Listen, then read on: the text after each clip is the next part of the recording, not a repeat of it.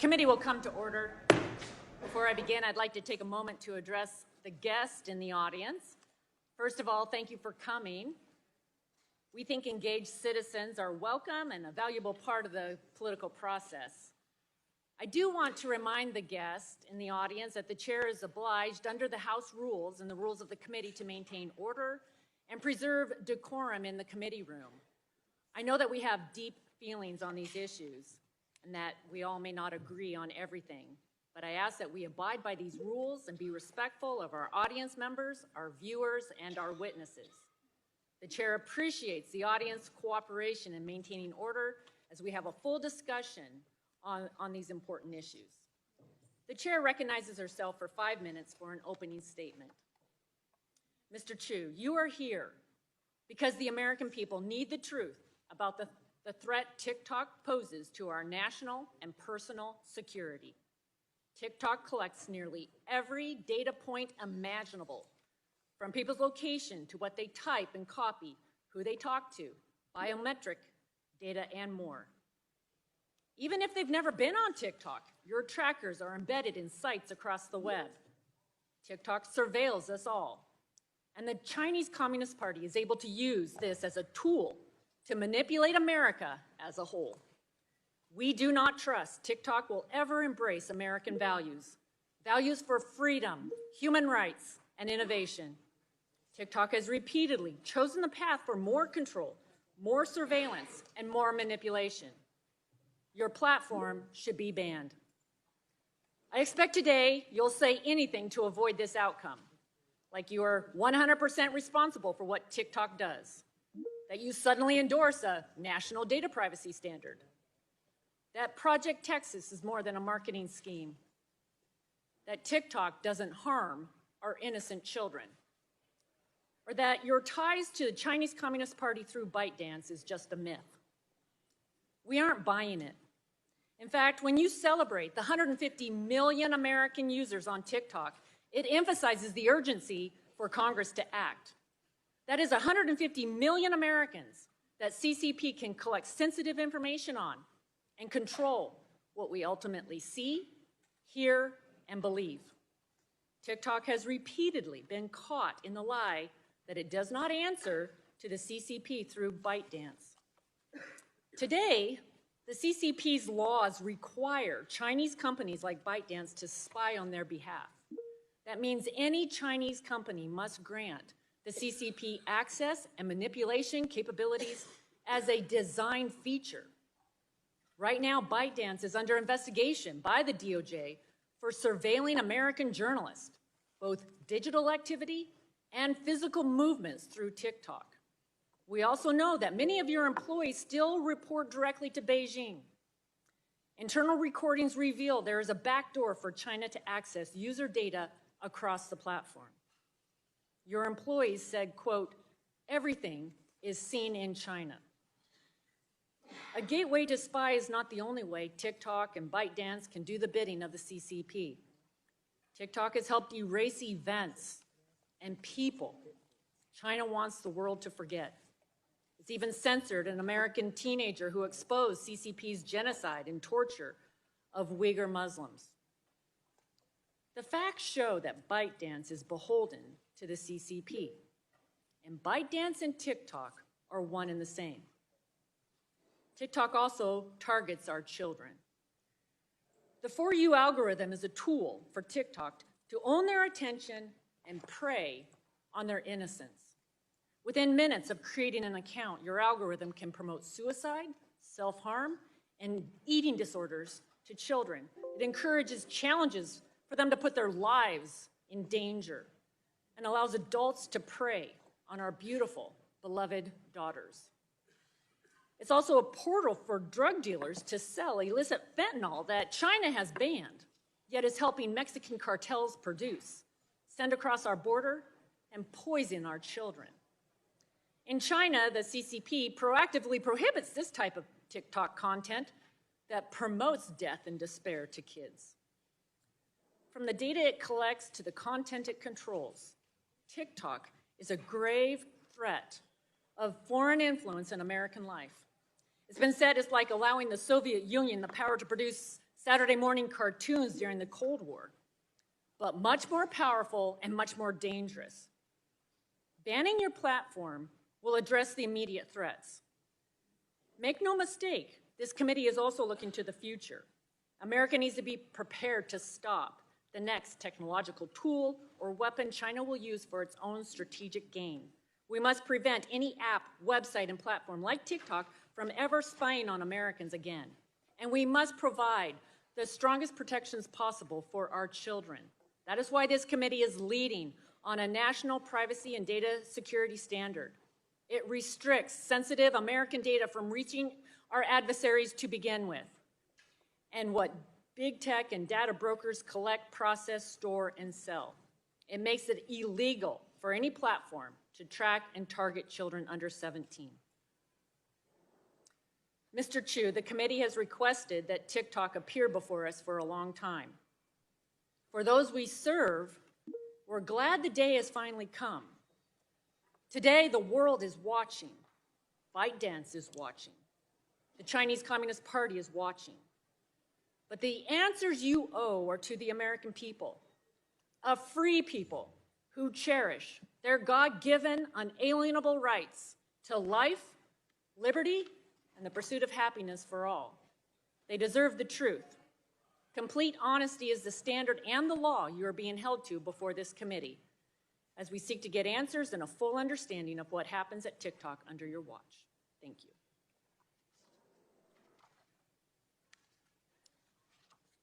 Chair now recognizes the ranking member, Mr. Pallone, for 5 minutes. Thank you, Madam Chair. And let me say that I agree with much of what you just said, and I certainly appreciate your enthusiasm and your commenting on being a mother and concerned about children. And I am glad that we are having this hearing today.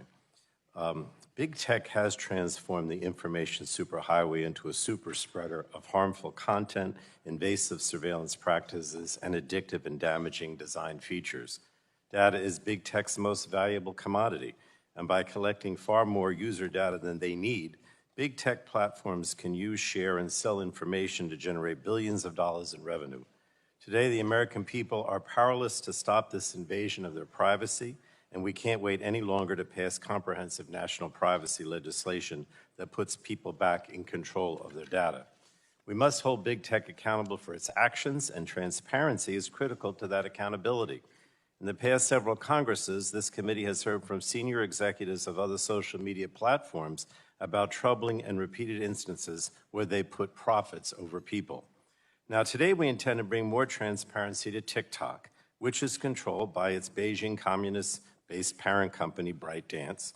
And while TikTok videos provide a new fun way for people to express their creativity and enjoy the videos of others, the platform also threatens the health, privacy, and security of the American people.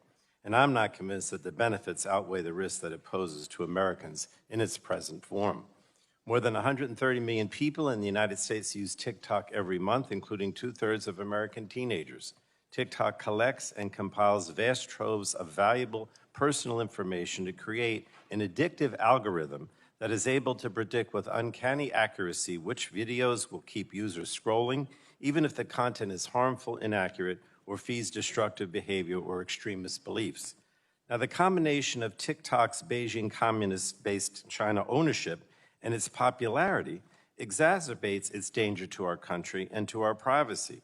The Chinese Communist government can compel companies based in Beijing, like TikTok, to share data with the Communist government through existing Beijing law or coercion. National security experts are sounding the alarm, warning that the Chinese Communist government could require TikTok to compromise device security, maliciously access American user data, promote pro-communist propaganda, and undermine American interests. Disinformation campaigns could be launched by the Chinese Communist government through TikTok, which has already become rife with misinformation and disinformation, illegal activities, and hate speech. A recent report found that 20% of TikTok search results on prominent news topics contain misinformation. Social media's profitability depends on growth and engagement. More eyes on their content for longer time leads to more advertising dollars and revenue generation. Addictive algorithms are fine-tuned to optimize growth and engagement without necessarily taking into account potential harms to users. Children and teens are particularly vulnerable. Frequent online use of interactive media on digital devices is associated with increased levels of depression among middle and high school students. Research has found that TikTok's addictive algorithms recommend videos to teens that create and exacerbate feelings of emotional distress, including videos promoting suicide, self-harm, and eating disorders. Public outrage and hollow apologies alone are not going to rein in big tech. Congress has to enact laws protecting the American public from such online harms. And we simply cannot wait any longer to pass the comprehensive privacy legislation that I authored with then-ranking member, now Chair Rogers, last Congress, that overwhelmingly advanced out of the committee. It ensures that companies, wherever they live, it ensures, I should say, that consumers, wherever they live in this country, will have meaningful control over their personal information. Our legislation establishes baseline data minimization requirements, ensuring that companies only collect, process, and transfer data necessary to provide a service. And it provides heightened privacy protections for children and teenagers. So I think it's time to make this legislation the law of the land. And we also have to examine the reforms needed to Section 230 of the Communications Decency Act. The liability shield for social media platforms has for too long been abused and led to a lack of accountability for social media platforms. So I hope we can find a bipartisan path forward on that issue too, and I think you're having a hearing next week on it, so we can stop the very real harms to our country and democracy under the current law. I'd look forward to the discussion today as we continue to bring accountability to big tech. And let me say to Mr. Chu, I know this is about TikTok, but I am focusing all my attention not only on TikTok, but on these concerns, wide concerns about social media and the protection of privacy. And with that, I yield back. Thank you again, Madam Chair, for having this very important hearing. Our witness today is Mr. Shou Chew, Chief Executive Officer of TikTok. You're recognized for 5 minutes. Thank you. Chair Rogers, Ranking Member Pallone, members of the committee, thank you for your time. I am Shou Chew, and I'm from Singapore. That's where I was born, as were my parents. And after serving in Singapore's military, I moved to the UK to attend college, and then here to the US to attend business school. I actually met my wife here. By the way, she was just born a few miles away from here in Virginia. 2 years ago, I became the CEO of TikTok. Today, we have more than 1 billion monthly active users around the world, including over 150 million in the United States. Our app is a place where people can be creative and curious, and where close to 5 million American businesses, mostly small businesses, go to find new customers and to fuel their growth. Now, as TikTok has grown, we've tried to learn the lessons of companies that have come before us, especially when it comes to the safety of teenagers. While the vast majority of people on TikTok are over 18, one of our fastest growing demographics are people over 35. We spent a lot of time adopting measures to protect teenagers. Many of those measures are firsts for the social media industry. We forbid direct messaging for people under 16, and we have a 60-minute watch time by default for those under 18. We have a suite of family pairing tools so that parents can participate in their teens' experience and make the choices that are right for their family. We want TikTok to be a place where teenagers can come to learn, which is why we recently launched a feed that exclusively features educational videos about STEM. STEM videos already have over 116 billion views on TikTok. And I think TikTok is inspiring a new generation to discover a passion for math and science. Now, I would also like to talk about national security concerns that you have raised, that we take very, very seriously. Let me start by addressing a few misconceptions about ByteDance, of which we are a subsidiary. ByteDance is not owned or controlled by the Chinese government. It's a private company. 60% of the company is owned by global institutional investors. 20% is owned by the founder, and 20% owned by employees around the world. ByteDance has 5 board members.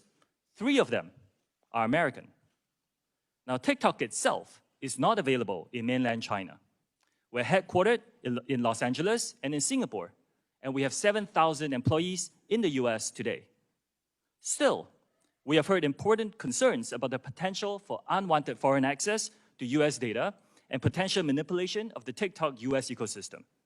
Our approach has never been to dismiss or trivialize any of these concerns. We have addressed them with real action. Now, that's what we've been doing for the last 2 years, building what amounts to a firewall that seals off protected US user data from unauthorized foreign access. The bottom line is this: American data stored on American soil by an American company, overseen by American personnel. We call this initiative Project Texas. That's where Oracle is headquartered. Today, US TikTok data is stored by default in Oracle servers. Only vetted personnel operating in a new company called TikTok US Data Security can control access to this data. Now, additionally, we have plans for this company to report to an independent American board with strong security credentials. Now, there's still some work to do. We have legacy US data sitting in our servers in Virginia and in Singapore. We're deleting those, and we expect that to be complete this year. When that is done, all protected US data will be under the protection of US law and under the control of the US-led security team. This eliminates the concern that some of you have shared with me that TikTok user data can be subject to Chinese law. This goes further, by the way, than what any other company in our industry have done. We will also provide unprecedented transparency and security for the source code for the TikTok app and recommendation engine. Third-party validators like Oracle and others will review and validate our source code and algorithms. This will help ensure the integrity of the code that powers what Americans see on our app. We will further provide access to researchers, which helps them study and monitor our content ecosystem. Now, we believe we are the only company that offers this level of transparency. Now, trust is about actions we take. We have to earn that trust with decisions we make for our company and our products. The potential security, privacy, content manipulation concerns raised about TikTok are really not unique to us. The same issues apply to other companies. We believe what's needed are clear, transparent rules that apply broadly to all tech companies. Ownership is not at the core of addressing these concerns. Now, as I conclude, there are more than 150 million Americans who love our platform, and we know we have a responsibility to protect them, which is why I'm making the following commitments to you and to all our users. Number one, we will keep safety, particularly for teenagers, as a top priority for us.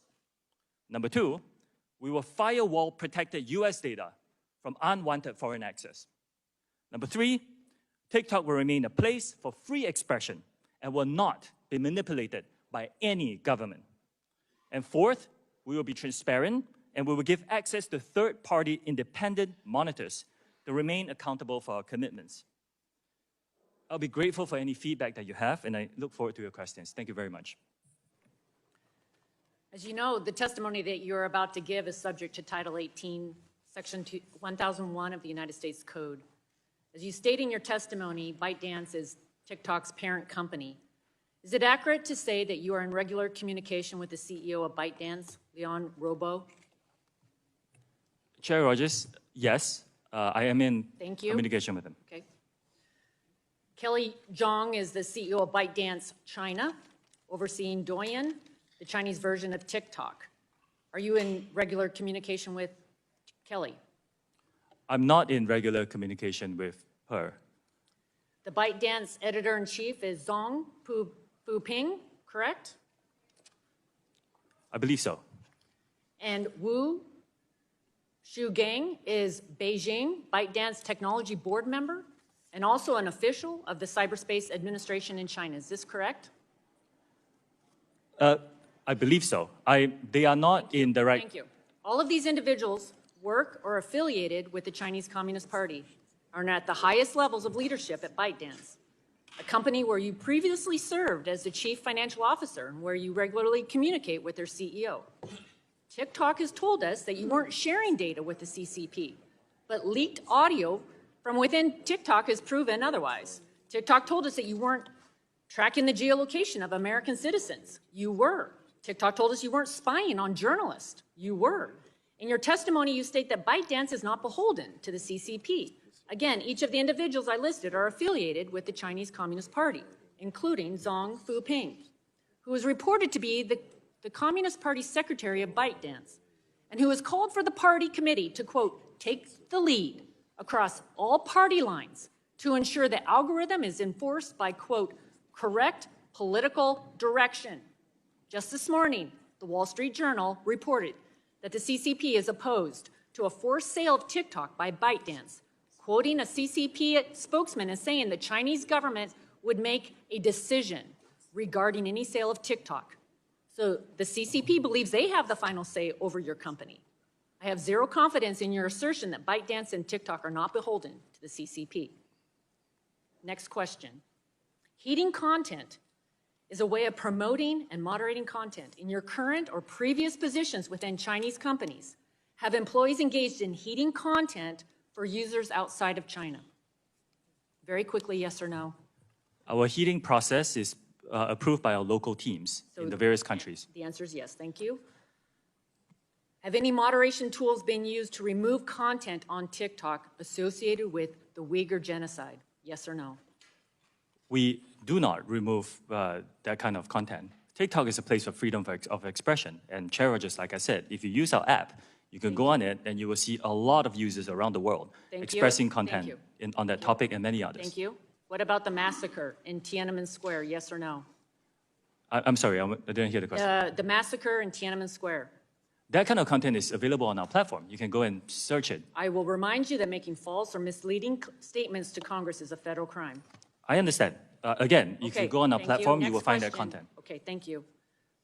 Reclaiming my time, can you say with 100% certainty that ByteDance or the CCP cannot use your company or its divisions to heat content to promote pro-CCP messages for an act of aggression against Taiwan?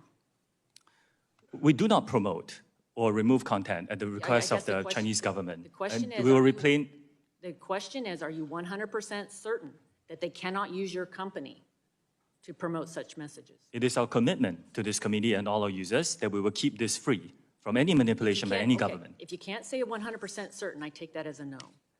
As I previously referenced, TikTok spied on American journalists. Can you say with 100% certainty that neither ByteDance nor TikTok employees can target other Americans with similar surveillance techniques? Chair Rogers, I first of all disagree with the characterization that is spying. It was an internal investigation. Yes or no? Can you do surveillance of other Americans? We will protect the U.S. user data and fire it all from all unwanted foreign access. It's a commitment that we've given to the committee. So I guess my question is, I wanted to hear you say with 100% certainty that neither ByteDance nor TikTok employees can target other Americans with similar surveillance techniques as you did with the journalists. Again, I don't disagree with the characterization is surveillance, and we have given our commitments, Chair Rogers. The 4 commitments, I think it's our commitment that we will not be influenced by any government on these issues. DOJ is investigating this surveillance right now. To the American people watching today, hear this: TikTok is a weapon by the Chinese Communist Party to spy on you, manipulate what you see, and exploit for future generations. A ban is only a short-term way to address TikTok, and a data privacy bill is the only way to stop TikTok from ever happening again in the United States. I yield back. I now yield to the ranking member for 5 minutes. Thank you, Madam Chair. Let me just start out by saying, Mr. Chu, that I don't find what you suggested with Project Texas and this firewall that's being suggested to whoever will be acceptable to me. In other words, I still believe that the Beijing Communist government will still control and have the ability to influence what you do. And so this idea, this Project Texas, is simply not acceptable. According to a recent report, TikTok is on target to make between $15 and $18 billion in revenue this year. Is that an accurate forecast? Congressman, as a private company, we are not sharing our I thought numbers that's what you publicly. would say. How much money will TikTok make by delivering personalized advertisements just to your users in the United States? Will you give me that information? Again, Congressman, respectfully, as a I private thought company, that's we're what not you would disclosing say. that. Look, the impression you're giving, and I know, I can understand why you're trying to give that impression, is that, that you're just performing some kind of public service here, right? I mean, this is a benign company that's just performing a public service. Maybe that's not what you're saying, but I don't buy it, right? My concern here is primarily about the privacy issue, the fact that TikTok is making all kinds of money by gathering private information about Americans that they don't need for their business purposes, and then they sell it. And I mentioned this legislation that the chair and I have that would minimize data collection and make it much more difficult for TikTok and other companies to do that. So if you want to make some commitments today, I'll ask you to make some commitments with regard to this legislation. And, you're going to tell me, well, the bill isn't passed, and so therefore I don't have to do it. But, you say you're benign, you want to do good things for the public. So let me ask you, why not, what about a commitment that says that you won't sell the data that you collect? Would you commit to that, not selling the data you collect? Congressman, I believe we don't sell data to any data brokers. You don't sell to anyone. We don't sell data to data brokers. I didn't ask you data brokers. You sell it to anyone. In other words, under our bill, you could only use the data for your own purposes, not to sell it to anyone. Would you commit to not selling your data to anyone? Congressman, I actually am in support of some rules. I didn't privacy. ask you whether the rules. I asked you whether the company, TikTok, would commit to not selling its data to anyone and just using it for its own purposes internally. I can get back to you on the details Okay, of that. get back to me. All right. Another thing that's in our bill says that we would prohibit targeting marketing to people under the age of 17. Would you be willing to agree to prohibit targeted marketing to people, Americans under the age of 17? Congressman, we have actually stricter rules for advertisers in terms of what they can show to our So users do you under the age of 18. would you be willing to prohibit targeted marketing to those under 17? That's what's in our bill. I understand that there's some talk and some legislation around the country. Well, We're again, studying this. I wanted you to make that commitment without the legislation. Since you say you're a good company, you want to do good things, why not? It's something we can look into and get back to you. Okay, I appreciate that.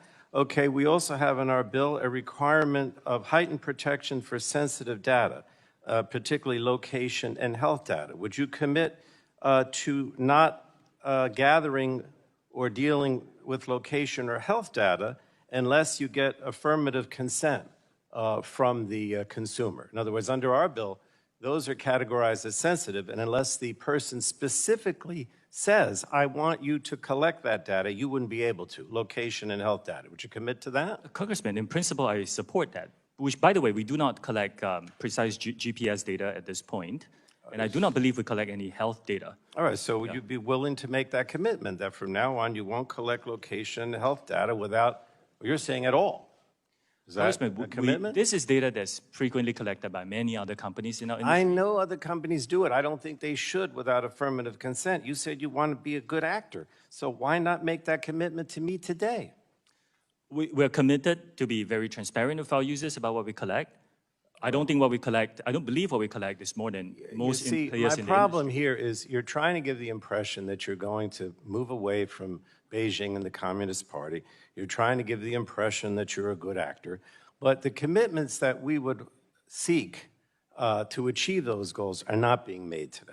They're just not being made. You're going to continue to gather data. You're going to continue to sell data. You're going to continue to do all these things and continue to be under the aegis of the Communist Party through your organization that owns you. So, in any case, thank you, Madam Chair. Gentleman yields back.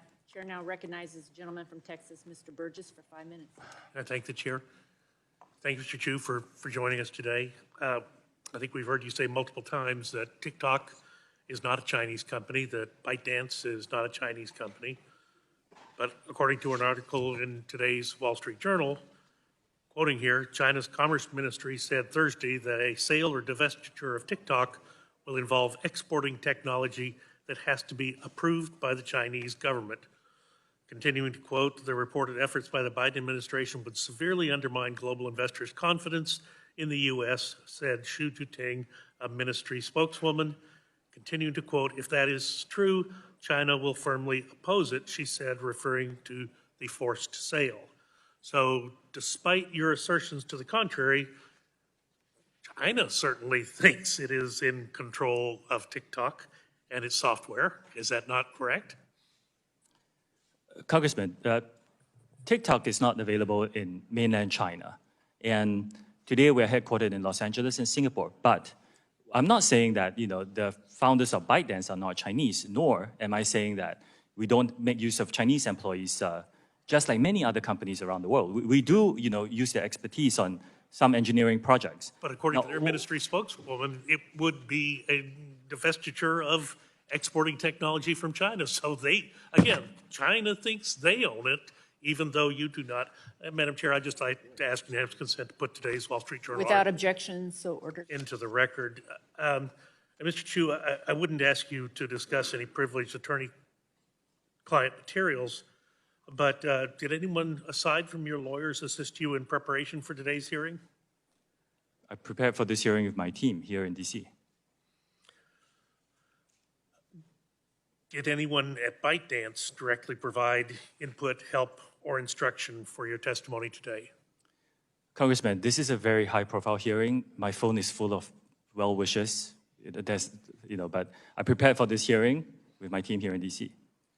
Are you willing to share who helped prepare you for this hearing with the committee? And you can do that I in can writing. follow up with you if Okay. you like.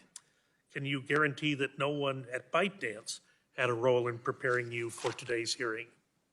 Like I said, Congressman, this is a high-profile hearing. A lot of people around the world were sending me wishes and unsolicited advice, but I prepared for this hearing with my team here in DC. Are the attorneys representing TikTok also representing ByteDance?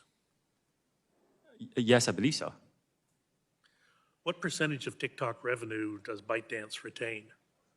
Just give me a ballpark estimate if you don't precisely know. Congressman, like I said, as a private company, we are not prepared to disclose our financials in public today. But can we ask you to get back to us with a ballpark? We're not asking for the precise figures, but so the committee can have some understanding of the percentage of TikTok revenue that ByteDance retains. I understand the question. Respectfully, as a private company, we are not disclosing our financials today. Prior to today's hearing, did anyone affiliated with the Chinese Communist Party discuss this hearing with you, or anyone else on TikTok senior management? Congressman, since I've been CEO of this company, I have not had any discussions with Chinese government officials.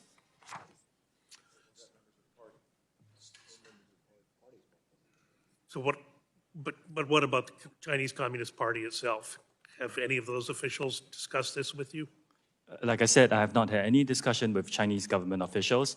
I don't know the political affiliation of everybody I speak to, so I can't verify the statement. Let me ask you a question in a different direction. A few weeks ago, this committee had a field hearing down in McAllen, Texas, and it was on the issue of fentanyl and illegal immigration. And one of our witnesses, Brandon Judd, a 25-year veteran Border Patrol agent, said that all social media platforms play a role in illegal immigration. That's one of the ways cartels advertise their services throughout the world and convince people to put themselves in their hands and come to the United States. The cartels all use social media platforms. Are you aware of this phenomenon? Any content that promotes human abuse is violative of our community guidelines, which dictates what is allowed and not allowed on our platform. We proactively identify and remove them from our platform. Well, it would be very helpful if you would share with the committee examples of how you have removed people, because what we heard at the hearing was that TikTok was one of the platforms that recruits adolescents in the United States to help with transporting people who are in the country who've been trafficked into the country, as well as contraband substances. Would you help us with that, understanding who you have removed from your platform? Congressman, I'll be delighted to check with my team and get back to yours and be collaborative. Thank you. I'll yield back. Gentleman's time has expired. Chair's recognizes the lady from California, Ms. Eshu, for 5 minutes. Thank you, Madam Chairwoman. Mr. Chu, thank you for being here today. As members of Congress, our very first and top responsibility is to protect and defend. Protect and defend our Constitution and the national security of our country. So I view this entire issue, now there are many parts of it that are not part of our national security, in my view, but first and foremost for our national security. So in examining TikTok breaking away from ByteDance, I'd like to ask you some questions about that and how a severance in terms of the relationship with ByteDance, how user data, American user data, would be protected. Now, under Beijing's security laws, Article 7 compels companies to provide data. Article 10 makes the reach of the law extraterritorial. Now, this is very clear. I don't need to read all of it into the record, but those are the laws of the PRC. How does ByteDance, how does TikTok, rather, how do you convince the Congress of the United States that there can be a clean break? Why would the Chinese government sidestep their national law, including Article 7, Article 10, in terms of user data? Congressman, thank you for the question. I'm glad you asked this. As I said in the opening statement, our plan is to move American data to be stored on American soil by the American company. I understand that, but you're sidestepping, or I haven't read anything in terms of TikTok, how you can actually say, and you spoke in your opening statement about a firewall relative to the data, but the Chinese government has that data. How can you promise that that will move into the United States of America and be protected here? Congresswoman, I have seen no evidence that the Chinese government has access to that data. They have never asked us. We have not provided. Well, you know what? I find that actually preposterous. I have looked in. I have really seen no evidence of this happening. And in order to assure everybody here and all our users, our commitment is to move the data into the United States to be stored on American soil by an American company, overseen by American personnel. So the risk will be similar to any government going to an American company asking for data. Well, I'm one that doesn't believe that there is really a private sector in China. And when you look at their national law and what specifically these two articles, Article 7 and Article 10, are very clear. So I think that there is a real problem relative to our national security about the protection of the user data. I don't believe that TikTok has, that you have said or done anything to convince us that that information, the personal information of 150 million Americans, that the Chinese government is not going to give that up. So can you tell me who writes the algorithms for TikTok?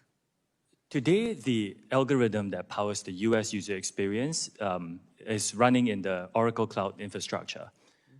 Yes, you know, initially there were parts of the source code, especially at the infrastructure layer, that doesn't touch the user experience. Now, that's a collaborative global effort, including built by engineers in China, just like many other companies, by the way. The phone you use, the car you drive is a global collaborative effort. Now, but today, the business sites and the main parts of the code for TikTok is written by TikTok employees. And Congresswoman, what we are offering is third-party monitoring of our source code. I am not aware of any company, American companies or otherwise, that has actually done that. Because we are saying we want to give you transparency and rely on third parties to make sure that we get all the comfort that we need about the experience. Well, my time is up, and I yield back. Thank you. Lady yields back. Pleased to yield to the gentleman from Ohio, Mr. Latta, for 5 minutes. Well, thank you, Madam Chair. Unlike the Chinese Communist Party, the United States believes in individual freedom, innovation, and entrepreneurship.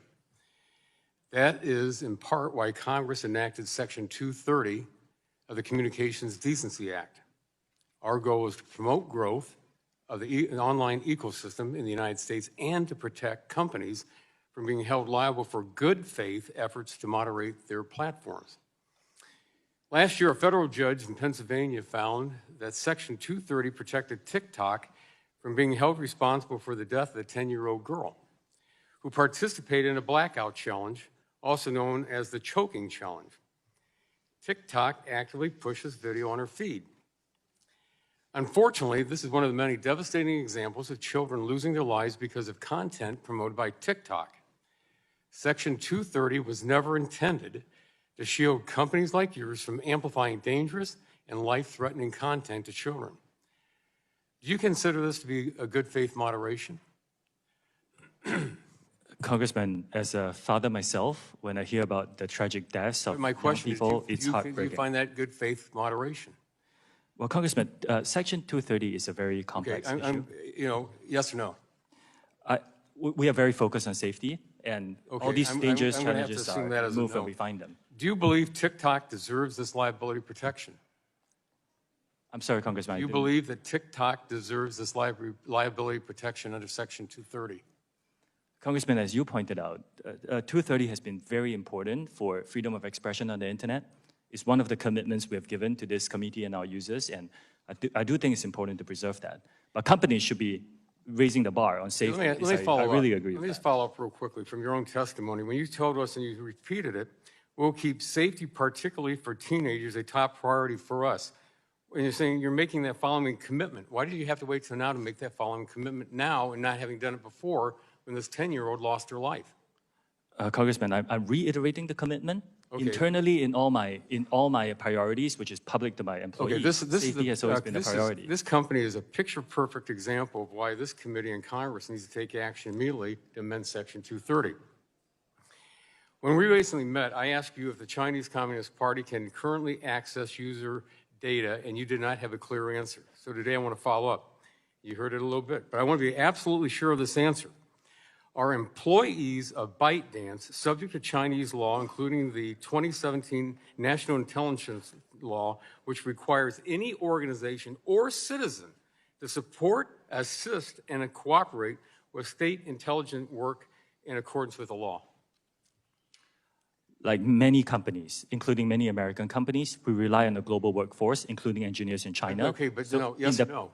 So Yes. in the past, yes.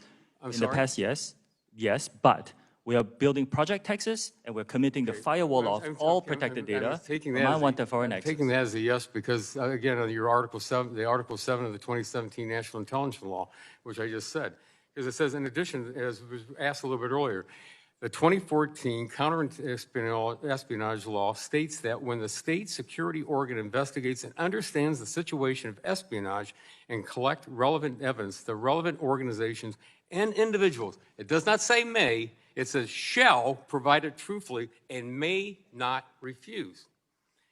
Yes or no? Do any ByteDance employees in China, including engineers, currently have access to U.S. user data? Today, all U.S. user data is stored by default in the Oracle Cloud infrastructure, and That's the access to question. that The is question controlled do any by American ByteDance personnel. employees in China, including engineers, currently have access to U.S. data?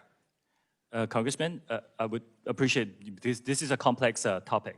Today, all data is stored by no, default. it's not that complex. Yes or no, do they have access to user data? We have, after Project Texas is done, the answer is no. Today, there is Yeah, still so some you're data that saying we need yes, to delete. but we've heard from already Virginia from and the ranking member that he doesn't, that he doesn't really see that Project Texas is going to be useful.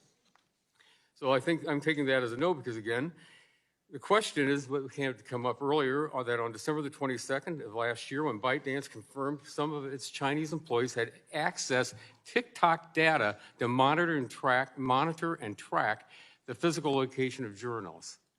So I took that as a yes from an earlier answer. You know, earlier this week, you posted a TikTok video asking American users to mobilize in support of your app and oppose the potential U.S. government action to ban TikTok in the United States. Based on the established relationship between your company and the Chinese Communist Party, it's impossible for me to conclude that the video is anything different than the type of propaganda that the CCP requires Chinese companies to push on its citizens. Now I yield back. Yields back. Chair recognizes the lady from Colorado, Ms. DeGette, for 5 minutes. Thank you, Matt. Thank you very much, Madam Chair. Mr. Chu, like my colleagues, I'm concerned about the influence of China on TikTok and what that does for U.S. users. But I'm also concerned about how the content in TikTok is being distributed, particularly to young people. This is not a problem unique to TikTok, but TikTok has 150 million users in the United States. And so I think you'll agree that TikTok has a particular responsibility to monitor content to make sure that it's safe and accurate. Would that be fair to say? Yes, I agree with that. So, you know, I know you said in your opening statement there's a ban or limited for kids under 13 and under 18 and so on. But I know it won't be news for you that computer savvy kids actually can bypass some of those restrictions quite frequently, and they can do it even if they have parental oversight. And so what I want to ask you is rather than putting the burden on young people and parents to accurately put in the birth date and so on when registering for TikTok, I want to ask you what TikTok can do to make sure to monitor this content. And I want to give you some examples of some of the extreme content. Mr. Latta talked about the blackout challenge and some of the dangers to young people's safety, but there's also extreme content around healthcare information. In one study, 13 out of 20 results for the question, does mugwort induce abortion? It talked about herbal so-called abortifacients like papaya seeds, which don't work. And so if people searching for information on safe abortions went on TikTok, they could get devastatingly incorrect information. Another study showed that TikTok had a hydroxychloroquine tutorial on how to fabricate this from grapefruit. Now, there's two problems with that. Number one, hydroxychloroquine is not effective in treating COVID, so that's one issue. The second issue is you can't even make hydroxychloroquine from grapefruit. So again, this is a really serious miscommunication about healthcare information that people looking at TikTok are able to get. And in fact, it's being pushed out to them.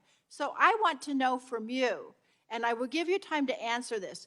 You have current controls, but the current controls are not working to keep this information mainly from young people, but from Americans in general.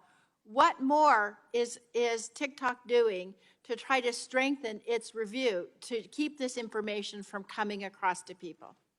Thank you for the question, Congresswoman. The dangerous misinformation that you mentioned is not allowed on our platform. It violates them. I'm sorry to report it is on your platform, though. Congresswoman, I don't think I can sit here and say that we are perfect in doing this. We do work very hard. So how can you make yourself more perfect? I don't want you to say it's not there or you apologize. What can you do to limit it as much as possible, more than what you're doing now? We invest a significant amount in our content moderation work. I shared that number in our in my written I know testimony. you're investing, Yes. but what steps are you taking to improve the AI or whatever else you're doing to limit this content? For example, if you search for certain search terms, we do direct you on TikTok to safety resources. That's one of the things we have done. We will continue to invest in this. I recognize and fully align with you that this is a problem that faces our industry, that we need to really invest and address. This, I'm very in alignment. The vast majority of our users come to our platform for entertaining, safe content, but there are people who do spout some dangerous misinformation, and we need to take that very seriously, invest in it, proactively identify it, and remove it from our platform. Okay, I'm going to stop you right now.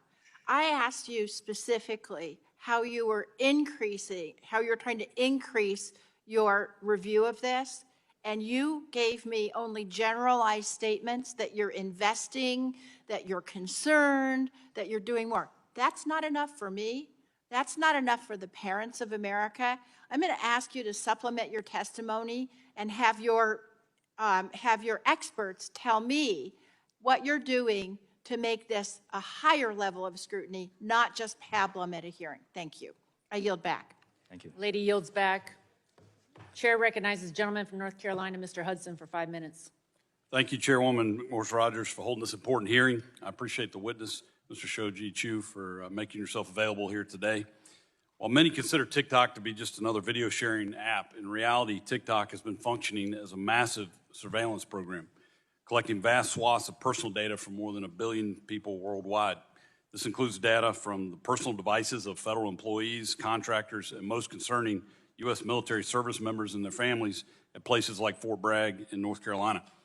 As Fort Bragg's congressman, I have serious concerns about the opportunities TikTok gives the Chinese Communist Party to access the non-public sensitive data of our men and women in uniform. This personal data and location information can be harvested and could be used for blackmail, to conduct espionage, and to possibly even reveal troop movements.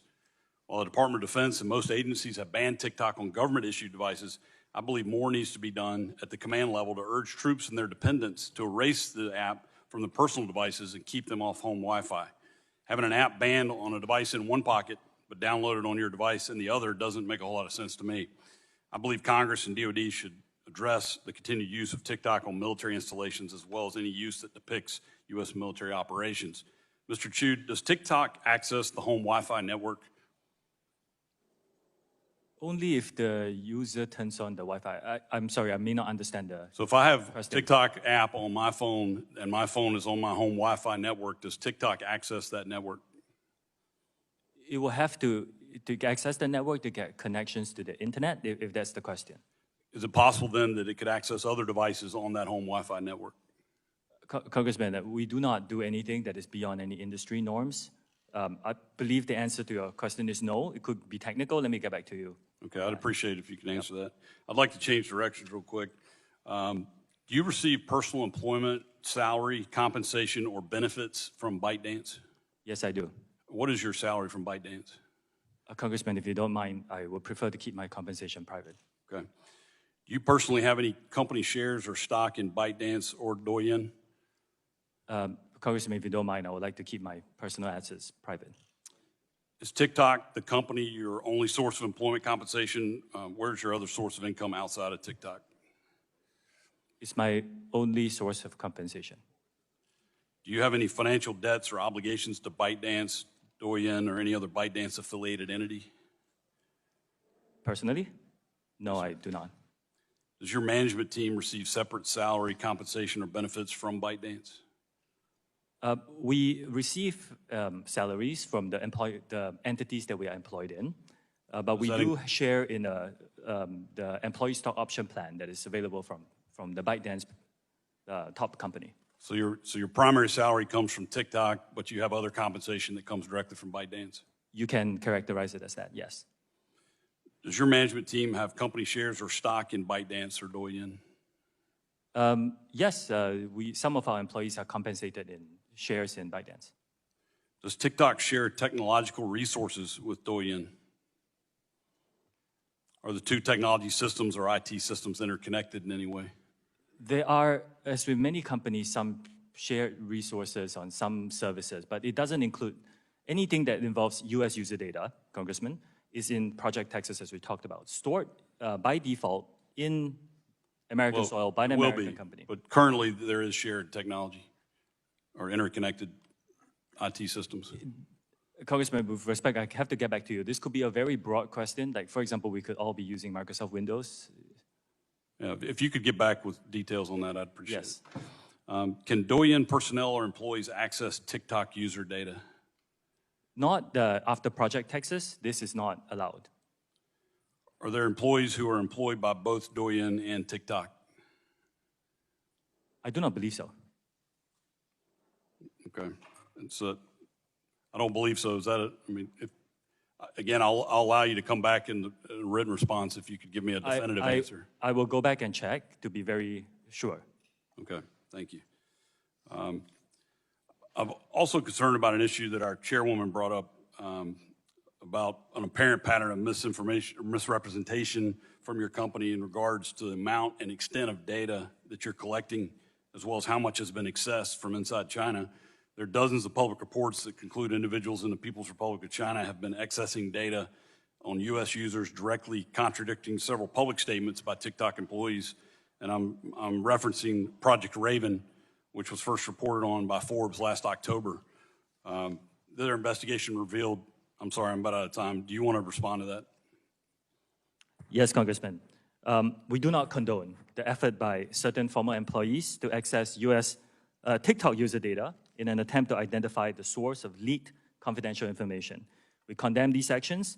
After learning about them, we found a highly reputable law firm that thoroughly investigated the incident. We took swift disciplinary action against employees who were found to be involved and are implementing measures to make sure this doesn't happen again. We have made this team available to you. I think they have briefed many of you in this committee very extensively, and I will continue to make them very available to you as part of our transparent commitment. Thank you. My time's expired. I yield back. Gentleman yields back. Chair recognizes the lady from Illinois, Ms. Schierkowski, for 5 minutes. Thank you. So today, in the Wall Street Journal, they said, today,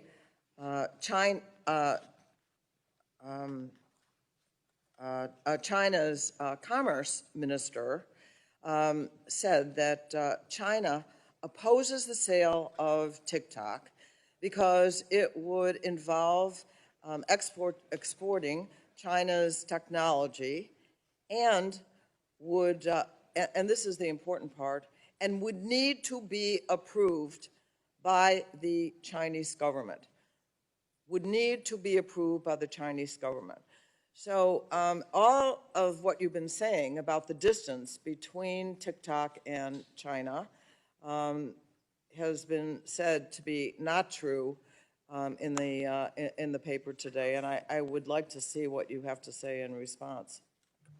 Congresswoman, I do disagree with that characterization. I think we have designed Project Texas to protect U.S. user interests and to move forward here in the U.S. Again, it's the protections of storing American data on American soil by an American company looked after by American personnel. And I do not think that our commitments to this committee and all our users is impacted by any event that you mentioned. Now, the whole discussion on this, the resolution of this is an ongoing and developing event. So we will continue to pay attention to this, and we'll get back to you when we have more specifics. So My commitments stand. Yeah. Okay, so if it's an ongoing debate, apparently with China, so it's hard to say with any certainty that China would not have any influence. But let me ask another question. Last fall, along with Gus Bilirakis, who were chair and co-chair of the subcommittee together, were told that TikTok had surveilled, was involved in surveillance of users, very personal information. And you might say, well, not more than other companies, and I agree with Ranking Member Pallone that I really don't want to go by that standard particularly, but that TikTok's in-app browser surveilled everything from Americans, including passwords and credit card numbers, et cetera. So I just want to ask you if TikTok did track and collect this sensitive data that Americans don't want to have disclosed. Congressman, thank you. I'm glad you asked this question because, like you pointed out, we actually do not believe we collect more data than any other social media company out there. A lot of these reports, and we can talk about which specific one you're talking about, a lot of them are not that accurate. Some of them we have actually gotten in touch with the authors to help them understand the data that we're collecting. A lot of it is speculation. You know, this is something they could do. But if you look at the subtext, this is something that every company could do. I'm running out of time. Let me just say that if TikTok chose not to take this sensitive information that you don't need for a transaction and support our comprehensive privacy bill, that would be very helpful. The other thing I wanted to ask, so really this is a yes or no, that does TikTok share user information from companies, from parent companies, from affiliated, or send user information to overseas? In the past, yes, for interoperability purposes. Now, after Project Texas, all protected U.S. data will be stored here with the access controlled by a special team of U.S. personnel. Again, Congresswoman, this is something that, as far as I understand, no other company, including American companies, are willing to go. So maybe this is something that we can ask the industry to provide, not just us, to protect U.S. user In the case of interests. sharing information, I do want to quote from employees that you had, and here's the quote, everything is seen in China, is really what they said. People who were in touch with the sensitive data were saying that. How do you respond to that? I disagree with that statement.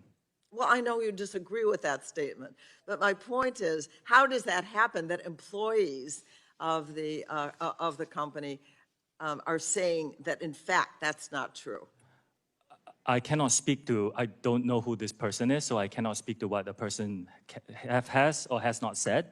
What I can say is, you know, based on my position in this company and the responsibility that I have, that statement is just not true. Okay, unfortunately, and I'll close, I guess I'm over my time, we need to look into the facts of this, and so do you. And I yield back. Gentlelady yields back. Chair recognizes the lady from Florida, Ms. Kamek, for 5 minutes. Thank you, Madam Chairwoman. Mr. Shou, are you aware of Chinese Communist Party leader Chairman Xi Jinping's comments in May 2021 during a Communist Politburo study session where he instructed colleagues to target different countries, different audiences with short-form video? Are you aware of these comments? Yes or no? Congressman, I'm not aware of these comments. Okay. Well, and as was pointed out by Chairwoman Rogers, you have regular contact with Chinese Communist Party Secretary, Mr. Zhang Fuping, who is your boss at ByteDance, correct? No. No. No, he's Interesting. neither my boss, nor do we have frequent contact. But you have regular contact with ByteDance, With the CEO of ByteDance. who is, Mr. Zhang Fuping is the He's not. editor-in-chief. He's not the My CEO. colleague, Representative Burgess, a few minutes ago exposed that TikTok and ByteDance share legal teams. You confirmed this, correct? Our general counsel is Yes. an Yes or American lawyer, Yes. veteran of Microsoft. Also, my many years. colleague, Representative Latta, confirmed that your parent company, ByteDance, currently can access user data. Yes? We have to be more Yes. specific. Yes. After You Project say- Texas, no. I'm not asking after Project Texas, I'm asking now. Yes. Some user data is public data, Congresswoman, which So means you everybody confirm that. can search What's for it on the interesting to internet. me is that you have used the word transparency over a half a dozen times in your opening testimony and subsequently again in your answers to my colleagues. Yet the interesting thing to me is that ByteDance, your parent company, has gone out of their way to hide and airbrush corporate structure, ties to the CCP, the company's founder, and their activities. You can look no further than the fact that ByteDance's website has been scrubbed. In fact, we found web pages from the Beijing Internet Association, the industry association charged with Communist Party building work of internet companies in Beijing. They have been archived, but since deleted. Makes you kind of wonder why. Yes or no, ByteDance is required to have a member of the Chinese government on its board with veto power. Is that correct? No, that is not correct. ByteDance owns some Chinese businesses, and you're talking about a very special subsidiary that is Mr. for Shou, Chinese business licensing Mr. Shou, purposes. I'm going to have to move on. You've said repeatedly that there is no threat, that this is a platform for entertainment and for fun. I have to ask you then, if there is no threat to Americans, if there is no threat to our data, privacy, security, why did an internal memo from TikTok corporate headquarters explicitly coach senior management to, quote, downplay the parent company ByteDance? Why would they say downplay the China Association and downplay AI? This is from an internal memo from your company. Why, if you had nothing to hide, would you need to downplay the association with ByteDance in China?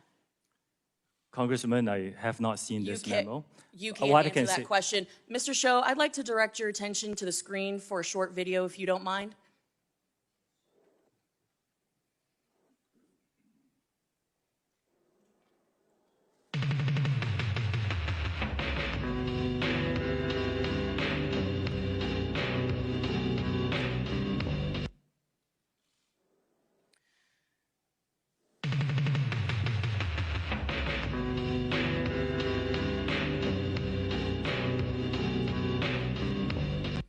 Mr. Shou, that video was posted 41 days ago. As you can see, it is captioned me as F at the House Energy and Commerce Committee on March 23rd of this year. This video was posted before this hearing was publicly noticed.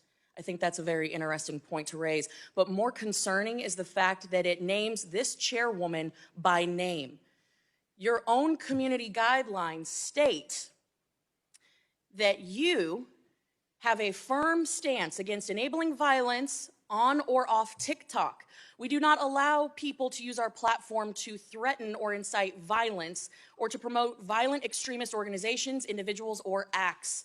When there is a threat to public safety or an account is used to promote or glorify off-platform violence, we ban the account. This video has been up for 41 days. It is a direct threat to the chairwoman of this committee, the people in this room, and yet it still remains on the platform. And you expect us to believe that you are capable of maintaining the data security, privacy, and security of 150 million Americans where you can't even protect the people in this room? I think that is a blatant display of how vulnerable people who use TikTok are. You couldn't take action after 41 days when a clear threat, a very violent threat to the chairwoman of this committee and the members of this committee was posted on your platform. You damn well know that you cannot protect the data and security of this committee or the 150 million users of your app because it is an extension of the CCP. And with that, I yield back. Can I respond, Chair? No, we're going to move on. Gentlelady yields back. Chairman recognizes the lady from California, Ms. Matsui, for 5 minutes. Thank you very much, Madam Chair. And I'm really glad that we're having this very important hearing here today. And let me just say, make no mistake, the Chinese government represents a real and immediate threat. Look no further than even the vulnerable gear still in our telecom networks that needs to be ripped and replaced. But we can't lose sight of the important internet governance issues TikTok and other social media companies represent. I'm especially committed to demanding transparency from large platforms about the algorithms that shape our online interactions, especially for teenagers and young users. And that's why I introduced the Algorithmic Justice and Online Platform Transparency Act to bring greater visibility into this ecosystem. My bill would prohibit algorithms that discriminate on the basis of race, age, gender, ability, and other protected characteristics. It also would establish a safety and effectiveness standard for algorithms while requiring new forms of oversight.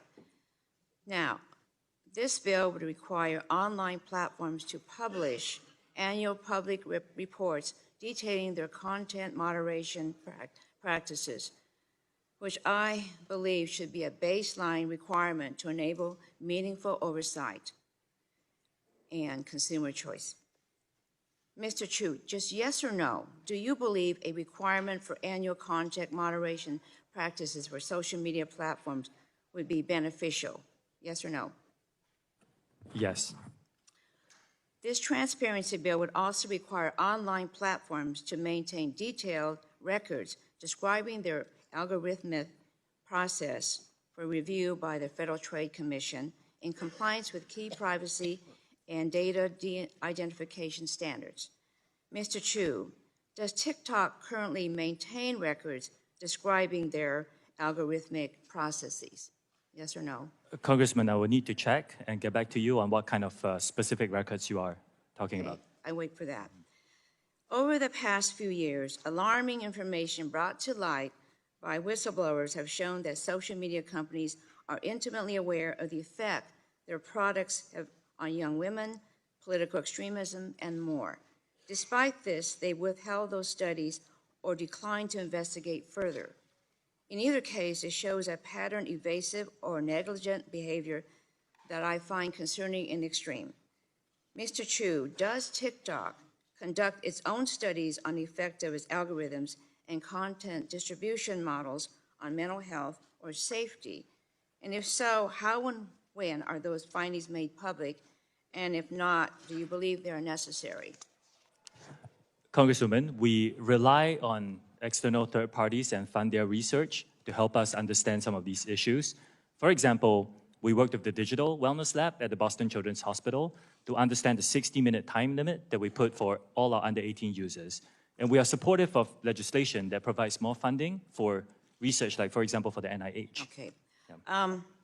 TikTok tailors its recommended content based on user activity to encourage people to spend more time on the app.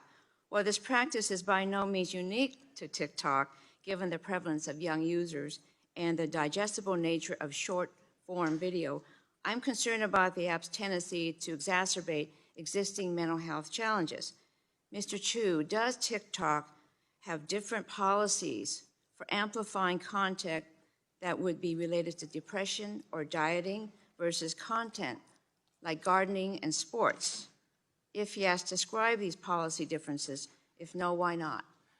Congresswoman, thank you for that. This is a great question. The answer is yes. We are trying out some policies together with experts to understand certain contents that are not inherently harmful, like extreme fitness, for example, but shouldn't be seen too much. And these are models that we're building, and we are trying to understand, together with experts, how to best implement them across our platform, particularly for younger users, under 18. In cases where users have been engaging with potentially harmful content, I believe it's imperative that the app takes steps to moderate that behavior rather than continuing to promote it. I mean, in a sense, I apologize. About that. I wasn't clear. First, anything that is violative and harmful, we remove. What I meant to say were content that is not inherently harmful. Like some of the extreme fitness videos about people running 100 miles. It's not inherently harmful, but if we show them too much, the experts are telling us that we should disperse them more and make sure that they're not seen too regularly, especially by younger users. So you're very intentional about that then? It's something that we are working on it, moderate. yes. Yeah. You're working on it? Yes. Okay. I yield back. Gentle lady yields back. Chair recognizes the gentleman from Florida, Mr. Bill Rockus, for 5 minutes. Thank you, Madam Chair. I appreciate it very much. Thanks for holding this hearing. Mr. Chu, your algorithms have prioritized providing harmful content directly to children, like self-harm challenges and even suicide. Just 3 days ago, Italy opened an investigation into the TikTok over user safety concerns after the so-called French scar challenge went viral on your platform. I know you know about the blackout challenge, which others may know as the choking challenge that encourages children to bring them to the point of unconsciousness or in some cases, tragically, death. If that isn't enough, I want to share the story of Chase Naska, a 16-year-old boy from New York who tragically ended his life a year ago by stepping in front of a train. I want to thank his parents. Again, they are here. I want to thank his parents for being here today and allowing us to show this. Mr. Chu, your company destroyed their lives. Your company destroyed their lives. I admire their courage to be here and share Chase's story in the hopes that it will prevent this from happening to other families. The content in Chase's For You page was not a window to discovery, as you boldly claimed in your testimony.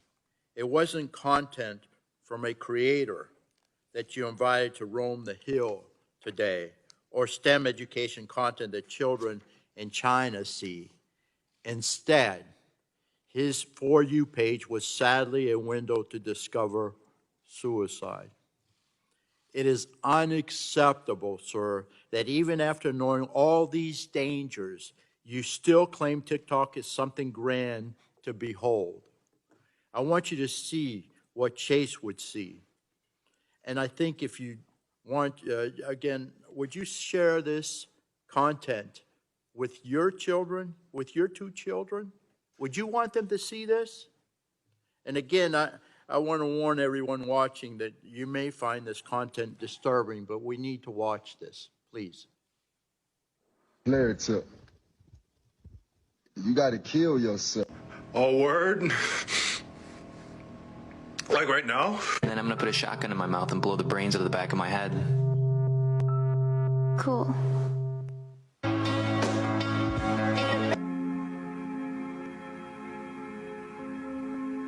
This is a cute story. My brother, who is addicted to painkillers, blew his head off on the State Street Bridge. Bam! Now hold on, it gets better. No letter, no goodbye, nothing. Got a question. If I died, would you miss me? Mr. Chu, please. Your technology is literally leading to death. Mr. Chu, yes or no? Do you have full responsibility for your algorithms used by TikTok to prioritize content to its users? Yes or no, please? Congressman, I'll just like to, if respectfully, if you don't mind, I would just like to start by saying it's devastating to hear about the news of, yes, as a father myself, this is Sir, tragic. Yes or no? I'll repeat the question. Do you have full responsibility over the algorithms used by TikTok to prioritize content to its users? Yes or no, please? Congressman, we do take these issues very seriously. Yes or no? And we do provide resources for anyone who types in anything that Sir, that is suicide yes or related. no? I see you're not willing to answer the question or take any responsibility for your parents' companies, the technology, and the harms it creates. It's just very, very sad. Very sad. It's very sad. This is why Congress needs to enact a comprehensive privacy and data security law to give Americans more control over their information and to protect our children. We must save our children from big tech companies like yours who continue to abuse and manipulate them for your own gain. And I'll yield back, Madam Chair. Gentleman yields back. Chair recognizes the lady from Florida, Ms. Castor, for 5 minutes. Well, thank you, Madam Chair. Colleagues, it is urgent that the Congress pass an online data privacy law that protects the personal privacy of Americans online, and particularly our kids. While this hearing shines a light on TikTok, this hearing also should serve as a call to action for the Congress to act now to protect Americans from surveillance, tracking, personal data gathering, and addictive algorithmic operations that serve up harmful content and has a corrosive effect on our kids' mental and physical well-being. For many years, I've sounded the alarm in this committee of how big tech platforms like TikTok and Facebook and Instagram incessantly surveil, track, gather personal private information, and use it along with data brokers to target and influence our behavior. This is a much broader issue than TikTok in China. There are other malign actors across the world who gather data to use it as an element of social control and influence peddling and worse. And as I detailed in this committee last year when we passed our online privacy law, the harms to children are very serious and demand swift action. Big tech platforms profit immensely from keeping children addicted. They do not care about the privacy, safety, and health of our kids. They are the modern-day tobacco and cigarette companies that for so long resisted and misled Congress. And it took action by the Congress to actually protect our kids and to outlaw smoking by young people. In early 2020, based upon the growing body of evidence to harm to kids online, I introduced the Kids Privacy Act and the KIDS Act. And I want to thank all of the researchers, the young people, the parents, the Surgeon General of the United States who have explained the correlation between social media usage and body dissatisfaction, disordered eating habits, anxiety, depression, self-injury, suicide ideation, and cyberbullying. Heck, Frances Haugen, the Facebook whistleblower, was right here and testified to us that Facebook and Instagram conducted research on this topic. They knew and understood the harms, but they continued to elevate profits over the well-being of children. And TikTok does the same. Last Congress, when we passed the ADPPA, the committee incorporated many of these important child online privacy and safety provisions from my bills, but we can make the 118th Congress's version of this bill, of this new law, even more protective of children, and I look forward to working with the chair and the ranking member to make that happen. Mr. Chu, TikTok has incredible sway over children in the U.S., but you don't have a very good track record. In 2019, TikTok was hit with the largest civil penalty by the Federal Trade Commission in a children's privacy case. 4 years later, TikTok still has not taken sufficient action to fix the problems. I assume because child users are incredibly profitable to your bottom line. So answer me this. TikTok allows advertisers to specifically target advertising to children aged 13 to 17, correct? Congresswoman, I do want to disagree Yes with the or no? statement that child Yes. abuses are not allowed on our Just platform yes at all. or It's no? deplorable Do you target- conduct do you and it's not target- allowed on our do you platform. target advertising to young people aged 13 to 17? We do serve personalized Okay, thank you. advertising at this point, And but the how policies much are very money- safe for How them. much money does TikTok make selling ads targeted to minors? Congresswoman, can I clarify minors in what age? From just say age 13 to 17. For the teenage population, I want to clarify that we do have a under 13 experience and zero advertising on that platform. For those Well, that's a whole other topic. between 13 and 17, if you don't mind, I'll check into my team and get back to you on those answers. You know, TikTok could be designed to minimize the harm to kids, but a decision was made to aggressively addict kids in the name of profits. And it's our responsibility, members, to act swiftly to address this. This has gone on for too long. We've dilly-dallied too much. This committee, thankfully, we've taken responsibility and acted, but we have an enormous responsibility to act swiftly and get this bill to the floor of the House and passed into law as soon as possible. Thank you. I yield back my time. Gentlelady yields back. Chair recognizes the gentleman from Ohio, Mr. Johnson, for 5 minutes. Thank you, Madam Chair. Mr. Chu, I'm an information technology professional, been doing it for the most of my life. You've been evasive in many of your answers. I'm going to talk to you in some language that maybe you'll better understand, ones and zeros, okay?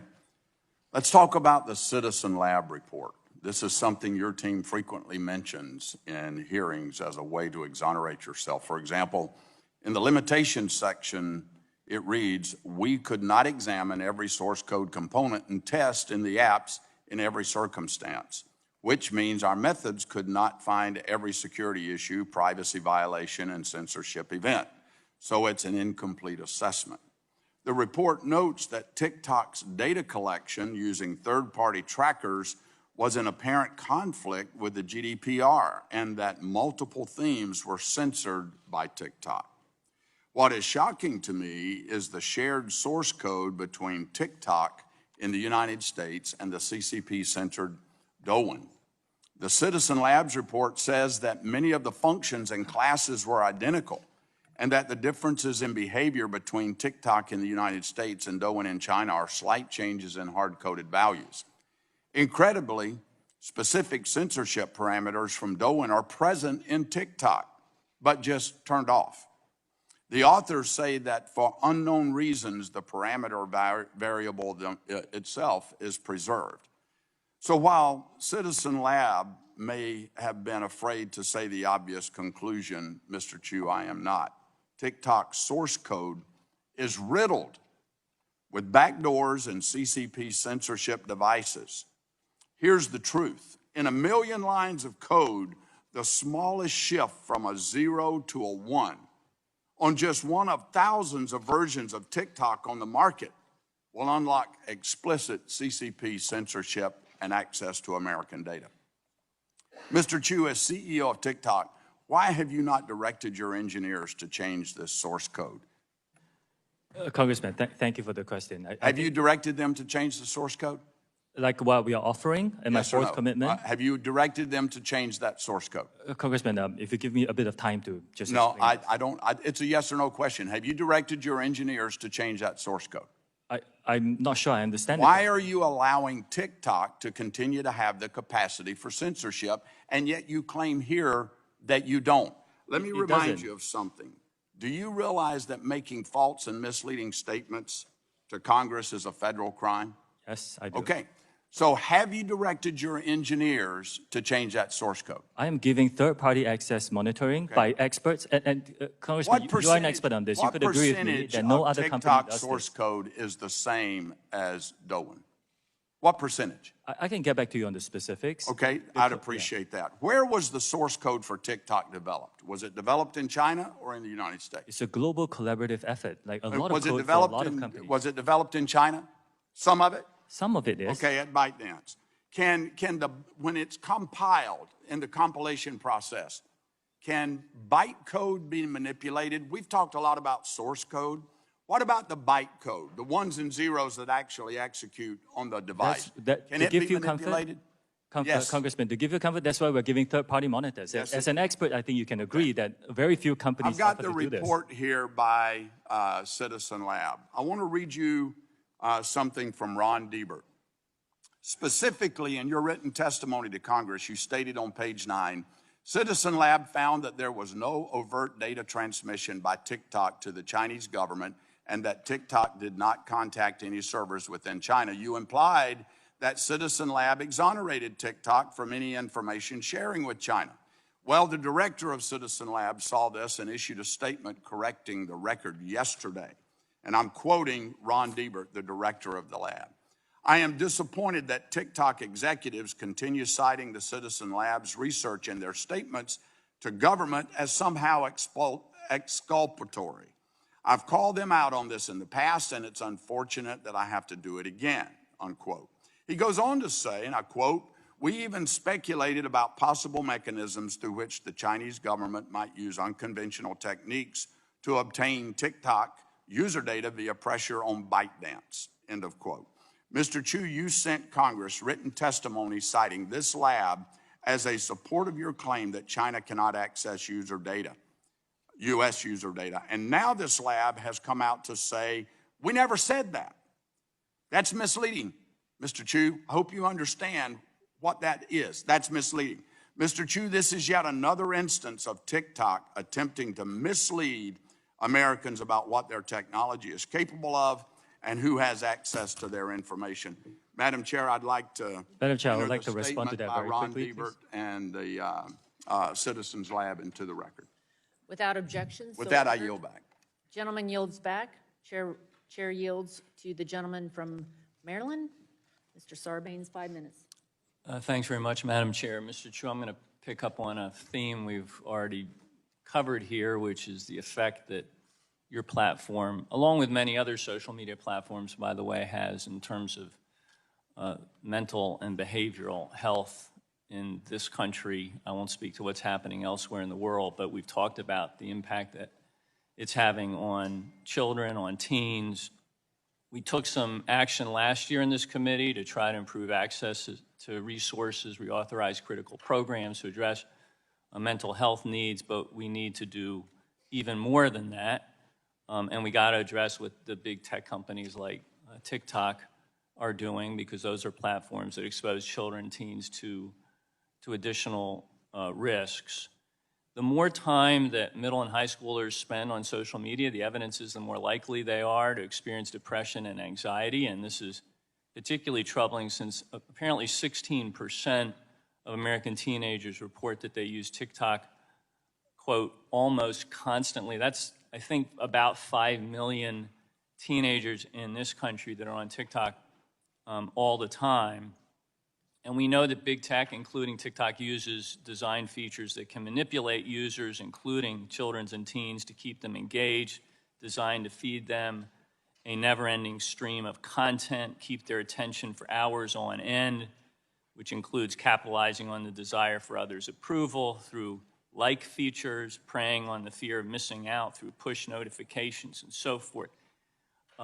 Again, you're part of an industry that's set up to do this. You, in some sense, don't appear to be able to help yourselves in reaching out and finding that new user and then holding on to them. TikTok itself has acknowledged that these features and others, like the endless scroll feature, can have an outsized effect on teens. And we've been discussing today how your app only intensifies that harm by amplifying dangerous content and misinformation. I don't want to be too paternalistic here because we have young people in the audience. We've got TikTok users that are watching this hearing, and I'm sure they have their own ideas about how this technology is being managed by TikTok and other social media platforms.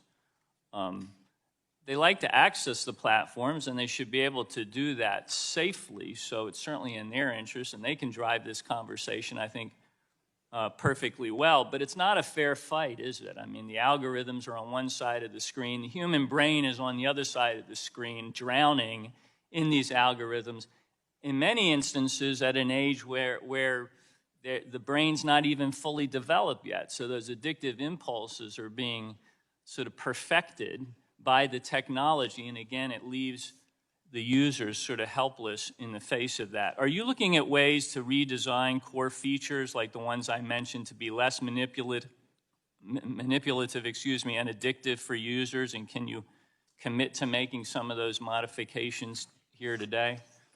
Congressman, thank you. We do want to be leading in terms of safety of our users, particularly for teenagers.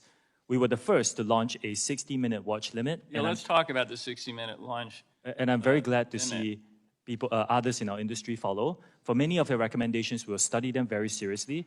Yeah. We actually have a series of features. Like, for example, if you're under 16, you cannot use a direct messaging feature because we want to protect those younger users. If you're under 16, you cannot go viral by default.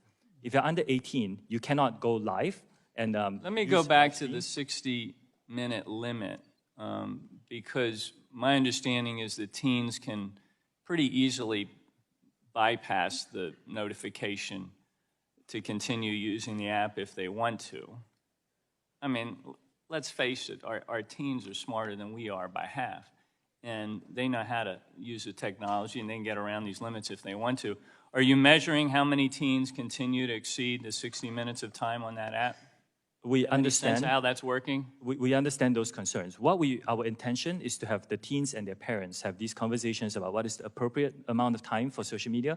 That's why we give the parents what we call family Let me pairing. ask you this question before I run out of time. If you concluded that putting some reasonable limits in place and trying to find a way to enforce them would lead some percentage of your users to leave TikTok and go somewhere else, is that something that you're prepared to accept? Yes. Really? Well, I'd love to get the research on how these limits are being implemented, how they're being bypassed, and the things that you're taking, the measures you're taking to address those issues going forward. Please bring that information back to our committee as we move forward. I'll be happy to. I yield back. Gentleman yields.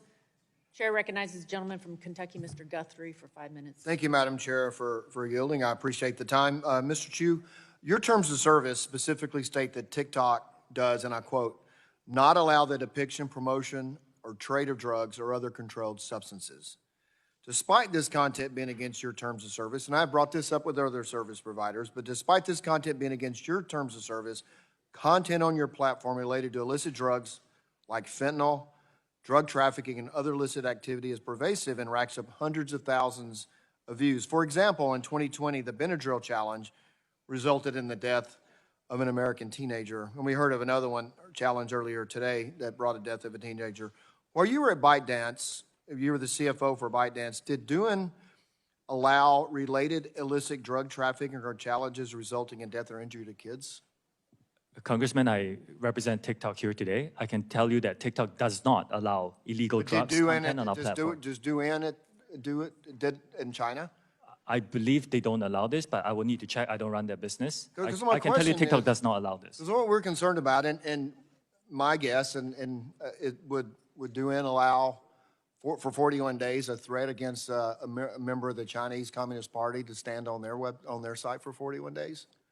Again, I cannot speak for Douyin, and I'm sorry, I didn't hear the second part of what you said. Well, we had a threat against the chairman of our committee that was on your site for 41 days. My guess is that would not be allowed in China. That content is, if it's violative, I will look into the specifics, and if it violates our guidelines, it will be taken down on TikTok. Yeah, it surely appears that it does. But the problem is what I'm trying to get at is you seem to be able to prevent this content in China, but so not even taking it down, just prevent it from being posted, and yet it's on your website. So I have a couple of questions about, you said earlier, as soon as you find this information, you take it down. So how quickly does your algorithm detect keywords or content that involve illicit drug trafficking before these posts are self-reported or used by others? We have about 40,000 people working on this now, together with the machines that we train. I don't think any company in our industry can be perfect at this. This is a real big challenge for our industry, but our goal is to get any violative content, including illegal drugs, down to a very, very small number. That's the problem. When we have these hearings, we have CEOs of different companies and of your colleagues and competitors, and we always hear apologies, and we always hear, we want to do better at this, but it just doesn't seem to keep improving, and we still hearing stories of our children, and obviously this has been talked about today. So how many posts and accounts have been identified and removed from TikTok due to content posted related to illicit drugs or other controlled substances? Congressman, we do publish that in a transparency report. I can get my team to get the information to yours. Thank you. I appreciate that. Also, we understand that the way that people use TikTok or other platforms similar to yours is that they ensure flagged user content isn't permitted to jump from. So my question, so what we've heard is that the instances the users see a drug advertisement and then give a code to go to another site. So my question is, do you work with other platforms to ensure flagged user content isn't permitted to jump from one platform to others? I will check with my team. I would love to work with our industry to make sure that we stamp out these problems. Violative content should not be allowed on any platforms, in my opinion. Well, so what's kind of frustrating to all of us here is that we look at what's happening on your sites and others, and particularly that we know, because we've done a research, that you can't have access to illicit drug information or others on Douyin, which is a sister company, as you say, in China. And so it absolutely, if you can prevent it on one and not the other, you obviously have the ability to stop it from moving forward, and yet you don't. Would you like to expand how one of your sister companies can prevent that and you not? I know you don't represent Douyin, but they don't allow it. but it happens on your platform. What's the difference? First of all, the majority of the content on TikTok is fun, entertaining, informative, and very positive for our users. Like other companies that operate in this country, we have to deal with some bad actors who come and publish some content on illegal drugs, other. The bad actors don't seem to be able to access Douyin. The TikTok US experience should be compared to other US companies because this is a common challenge. But your parent company has the technology to prevent it because you prevent it in China, but you can't prevent it here. What's the difference? That's why I'm asking. Oh, Congressman, there is no technology that is perfect in doing this. We have to deal with the reality of the country that we're operating in. And here in the United States, as with other companies, we share this challenge. We are investing a lot to address the challenge, but we are, it's a shared challenge. But you invest a lot to seem to be able to address it in China, but not here. Again, I think the comparison has to be within the single country. We face the same set of challenges here in the US. What's the difference? I'm sorry, I'm out of time, but what's the difference in China and here? Let me give you an example, Congressman. In my home country, Singapore, there is literally almost no illegal drug content because Singapore has very strict drug laws. Thank you. My time's expired, now yield back. Gentleman yields back. Chair recognizes the gentleman from New York, Mr. Tonko, for 5 minutes. Thank you, Madam Chair. I'm concerned that TikTok's algorithm preys on vulnerable people, including those struggling with addiction, eating disorders, and other mental health conditions. The platform is designed to push content to users that will watch more frequently and for longer periods of time. Unfortunately, for many people suffering from certain mental health disorders, videos that reinforce their fears or negative self-image are more engaging. On top of that, TikTok has received sensitive patient health information and records of browsing activity from multiple telehealth companies like BetterHelp, and Cerebral. People's personal struggles should not be fuel for TikTok's profits. People should be able to seek help to address serious medical concerns without being afraid that their information will be shared with social media companies trying to push more products, services, or content at them. So, Mr. Chu, will TikTok continue to get information from third parties on its users' health, including their mental health? Yes or no?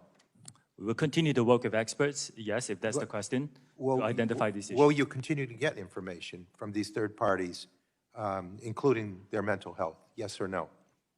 Congressman, I'm sorry, I may not understand your question. If your question is if I'm working with them on these issues, the answer is yes.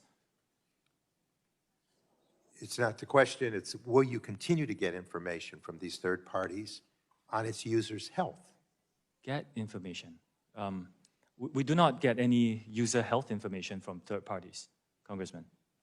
You have talked a lot about user privacy and safety. Will you commit here today to no longer using data about users' health, particularly their mental health, to push them content or sell ads? Yes or no? We take our users' mental health very seriously. Yes or no? As far as I'm aware, we don't do that, Congressman. It's not what the... So the answer is no, you will no longer use data about users' health. TikTok systematically exploits users' anxieties by pushing alarming and distressing content onto their For You page. For example, in May of 2022, the LA Times found that some pregnant users searching for information about their pregnancies on TikTok were then shown information about miscarriages, stillbirths, and delivery room traumas. Your company knows that distressing content can have the perverse effect of feeding user engagement. And for TikTok, engagement means money. In the course of a week, what percentage of content that a user sees is considered potentially harmful or distressing content? Congressman, we work with a lot of experts on this. Even before we set the 60-minute time limit for under 18s, if you spend too much time on our platform, you can try it. If you spend too much time, we will actually send you videos to tell you to go out and get some air and get off the platform. What percentage of content that a user sees is considered potentially harmful? I will need to follow up with my team and get back to you on that, if that's okay. Ballpark. I will need to follow up with my team. So are teenagers in particular shown more distressing content? The opposite is true. We actually put in more restrictions to make sure that our teenagers get a better experience. Are expectant or new parents shown more distressing content? I know of many parents, including one I met recently, who actually use our platform to find communities, to connect with other parents and learn a lot more. I've heard amazing stories of creators who have difficulties, you know, and the Reclaiming challenges my they face. time. Are individuals with eating disorders shown more distressing content? We do not, we remove all content that glorifies eating disorders, and we have worked with experts to look at certain inherently, certain content that may not inherently be harmful, like diet trends, and make sure that we disperse them more throughout our algorithm. What about those with mental health issues? Are they This is given an more issue we distressing take. content? If a user searches, you know, words that expresses mental health issues, we actually redirect them to a safety page. Like, for example, if you, I don't know if I should say this in public, if you search, I want to die, we will redirect you to a safety page, for example. So what about those suffering from addiction? Are they given more distressing content? I'm sorry, Congressman, I missed that question. Those suffering from addiction, are they given more distressing content? I missed the first few words, I apologize. What about those suffering from addiction? Are they given more distressing content? Those suffering from Addiction. Addiction. Do you mean drug addiction or? Yes, or any order of addiction. If people search for content and you can try on a variety of subjects, we will actually direct you to a safety page to give you more resources. And a lot of recovering addicts have actually found the communities on TikTok, and it's really helped them, you know, find their voices and the community and the courage to really overcome their addiction. I personally have heard stories of that. Well, I appreciate your answers, but I was looking for yes or no, and we did not get those. And again, I think the more that they watch this distressing content, the more profit TikTok makes, and that's distressing. Gentleman yields back. Chair recognizes the gentleman from Michigan, Mr. Wahlberg, for 5 minutes. Thank you, Madam Chair, and we're glad that you're here, Mr. Chu. As Chair Rogers and Representative Burgess mentioned this morning, the Wall Street Journal reported that China will firmly oppose any forced sale or divestiture of TikTok. And this is based not on conjecture, but it's based on comments provided by the official spokesperson at the Ministry of Commerce, who said that any TikTok sale or spinoff would amount to a technology export and would have to adhere to Chinese law and approval. This spokesperson was quoted as saying the Chinese, and I quote, the Chinese government will make decisions according to the law. The Chinese government. Mr. Chu, do you agree with this official? Yes or no? Congressman, I cannot speak on behalf of a Chinese government official. Do you agree with that official? We will need to look at this because Project Texas is designed to move forward here in the United States, and we are not discussing this, so I don't have specifics. You know, your company is valued at upwards of $50 billion and has been on the verge of forced sale or ban for 3 years at least, correct?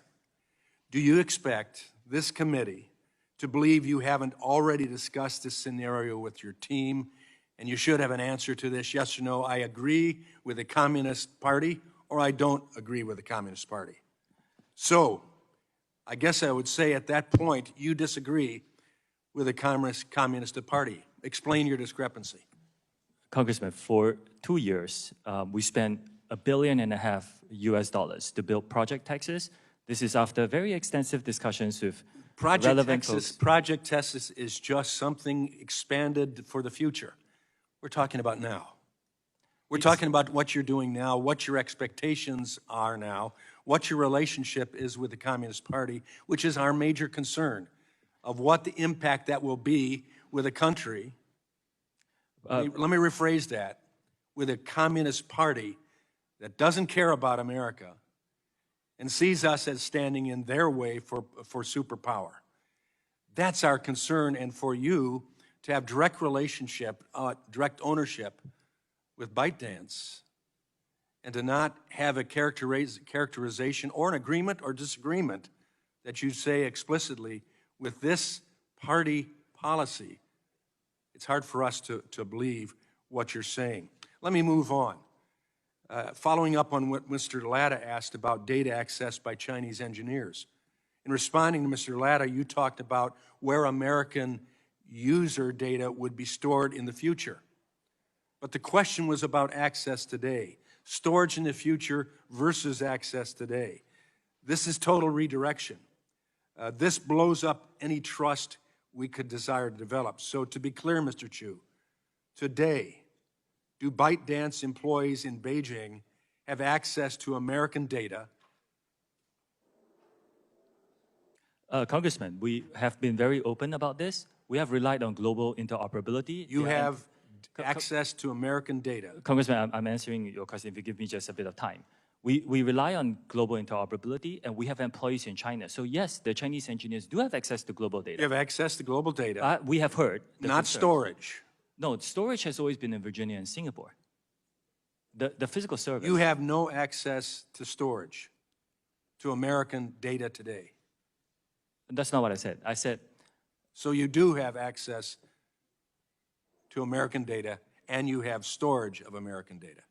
the American data has always been stored in Virginia and Singapore in the past. And access of this is on an as-required basis by As our required engineers of who? globally, by engineers for business purposes. By This is a engineers, private company. ByteDance, ByteDance. the Communist TikTok- Party? No, no. Why? Uh, How can you say that? This is a if this they is have a access? private business. This is a private business, and is like many other businesses, many other American companies. We rely on the global workforce. So the global workforce that includes ByteDance, which is connected directly to the Chinese Communist Party, That is has a access. characterization that we disagree with. Now, in the future, That's not what we can disagree with.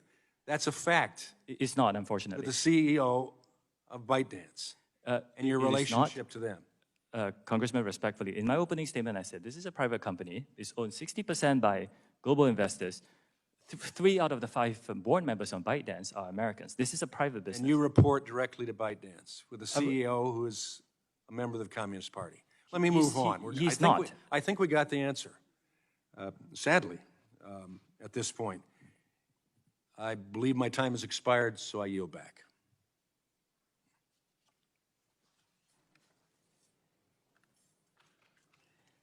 Gentleman yields back.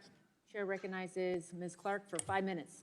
Thank you, Chairwoman Rogers. Thank the ranking member, Pallone, for holding today's hearing. Throughout this hearing, I also want to thank our witness for being here to testify on what are very important issues before us today. Throughout this hearing, my colleagues have outlined the potential threat posed by the security of Americans' data by TikTok being affiliated and some would say owned by a Chinese company. Foreign adversaries having direct access to Americans' data, as well as the ability to influence this content Americans see on a prolific social media platform, represents an unprecedented threat to American security and to our democracy. However, the problems of social media platforms, content moderation, algorithmic discrimination, and safety are neither new nor unique to TikTok. Mr. Chu, I share the concerns raised by my colleague, Congresswoman Matsui, related to algorithms. I believe that without mitigation against bias, platforms will continue to replicate, exacerbate discrimination that is illegal under civil rights law, as well as exclude important dialogue about sensitive topics like race from occurring on the platform. For example, I was disturbed by reports that TikTok content moderation algorithm flagged words like Black or Black Lives Matter as inappropriate content. So my first question, Mr. Chu, is do you agree that platforms like TikTok should be subject to regular audits or transparency requirements to identify whether policies have a disparate impact on communities that are protected classes like race, religion, national origin, or gender? I think, Congresswoman, I think platforms should be very transparent on what they do there and disclose a lot of information. We can get back on the specifics of what we mean by an audit, but I do agree very strongly that platforms should be very transparent, and it's a commitment that we're giving to this committee and all our users, that our platform will be a place of freedom of expression. We embrace all diverse points of view, all ethnic minorities. You can come and say whatever you want, as long as you don't violate the rules of safety that were put in place. And we also commit to be free of all and any government manipulation. So I think I'm in strong agreement with a lot of what you said. Well, thank you. My bill, the Algorithmic Accountability Act would require platforms to be transparent about their algorithms, measure disparate impact, and require risk mitigation. It is vital that the diverse culture of the United States is reflected online, but I'm concerned the algorithms and content moderation practices employed by TikTok are ignorant to the fundamental diversity while also failing to remove content that is harmful, like child sexual abuse material, hate speech, or domestic terrorism content. My next question to you is, it's my understanding that users must be in good standing to be eligible for compensation from TikTok's Creator Fund. For example, they can't have violated community guidelines. Is this correct? There are some details there, but directionally, yes. If TikTok's algorithm is flagging content incorrectly, resulting in creators violating community guidelines when in fact they have not, those creators would not be eligible to receive compensation under the Creator Fund, correct? We do have an appeals process. You have an appeals process, okay. Yes, In my view, if TikTok employs algorithms that disproportionately remove content from Black creators, it disproportionately silences and excludes Black creators from compensation opportunities. And this problem happens in parallel to the lack of adequate recognition, attribution, and compensation to Black creatives for their content. The exploitation, cultural misappropriations, the erasure of Black creatives' ownership of their fashion, art, and media is nothing new. We need transparency, accountability, and bold action to mitigate against misinformation, bias, and exclusion of certain communities from the opportunities present on platforms like TikTok. So let me just say this. I'm concerned about transparency. I am concerned about algorithmic accountability. And I'm not clear that your organization holds those values. So I want to ask that you take a look at this because this is all part and parcel of what we're concerned about with respect to social media platforms and the misappropriation, the ways in which those algorithms can discriminate within the context of the social media platform. With that, Madam Chair, I yield back. Congresswoman, is it okay if I just very quickly respond? This is a very important topic. Unfortunately, we only have 4.5 hours with you, and I'm going to try to get to every member, so we're going to keep going. It is very important. I would love to follow up. Well, there will be other opportunities. The lady yields back. Gentleman from Georgia, Mr. Buddy Carter, is recognized for 5 minutes. Thank you, Madam Chair. Mr. Crew, welcome to the most bipartisan committee in Congress.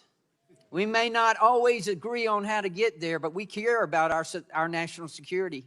We care about our economy, and we sure as heck care about our children. We sure do. And that's why you're here today, because 2/3 of all the youth in our country are on your app. They spend an average of 95 minutes on your app. And you know, research has shown that TikTok is the most addictive platform out there. And the reason for that, as we've been told, is because it has the most advanced algorithm. And the Chinese Communist Party knows this, and I don't speak for everyone, but there are those on this committee, including myself, who believe that the Chinese Communist Party is engaged in psychological warfare through TikTok to deliberately influence U.S. children. You know, you see behind me, if you look behind me, Mr. Crew, you see some of the challenges that we've seen on TikTok. You know about them. You know about the milk crate. You know about the blackout challenge. You know about the NyQuil chicken challenge, the Benadryl challenge, the Dragon's Breath liquid nitrogen trend, or the challenge that promotes car theft. I want to ask you, as I understand it, there's a sister app in China, Douyin. I'm sorry if I'm butchering the pronunciation. Do they have these same things over there? Do they have these kind of challenges in China? Congressman, I'm really glad you asked this question. Do they, yes or no? I'm not sure because... Yeah, whoa, come on now. You're not sure? I really am not sure. Remember, you took the chair lady, she said, you got to tell the truth, okay? Do you know whether they have these kind of challenges like this over in China? Because it's my understanding they don't. I'm not sure because I spend my energies running TikTok. And you don't look at any of your other competitors or look at anything similar to yours. So you don't know whether they have. They don't have this over in China. I did. We have it here, but they don't have it here. And that's why I'm asking you this. Why is it that TikTok consistently fails to identify and moderate these kinds of harmful videos? Why is it? Why is it that you allow this to go on? We've already heard, God bless you, from parents who are here with us, who have lost children. I submit to you, everybody up here cares about the children of this country. Tell me why. This is a real industry challenge, and we're working No, very it's not hard. industry. This is TikTok. It's We're a talking about TikTok. We're talking about why is it that you can't control this? And although I believe in giving credit where credit's due, I want to thank you. It's my understanding that the video that threatened the life of the chairwoman has been removed. Thank you for doing that. Sorry we had to bring it to your attention here, but it's been removed. Tell me why this goes on. This is an industry challenge for all of us here operating in this country. Okay, so much for industry challenge. I want to shift gears real quick. I want to talk about biometric matrix, and I want to talk specifically, can you tell me right now, can you say with 100% certainty that TikTok does not use the phone's camera to determine whether the content that elicits a pupil dilation should be amplified by the algorithm? Can you tell me that? We do not collect body, face, or voice data to identify our users. We do not. You don't? No. The only face data that you will get, that we collect, is when you use the filters to have, say, sunglasses on your face. We need to know where your eyes are. And Why do you need to know what the eyes are if you're not seeing if they're dilated? And that data is stored on your local device and deleted after use if you use it for facial. Again, we do not collect body, face, or voice data to identify our users. I find that hard to believe. It's our understanding that they're looking at the eyes. How do you determine what age they are then? We rely on age gating as our key age assurance. Age gating, which is when you ask the user what age they are.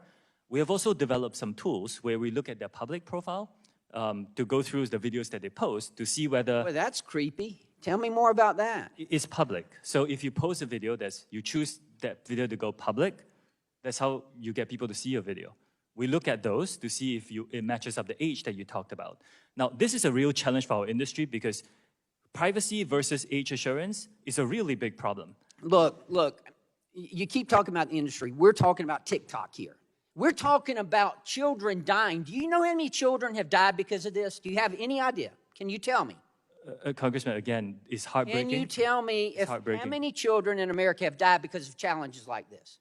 The majority of people who use our platform use it for positive experiences. That's not what I asked you. I asked you, tell me the number of children, of U.S. children who have died because of these challenges. Congressman, again, the majority of people who come on our platform get a good experience. I'm not talking about the majority of children. I want to know a number.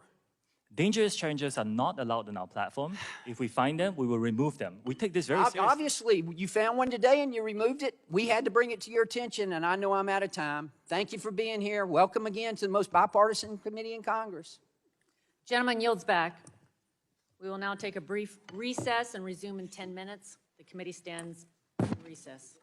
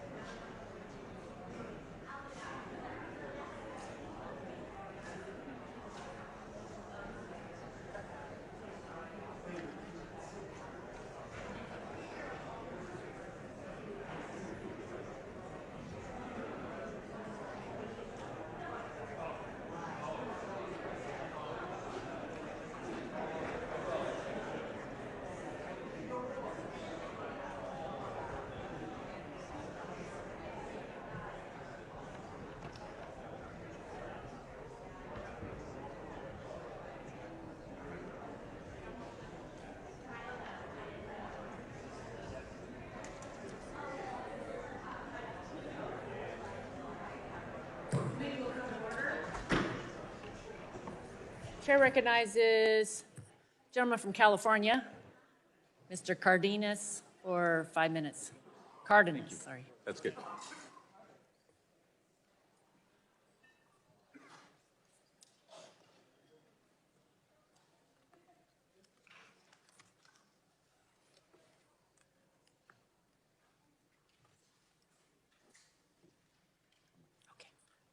Thank you, Madam Chairwoman.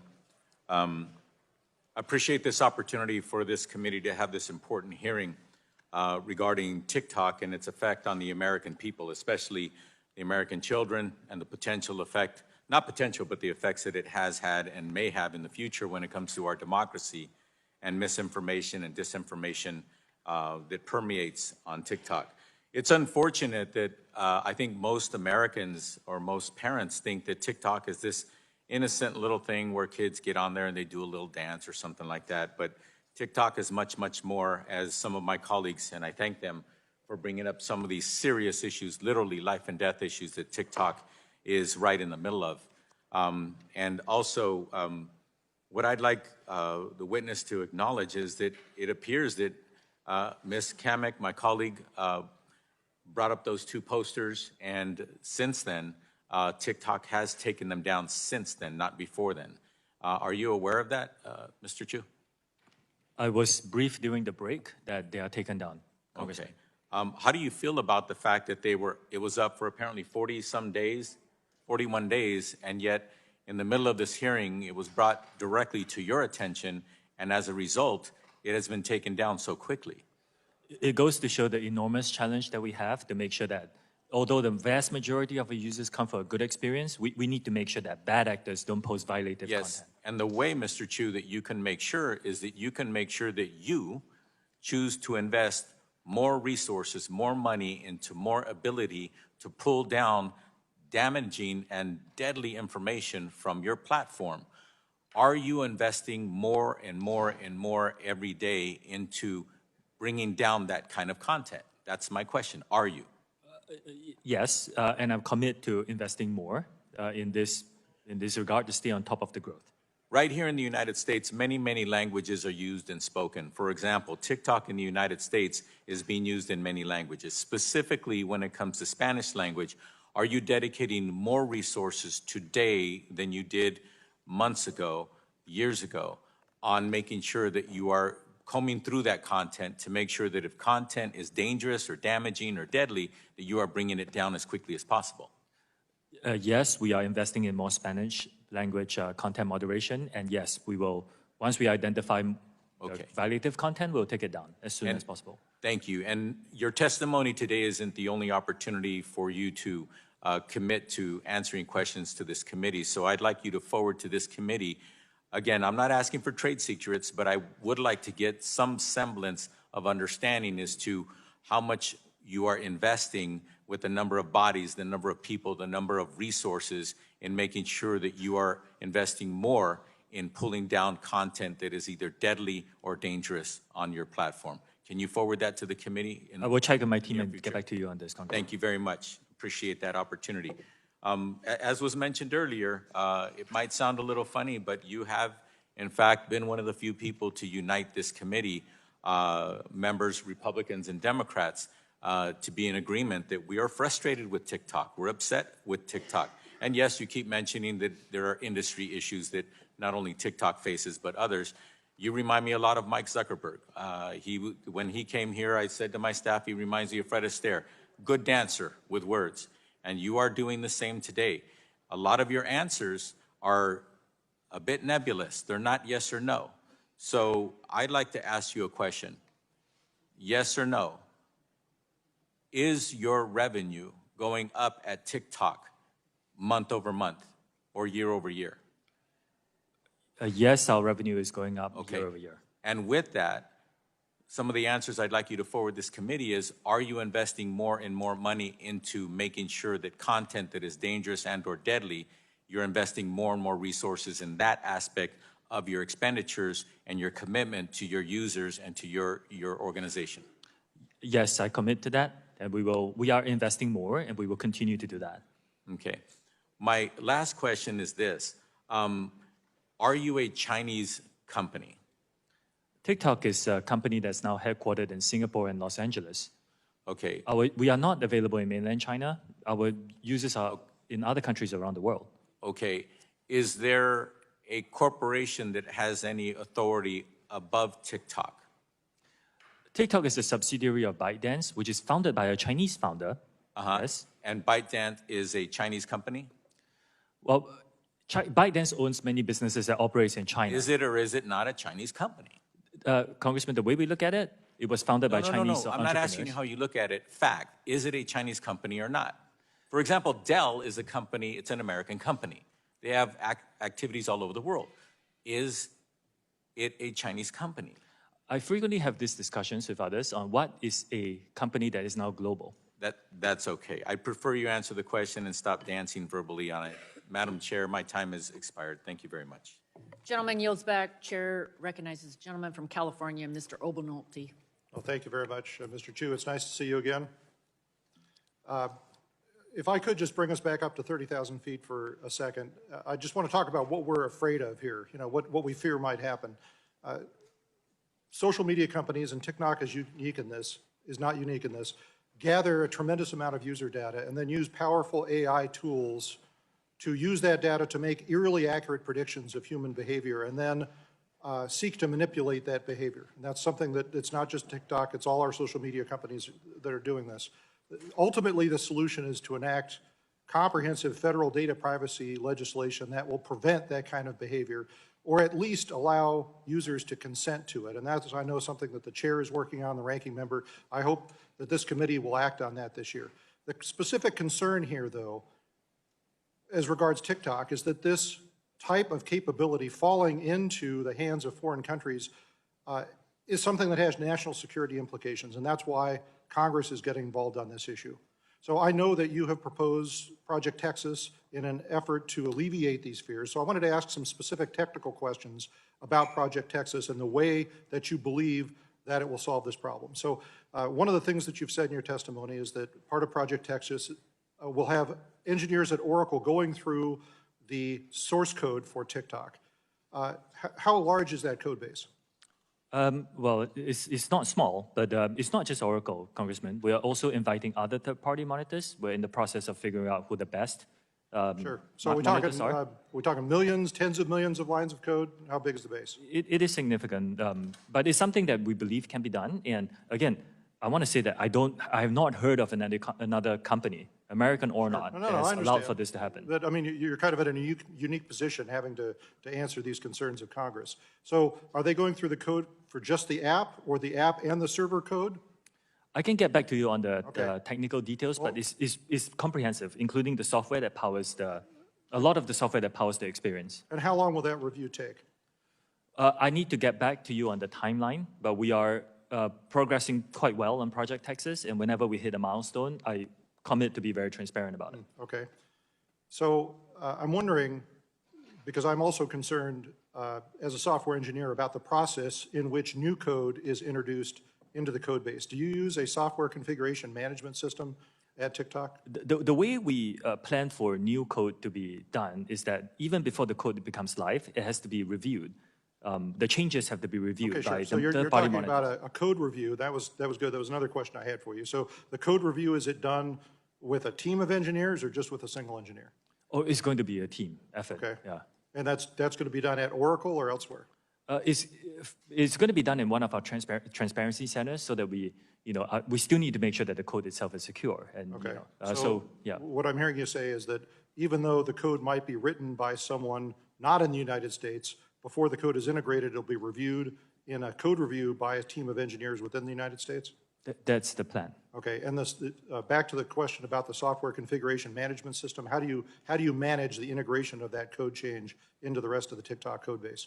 The long and short of it is we have built a team of American personnel with security credentials. The person who leads the team used to work for the Secret Service, No, I for understand, example. but I mean, there's a software solution for integrating those code changes into the code base. What solution is that?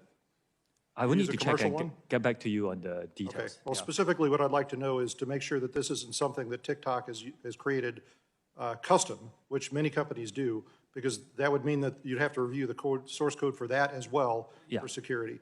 How do you protect against threats like a malicious actor being hired not by TikTok, but by Oracle, for example, or by USDS? The approach that most companies take for these things is to have several layers of monitoring to make sure that everything that somebody has reviewed, there's a secondary review, so that one malicious actor is not able to create the damage that the malicious actor can do. But you rightly pointed out, these kind of problems are industry-wide problems. Right. Every company has to deal with them. Okay, well, let me ask a specific question about that. I mean, in thinking about if I were a malicious actor, a software engineer on one of your projects, how I would go about writing a malicious code. I wouldn't put it right there and say, hey, I'm malicious.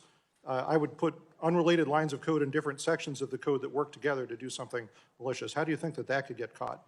Again, we have to rely on third-party experts to help us with that. I think there are enough experts who can catch a lot of these things. The work on security globally, on all data security, is never perfect. Yeah, but we can have a lot of oversight to keep it safer than any other experience. I appreciate the effort. My concern, Mr. Chu, is I don't believe that it is technically possible to accomplish what TikTok says it will accomplish through Project Texas. I just think that there are too many back doors through that process to allow that to be possible, and I think a malicious actor would succeed in inserting malicious code in there if they wanted to. But I see we're out of time. I hope we get an opportunity to talk some more about this. I yield back, Madam Chair. Gentleman yields back. Chair recognizes the gentlelady from Michigan, Mrs. Dingle. Thank you, Chairman Rogers and Ranking Member Pallone for holding this hearing, and to Mr. Chu for testifying here today. Your good news, you're halfway through with me. As screen time increases, so do inherent risks. And with the proliferation and popularity of new social media platforms, so does the potential reach of dangerous, provocative, and often harmful content. And my fear, the abuse of collected data. As a representative from the state of Michigan, I can speak from experience on how social media has been used to target members of the Michigan delegation, including a plot to kidnap our governor, and how it can be weaponized to perpetuate harms towards individuals and communities. And you saw firsthand how it targeted the chair of this committee. Today, many of my colleagues on both sides of the aisle have raised legitimate concerns about protecting children online, misinformation, and securing our data. Concerns that I share, and has been said by many of my colleagues, are bipartisanly shared. I think in many ways, these myriad of issues highlight the need for comprehensive data privacy, legislation that would ensure the safety and integrity of every American's data on every social media platform and mitigate potential harms. One important area of concern I have regarding data collection is geolocation data and how it can be abused. I've seen it abused. I have seen women die because it has been abused. This subject has dangerous implications for survivors of domestic violence, people seeking medical care, and protecting children from potential predators. Mr. Chu, in your testimony, you wrote that current versions of the app do not collect precise or approximate GPS information from U.S. users. Yes or no answers, please. Mr. Chu, have any prior versions of TikTok's app collected precise GPS information from U.S. users? Yes or no? Yes, from back in 2020, about 3 years ago. Are there currently TikTok users who still hold old versions of the app that collect precise GPS information from U.S. users? Yes or no? There could be, but that's a small percentage today. Still dangerous. Has TikTok at any time fed precise GPS information collected from U.S. users into algorithms to serve user ads? Yes or no? I will need to check on the details because we do not currently collect that. So I need to check on the details. Yeah, I'm sure there's a yes there. But has TikTok at any time fed precise GPS information collected from U.S. users into algorithms? I know I'm having talk today to make inferences about users. Yes or no? I'm not sure of the specifics. I'd like answers, yes or no, after this. Has TikTok at any time sold precise GPS information collected from U.S. users? Yes or no? We do not sell data to data brokers, if that's the question. And you've never done that. I do not believe so. Has TikTok at any time sold or shared with third parties or algorithmic inferences that were made using, in part or in whole, precise GPS information collected from U.S. users? Yes or no?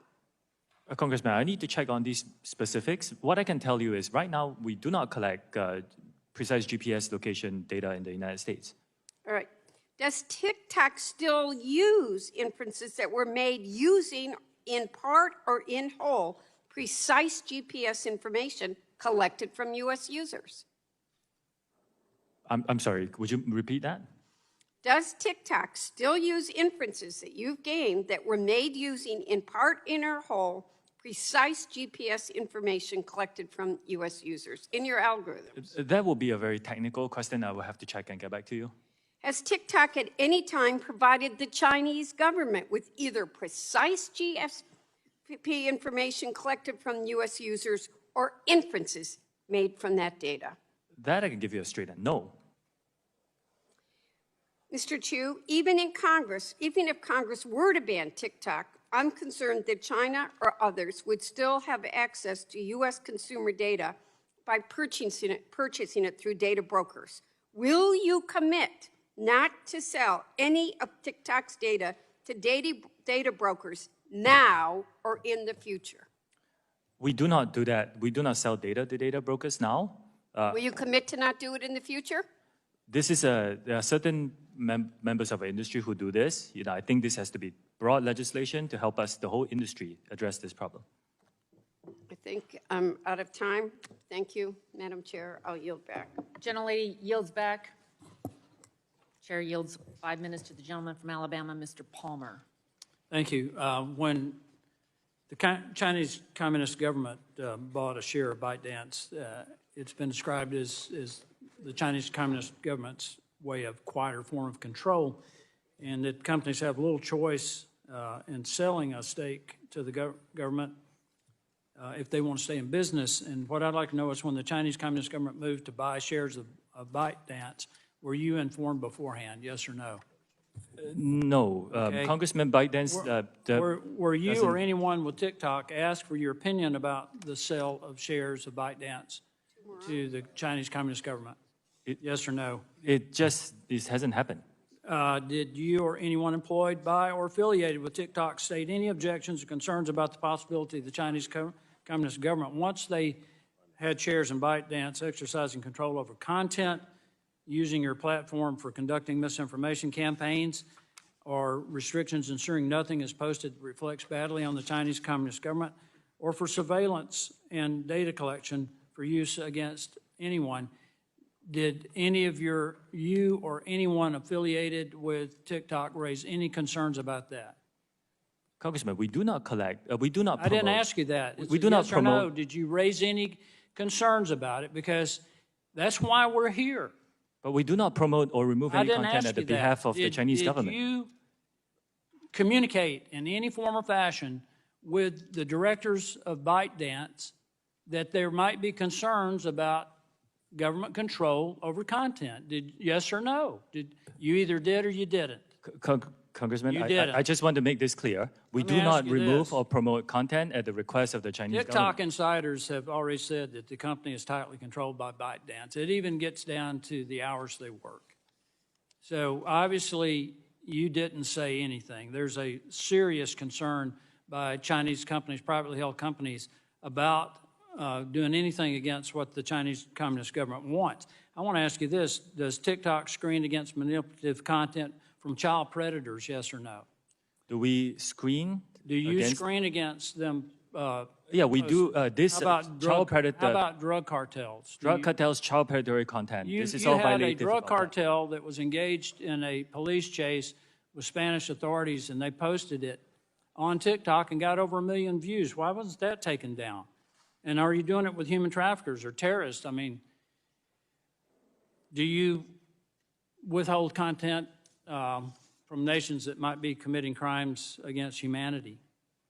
Yes or no? Congressman, our platform is a Yes place or of no? freedom of Yes or expression, no? and users I know come here. you and- talk about that, but yes or no, do you screen against content from nations that commit crimes against humanity? Congressman, our users come and Yes or express- no? Our Yes or users no? come and present No, any points of views you that don't. they want, and it's a commitment to keep this Let me free ask from you this. interference Michael from any Beckerman, government. who is your vice president and head of public policy for the Americas, right?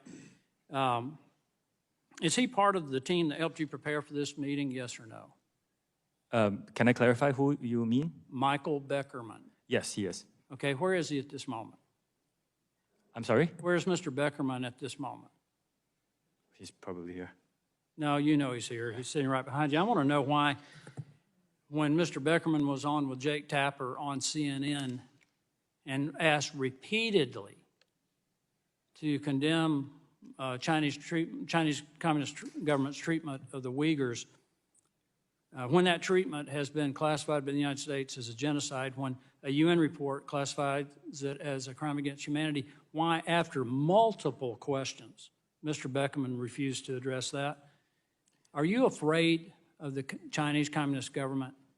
No, because you you can find that concerned content that- on our platform. Any content that our users want Well, why to couldn't express your their vice views on this president of issue is public freely policy, available on the our guy platform. who is head of public policy for the Americas, and on an American television news channel, why couldn't he condemn that? I think it's very important to look at our platform, and if you use and open our app I'm not and talking about search your for platform. any I'm asking content, about your personnel now, because personnel is policy. Everybody in this room understands that, except maybe you. Personnel is policy. Let me just conclude with this. And I hate to bring this up because this is part of the stuff that I've studied, but deception is fundamental to the Chinese Communist Party's political, intelligence, and military strategy.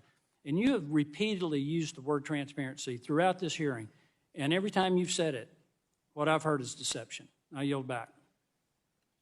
Gentleman yields back. Chair recognizes gentleman from Texas, Mr. Vesey, for 5 minutes. Thank you, Madam Chair. I got to tell you, Mr. Chu, as a father of a 16-year-old that likes social media, a lot of your evasiveness today in answering many of these questions really disturbs me, because I can tell you that the teenagers of today, they really don't want to be on Facebook. They want your platform, and you were asked to come before this committee to testify about many things, and a lot of us are worried about our kids' personal data.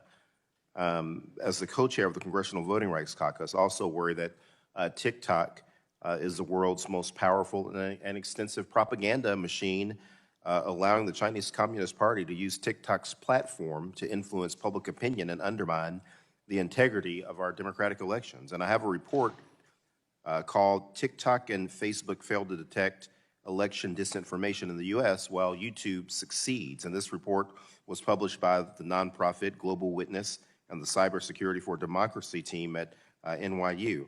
And the purpose of the study was to test platforms like TikTok and whether or not they can detect and take down false political ads targeted at U.S. voters, young voters, ahead of last year's midterm elections. And according to this report, 90% of election disinformation ads tested were approved by your platform.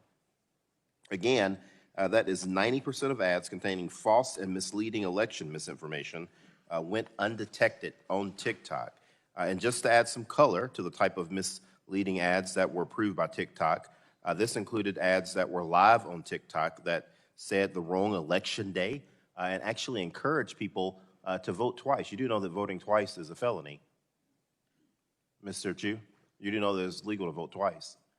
Congressman, any misinformation that comes around a political election is something we take very seriously. Let me, I'm particularly troubled about this type of information because it can run rampant on TikTok. And given that TikTok, again, y'all are appealing to a very young and diverse user base, that is exactly the people that we've seen targeted time and time again with voter suppression campaigns run by malicious actors. Mr. Chu, do you agree with me that it is completely unacceptable that 90% of these ads were undetected on your platform, And can you detail for us right now TikTok's policy regarding election misinformation and paid political ads, and how the company monitors such information, and how you plan to get that number down to 0? Whilst TikTok is a place for our users to come and express their points of views freely, we do take misinformation, dangerous misinformation, particularly around an election, very seriously. And we will work with third-party experts to identify misinformation. You call allowing 90% of false content, political content, on your platform to be taken, you define that as being taken seriously? I need to look into the specifics. I'm not sure where the number came from, but I can tell you, Congressman, that we are the only platform that I know of that doesn't actually take political ads. We don't accept money. I don't think other platforms can say that. Mr. Chu, can you detail how you responded to that report? Did you respond to that report that I just mentioned? I need to look at the specifics of the report, Congressman, and I can get back to you on that. All right. Mr. Chu, I want to shift to Project Texas.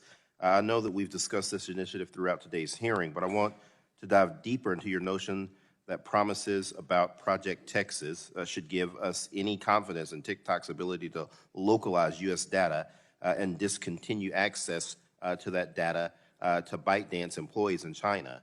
Why? Because we've already had a TikTok executive appear before Congress and give sworn testimony about the comfort that we should take in TikTok's U.S.-based resources.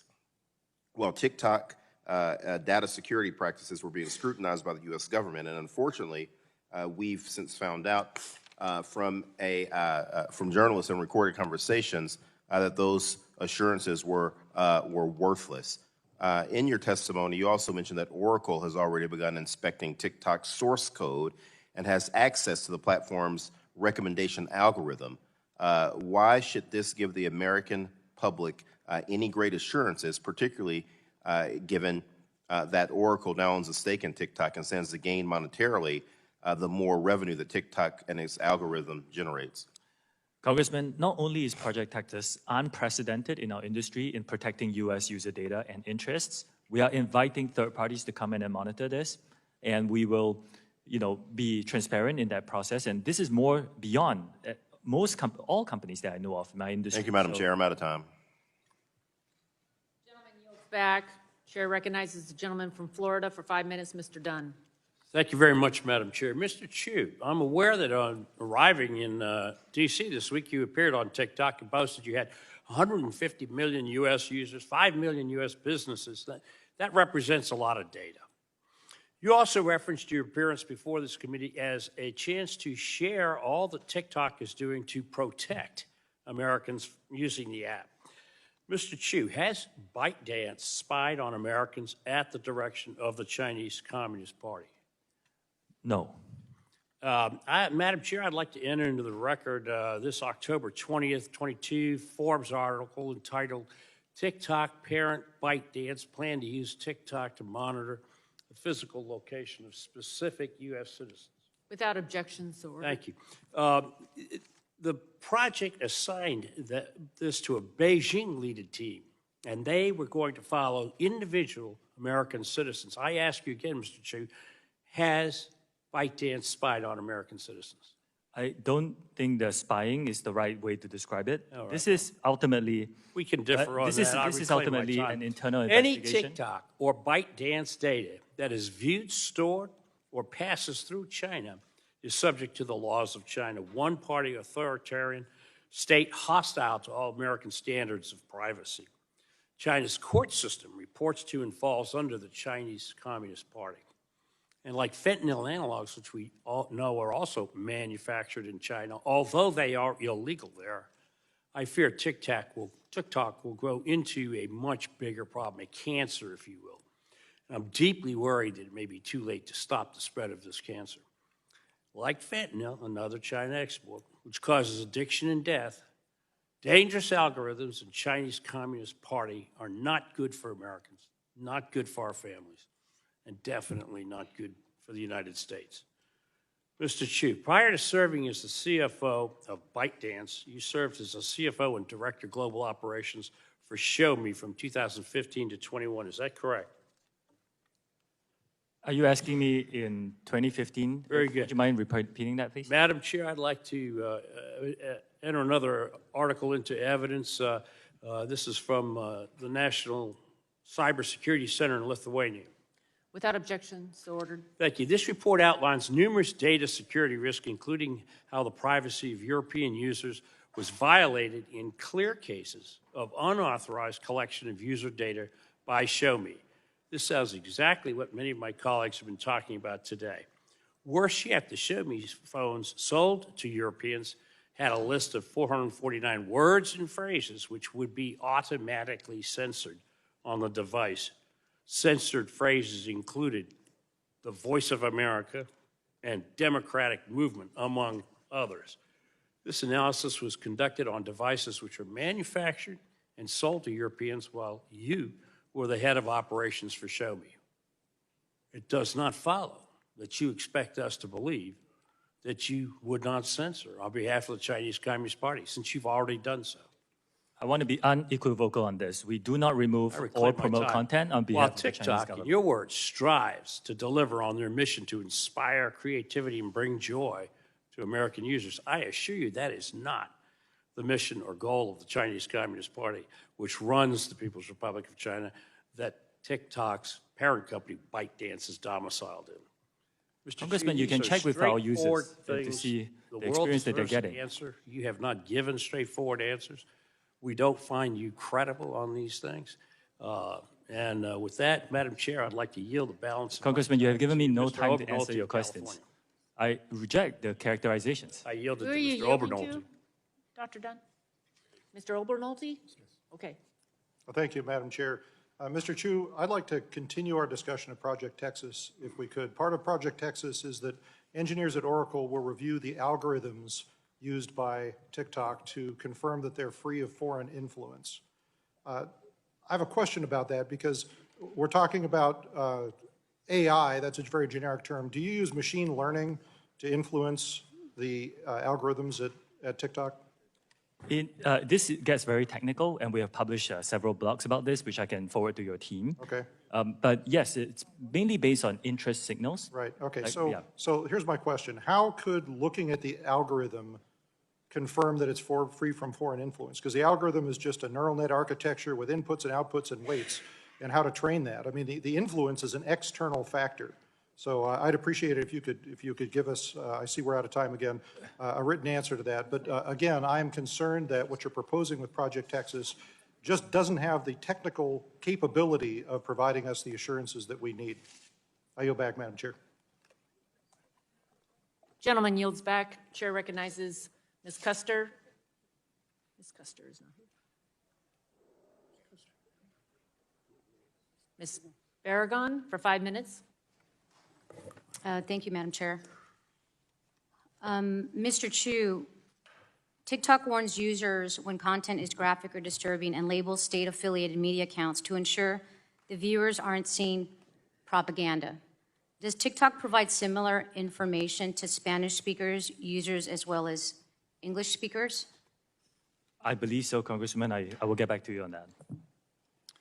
Okay, and do you know if TikTok has a specific strategy for tackling Spanish language content that violates its trust and safety guidelines? We do. I will get back to you on the specifics on that. Okay.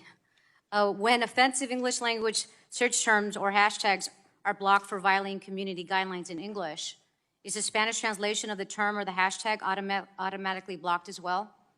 I believe so, but let me check the specifics and get back to you. Do you have any idea how many people that you might have working at TikTok that addresses Spanish misinformation? I know ballpark, it's quite a significant team, but I can get back to you on the details. You said significant, so are you saying it's, do you have a ballpark at all you can give us? Would you say it's like 10% of your force or more It's than? an important number, so I want to be precise, and I'll get back to you. Okay. Do you happen to know if a TikTok can effectively ensure that Spanish-speaking users between the ages of 13 and 17 are not being targeted by ads promoting harmful content? We have very strict policies for our users who are in the teenage age group, and regardless of what language they speak. So we want to make sure that they are given a very safe experience on our platform, regardless of the language they. Well, I know, I'm use just it. trying to figure, I'm trying to ascertain resources you may be putting into Spanish speaking and Spanish language. Last year, the Congressional Hispanic Caucus met with TikTok.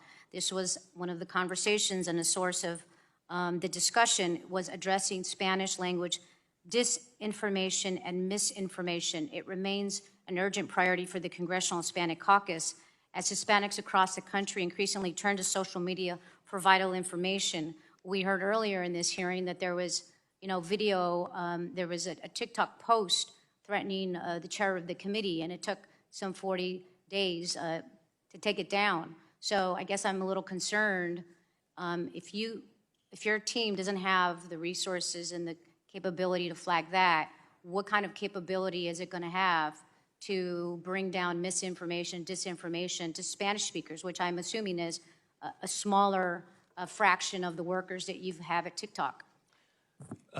TikTok is a place for all our users to come and express their very diverse views, and we are open to all ethnicities, and we are open to all everyone to come here and freely express their views. So it is our commitment to make sure that the safety of those users, regardless of the language, and of course, the Spanish language user base is super important to us. Okay, we so need to you make sure can't- that we continue to Okay, invest so in you that. don't have an answer then. Okay, I will look forward in your coming back. We've heard a lot about the concerns about children who may be on TikTok. Mr. Chu, at what age do you think it would be appropriate for a young person to get on TikTok? We have 3 different experiences here in the United States. There is an experience for under 13s, which is highly restricted. I'm asking what you think would be the appropriate age to have a child get on TikTok. Our approach is to give differentiated experiences for different age groups and let the parents have these conversations with their children to decide what's best for their family. So you think that there is a sufficient safety mechanism for an 8-year-old to be able to access TikTok? An 8-year-old's experience on TikTok will be so highly restricted that every single piece of content he or she will see will be vetted by Common Sense, our third-party child safety expert, and the 8-year-old will not be able to post, and the 8-year-old will not be able to see any personalized feed and 0 advertising in that experience. So I believe, yes, it is the appropriate experience for an 8-year-old. Well, then why don't you let your 8-year-old child on TikTok? I have seen these news articles. I would like to address that. My kids live in Singapore, and in Singapore, we do not have the under 13 experience. If they lived here in the United States, I'll let them use the under 13 experience. Okay, so you're saying it's because of the country you live in doesn't have the same mechanisms. Is there a reason you don't have the same mechanisms everywhere? In principle, we want to provide a good experience for our users in general. We don't want to monetize from people who are under 13. In the US, we are COPPA compliant, and as part of that, we were deemed as I want to get these specifics right. We were deemed as a particular type of audience, mixed audience app. I want to make sure that that's right. And as a result of that, we have to provide an experience to our under 13 users in this country as well. My time has expired. Thank you. I yield back. He yields back. Chair recognizes the gentleman from Utah, Mr. Curtis. Thank you, Madam Chair. Mr. Chu, my children are getting ready to run a marathon, and I noted during this hearing that they'll be running for about the same amount of time that you'll be sitting in that chair today. Unfortunately, I only get you for 5 minutes, so instead of a marathon, I'd like to do a sprint with you. And I want to go back up to that 30,000 feet level. Would you agree with me that Section 230 was created to protect platforms like yours from lawsuits when you distribute information? Don't overcomplicate it, just like 30,000 feet. Yeah. So then would you agree that there's a line drawn between publishers of information and distributors of information, specifically in the Section 230 language? I think 230 is a very complex topic. I understand, but remember, we're at 30,000 feet. So in short, your platform distributes content that other people's publish. One of the early challengers to Section 230 was when AOL refused to take down a post of somebody that had inappropriately put associated a phone number with the Oklahoma City bombings. The courts ruled that AOL was not liable for that post because of Section 230. Now, I want you to do a hypothetical with me because I'm going to use the absurd to try to make a point here. Let's suppose hypothetically that AOL instead of just posting that, actually wanted to magnify that voice. And so they took out an ad in the Wall Street Journal linking that phone number with the Oklahoma City bombing. And let's suppose they didn't stop there, but they went further and they took out a Super Bowl ad linking that phone number with the Oklahoma City bombing. And let's suppose, hypothetically, they didn't stop there. They sent a flyer to every home in America linking that phone number to the bombing. And I guess the question is, would AOL have moved from a distributor to a publisher in this made-up example? Congressman, I think, respectfully, I think everybody can see that they would. This is not a hard question. Moving that far away from the intent would have moved them to a publisher. So my question is platforms are protected because they post content, but I want this room to see, not just you, the protection has limits. And if AOL moves to a distributor instead of a publisher, they go outside of those limits. Now let's talk algorithms just super quickly. We've thrown that word around a lot today. Let me here again go 30,000 feet, and we'll use another platform so it's not sensitive. But Pinterest, I like to go on Pinterest. My wife and I are building a home, working on the yard right now. If you went on my Pinterest page, you would see swing sets and things made for my grandkids. Now, another hypothetical, let's suppose that there's some devious intent inside Pinterest, and they decide they want to influence John Curtis with these algorithms, and they want me to believe it's the end of the world. And all of a sudden now I'm buying bomb shelters instead of swing sets for my kids. Have they become a publisher and should not be protected from Section 230? And if you don't feel, I'm pretty sure the room understands that they have crossed this line, and you can tell me if you think they have or not. Congressman, I will have to study that specific example and get back to you. It's a hypothetical, but you can see at some point they've crossed the line and they have become a publisher and a distributor. So we've touched on this today, but I want to be super specific. Is it possible that TikTok had enough data, could get enough data on me that you could use artificial intelligence and your algorithms and machine learning to write an algorithm that could persuade me to change how I view a policy issue? Does that possibility exist? The way we look at it... 30,000 feet, we're on a sprint. I will stay very high level. Okay, the way we look at it is our users come in and express whatever views they want. But that's not the point. The point is you could write an algorithm that would change. And we've actually seen, the Washington Post reported the Stop the Willow campaign shows how TikTokers are tackling climate change. I think that's all fine, right, and all good, unless somebody has interjected into that and magnified or diminished voices in that. And what I'm proposing to you today is that pushes them across the line from a distributor to a publisher if they make those decisions. Now, serious allegations have been made against your platform and others, many of them here today, and you're not new to these allegations. This isn't your platform, but some time ago there was an allegation that a platform recommended ISIS-related videos. We've talked about the weight loss videos. We didn't talk about it, but they're still in the elections. Whatever the motivation, I'm trying to point out that as you move from a publisher, as you manipulate this data with algorithms, that you step out from the protections of Section 230. Do you see that logic? This is a very complex I understand it's very argument. complex, but Yeah. you see the logic. In your mind, has TikTok ever stepped across the line from a distributor to a publisher? Congressman, again, this is a very complex topic. I will need to get back to you on I this understand specifics. that. Okay, and finally, very quickly, you produced a video that now is well known about your visit here and today in Washington, D.C. Can you tell me 100% that no TikTok employees manually manipulated that to get more views? I checked, and as far as I know, there was no boosting and heating. I went viral organically. Okay, Madam Chair, I'm sorry I'm out of time. I yield my time. Gentleman yields back. Chair recognizes Ms. Blunt Rochester. 5 minutes. Thank you, Madam Chair. Mr. Chu, as I'm sure you know, this hearing is part of an ongoing effort by our committee to examine data security and other concerns with social media companies broadly.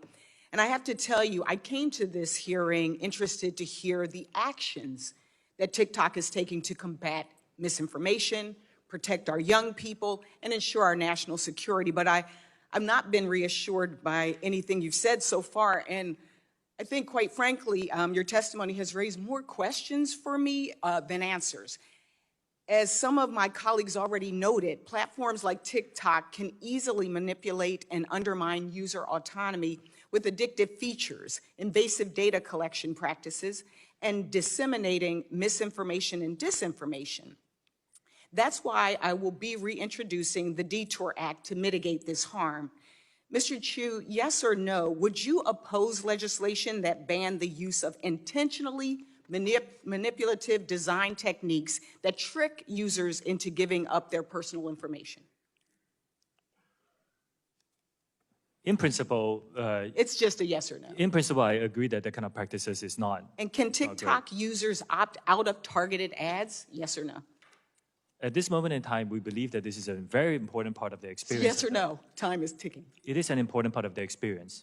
Even if someone wants targeted ads, do you give a user a clear opportunity to prevent TikTok from using tools like pixels to collect their data and track them off of the TikTok platform? We give our users a lot of tools to control their privacy settings on our app. And by the way, if you're below 16, it's private by default. So you cannot even go viral. In August of 2022, response to a letter I wrote to your company on abortion misinformation, TikTok asserted several actions to address abortion misinformation. In light of recent attacks on safe and effective medication abortion, I'm remained worried by this misinformation. And following on Ms. DeGette's questioning, how many posts did you actually take down that contained abortion misinformation? Contents and views on both sides of the on abortion is allowed on our platform. It's just freedom of expression. If it's dangerous misinformation, we rely on third-party experts to help us identify and remove them. I can get back to you on specifics. Yes, please get back with us on the specifics. Mr. Chu, in your testimony, you indicated TikTok has taken several steps to implement Project Texas. You've said you've spent, in your testimony, $1.5 billion. You've hired 1,500 full-time employees. Can I ask for some specifics about the implementation? This $1.5 billion, what was it used for? The employees, were they people that you already had that you just transferred over? And what types of roles will they have? Oh, okay. This $1.5 billion US is spread across many things, including the infrastructure we have to build, the migration of the data to a new cloud infrastructure, and all the third-party security partners that we're hiring, and of course the new employees. Now, this team will now be run by a gentleman who used to be who has spent his career as a chief security officer in other companies, and another gentleman who used to work, I believe, in if you could just follow up with us, that would be very helpful. I will. Because we would really like to understand the details. Where's the money going? How many people are, and what will they be doing? Okay. As I put just kind of a finer point on this, one of my concerns is that we came here hoping to hear some actions that would alleviate some of our concerns and our fears. We got family members. We have a lot of folks here that are constituents, that are content creators. And for us, we were looking for action. We wanted to make us feel like we really can trust, as you use the word. What I leave here with is thinking about the fact that your company is, I learned that you have personalized data advertising for kids as young as 13. And we've heard until Project Texas is supposedly stood up, engineers in China still have access to personal data. And that means engineers in China have access to personal data of 13-year-olds in the United States. And I think that really summarizes why you see so much bipartisan consensus and concern about your company. And I imagine that it's not going away anytime soon. Thank you, Madam Chair, and I yield back. Gentlelady yields back. Yield to the lady from Arizona, Ms. Lesko, for 5 minutes. Thank you, Madam Chair. Mr. Chu, do you agree that the Chinese government has persecuted the Uyghur population? Congresswoman, if you use our app and you open it, you will find our users who give all sorts of content. That's not my question. My question is, do you agree that the Chinese government has persecuted the Uyghur population? While it's deeply concerning to hear about all accounts of human rights abuse, my role here is to explain what our platform does on this. It's a pretty easy question. Do you agree that the Chinese government has persecuted the Uyghur population? Congresswoman, I'm here to describe TikTok and what we do as a platform. And as a platform, we allow our users to freely express their views on this issue Earlier and any other issue today- that matters to them. Well, you didn't answer the question. Earlier today, Chairman Rogers asked you, and I quote, "Have any moderation tools been used to remove content associated with the Uyghur genocide, yes or no?" Your answer, "We do not remove that kind of content." Yet, in 2019, TikTok suspended the account of Feroza Aziz, an American 17-year-old, after she put out a video about the Uyghur genocide. So your answer, sir, does not align with history. That particular case was a mismoderation. I believe that video had a picture of Osama bin Laden, so No. we thought it was content that was inappropriate. Yeah, I looked it up. That was a different post that they banned. I can TikTok get back on the banned. specifics, yes. My next question. India banned the use of TikTok in their country in 2020. New Zealand has banned the installation of TikTok on devices connected to the country's parliamentary network. Canada banned the installation of TikTok on government devices. The United Kingdom has banned the TikTok app from government-owned devices. Belgium banned the TikTok from government phones. The European Union banned the installation of TikTok on government devices. All cited security risks with the company's data collection and connection to the Chinese Communist Party. Recently, our U.S. FBI Director Christopher Wray said about TikTok, quote, "This is a tool that is ultimately within the control of the Chinese government, and to me, it screams out with national security concerns." Mr. Chu, how can all of these countries and our own FBI director have been wrong? I think a lot of risks that are pointed out are hypothetical and theoretical risks. I have not seen any evidence. I'm, eagerly awaiting discussions where we can talk about evidence, and we then can address the concerns that are being raised. Yes, my next question revolves around an article. India banned TikTok in 2020. A March 21st Forbes article revealed how troves of personal data of Indian citizens who once used TikTok remain widely accessible to employees at the company and its Beijing-based parent ByteDance. A current TikTok employee told Forbes that nearly anyone with basic access to company tools, including employees in China, can easily look up the closest contacts and other sensitive information about any user. This current TikTok employee also said, quote, "If you want to start a movement, if you want to divide people, if you want to do any of the operation to influence the public on the app, you can just use that information to target those groups."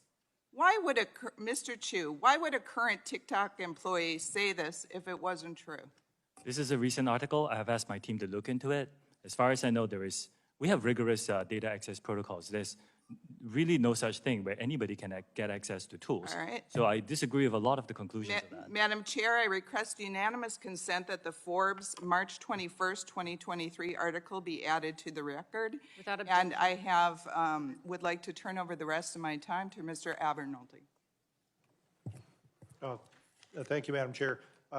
Mr. Chu, I'd like to continue asking the question that we ran out of time last time. So as part of Project Texas, you're going to have engineers at Oracle review the algorithms, the machine learning algorithms that TikTok uses to ensure that they're free from foreign influence. But as you and I were discussing, reviewing the algorithms doesn't do anything. The algorithms was simple. That's not where the secret sauce is. The secret sauce is in the data used to train them and the outcomes that you're asking them to predict. Would you agree with that? No, I actually believe that with third-party monitoring, you can identify a lot of the motivation of the code.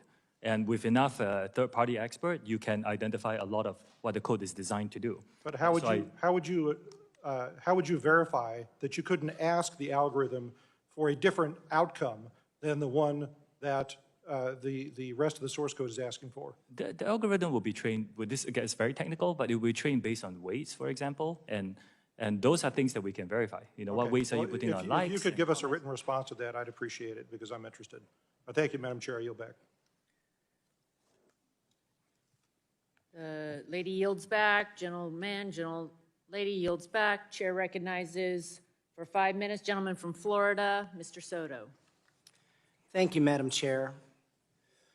The genie's really out of the bottle on this now, so to speak. 150 million Americans are now on TikTok. That's almost half of America. They're expressing themselves in art and music, poetry, short film, comedy, among other creative expressions, and many of them are inspiring, talented young people. But we also on the committee recognize there's a darker side to it, right? Violence, adult themes, drug and alcohol, sexualization, suicide, all major issues on TikTok, but also Twitter, Facebook, YouTube, and other social media platforms. So the solution, as I see it, is to regulate TikTok and other social media platforms. And that job, Mr. Chu, as you know, really falls to us. There are real concerns, bipartisan common ground we've already had. We had a federal device ban that was voted on bipartisan in the omnibus. And I co-introduced a bill with my dear friend, Representative Kamek, about notices of that federal ban. Madam Chair, I think the first key is privacy. We have to pass the comprehensive legislation that got out of this community but eluded us in the last Congress. I'm really hoping we can get that done, and I'm really excited about hearing that from folks. The other thing is that TikTok needs to be an American company with American values and end its ties to the Chinese Communist Party. This is something that'll be critical as we look and go forward. And then 3, we all agree we have to protect our kids. The committee should consider banning the use for children under 13 of not just TikTok, but all social media platforms, or at least empower parents. In addition, have rules of the road for teens that are 13 to 17 so that families can do what's right for their families. So for privacy, that's on us. Internet privacy is on us. As far as being an American company, Mr. Chu, as you know, the Committee on Foreign Investment in the United States at the Department of Treasury reviews foreign investment that affects national security. Right now, they've negotiated with your company about this Oracle setup that you've talked about, servers in an American company in America and Texas, and then Oracle would monitor the algorithms. But pressure is mounting. So, Mr. Chu, would TikTok be prepared to divest from ByteDance and Chinese Communist Party ties if the Department of Treasury instructed you all to do so? Congressman, I said in my opening statement, I think we need to address the problem of privacy. I agree with you. I don't think ownership is the issue here. With a lot of respect, American social companies don't have a good track record with data privacy and user security. I mean, look at Facebook and Cambridge Analytica, just one example. So I do think that, it is not about the ownership. It is a lot about making sure we have Project Texas, making sure that we're protecting and firewalling U.S. user data from unwanted foreign access, giving third parties to come in to have a look at this, and making sure that everybody is comfortable. We're giving transparency and third-party monitoring, and that's what we're doing for Project Texas. Well, I would at least encourage you all to start having the dialogue, should that be where the President and the Congress ends up going. The third thing is on parents. I had a constituent of mine, Brandy of Lake Nona, say, I'm a parent of 2 teenagers, 14 and 18 years old, both of whom have been harmed by social media. TikTok's algorithms supply my 14-year-old son with a continuous stream of inappropriate content and has negatively influenced his perception of all females. I noticed the attention span of both of my teens has changed or decreased dramatically, and social media has made my daughter insecure, leading to an eating disorder and ultimately depression.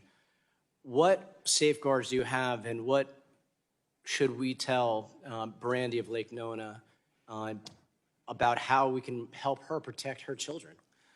We have a differentiated experience. I mentioned just now about the experience if you're below 13, very, very restricted. If you're below 13 to 17, Congressman, we actually have a whole series of things. First, the content that you see, we make sure that we remove things that could be mature themes from your feed. We also, by default, do not allow under 16s to use direct messaging. We do not allow under 16s to, we set their accounts to private by default. They can go viral. If you're below 18, we shut off some features for you. Like, for example, you're not allowed to post live streams. Neither are you allowed to send virtual gifts. So we take this very seriously, and we want to continue to build to ensure that we're giving our under 18 teenagers on our platform. Although today they are only a minority of our user base today, but we still take it very seriously. Mr. Chu, I'd encourage you to continue thinking about how to get the word out to parents across the nation on some of these tools as well, as we here craft a privacy law that will help provide well-needed regulation to social media companies across the nation. Thank you, and I yield back. Gentleman yields back. Chair recognizes the gentleman from Indiana, Mr. Pence, for 5 minutes. Thank you, Chairwoman Rogers and Ranking Member Pallone, for holding this hearing. I love both of your opening remarks. Like my colleagues have discussed today, our increasingly digital world leaves Hoosiers and all Americans in the dark about who has access to their information. For TikTok users, that could be third-party data brokers, advertisers, or the Chinese Communist Party. TikTok aggressively feeds addictive content to users to glean massive amounts of personal data that's worth a fortune. For Hoosiers watching at home, this isn't just data about your favorite sports team. You know, if there really are 150 million users in the U.S., this suggests to me that the CCP has a finger on the pulse of almost half our nation's population. I find that hard to believe. But this week, I decided I would ask my constituents in southern Indiana to share their stories with me. Went out Monday night, and we got 800 responses in less than 12 hours, okay? Let me share a couple of those with you. One of my constituents shared, I quote, "I'm a mental health counselor. Most of my teenage clients are on TikTok. They spend hours online being negatively influenced by others. I've seen kids experience self-harm, gender dysphoria, and many mental illnesses they have picked up from TikTok. I will not allow my children to have TikTok. The creators know the algorithms are addicting our children. They know that children are suffering more anxiety and depression from screen time, but they do not care. They will not change their algorithms because it's financially lucrative for them to keep their kids addicted." Another parent said, "We let our daughter try it out. The feed was continuously suggesting sexually explicit, stupid, and vulgar videos. We discontinued it within a week." And there's been many more. Like I said, 800, okay? In your testimony, Mr. Chu, you walked through a number of supposed actions taken by your company to create a safe environment, empower parents to oversee content shown to their children. But virtually everything we've heard reflects the opposite, and some of your answers are a little confusing. You know, all of those sitting here and maybe watching on C-SPAN, this is the 32nd hearing we have held about privacy and big tech. Each hearing I've been part of, we've heard the same stories about our constituents' experience and the same promises for big tech to do better. The truth of the matter is this disgusting and dangerous content littered across your platform is not justifiable, and it's uncontrollable. Americans' data is not safe, and big tech is doing nothing to protect it. Putting aside the dangers of the CCP involvement, and after these 32 hearings, I believe it's actually time to change the narrative, change the focus, and change the outcome by talking about the money you're making at TikTok. Mr. Chu, I have a question. How much revenue is generated per user?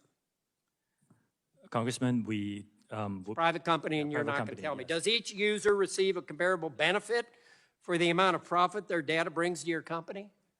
We do share some revenue with some creators who produce, say, 1 minute plus informative content. When am I going to get paid for the data that you are selling, or you're getting revenue from advertisers? When am I going to get paid for the data you're getting from my children, my grandchildren, my neighbors? I think that's the only way to get your attention, is talk about the money you're making, and maybe that'll get you all to do what you're supposed to do. I respect and understand your opinion. The vast majority of our users have a great experience. I sent a video recently as well. I got hundreds of thousands of comments. But what am I getting? It's a great experience. What about these 800 bad experiences that people in the Indiana 6th District have been getting? We will look into them, and a lot You're of going to look into it, but this is a 30-second big tech hearing, and you're always going to look at it. Frankly, I think you're all stalling is what you're doing. You're just trying to buy time while you're making the 18 billion, perhaps, whatever you're making.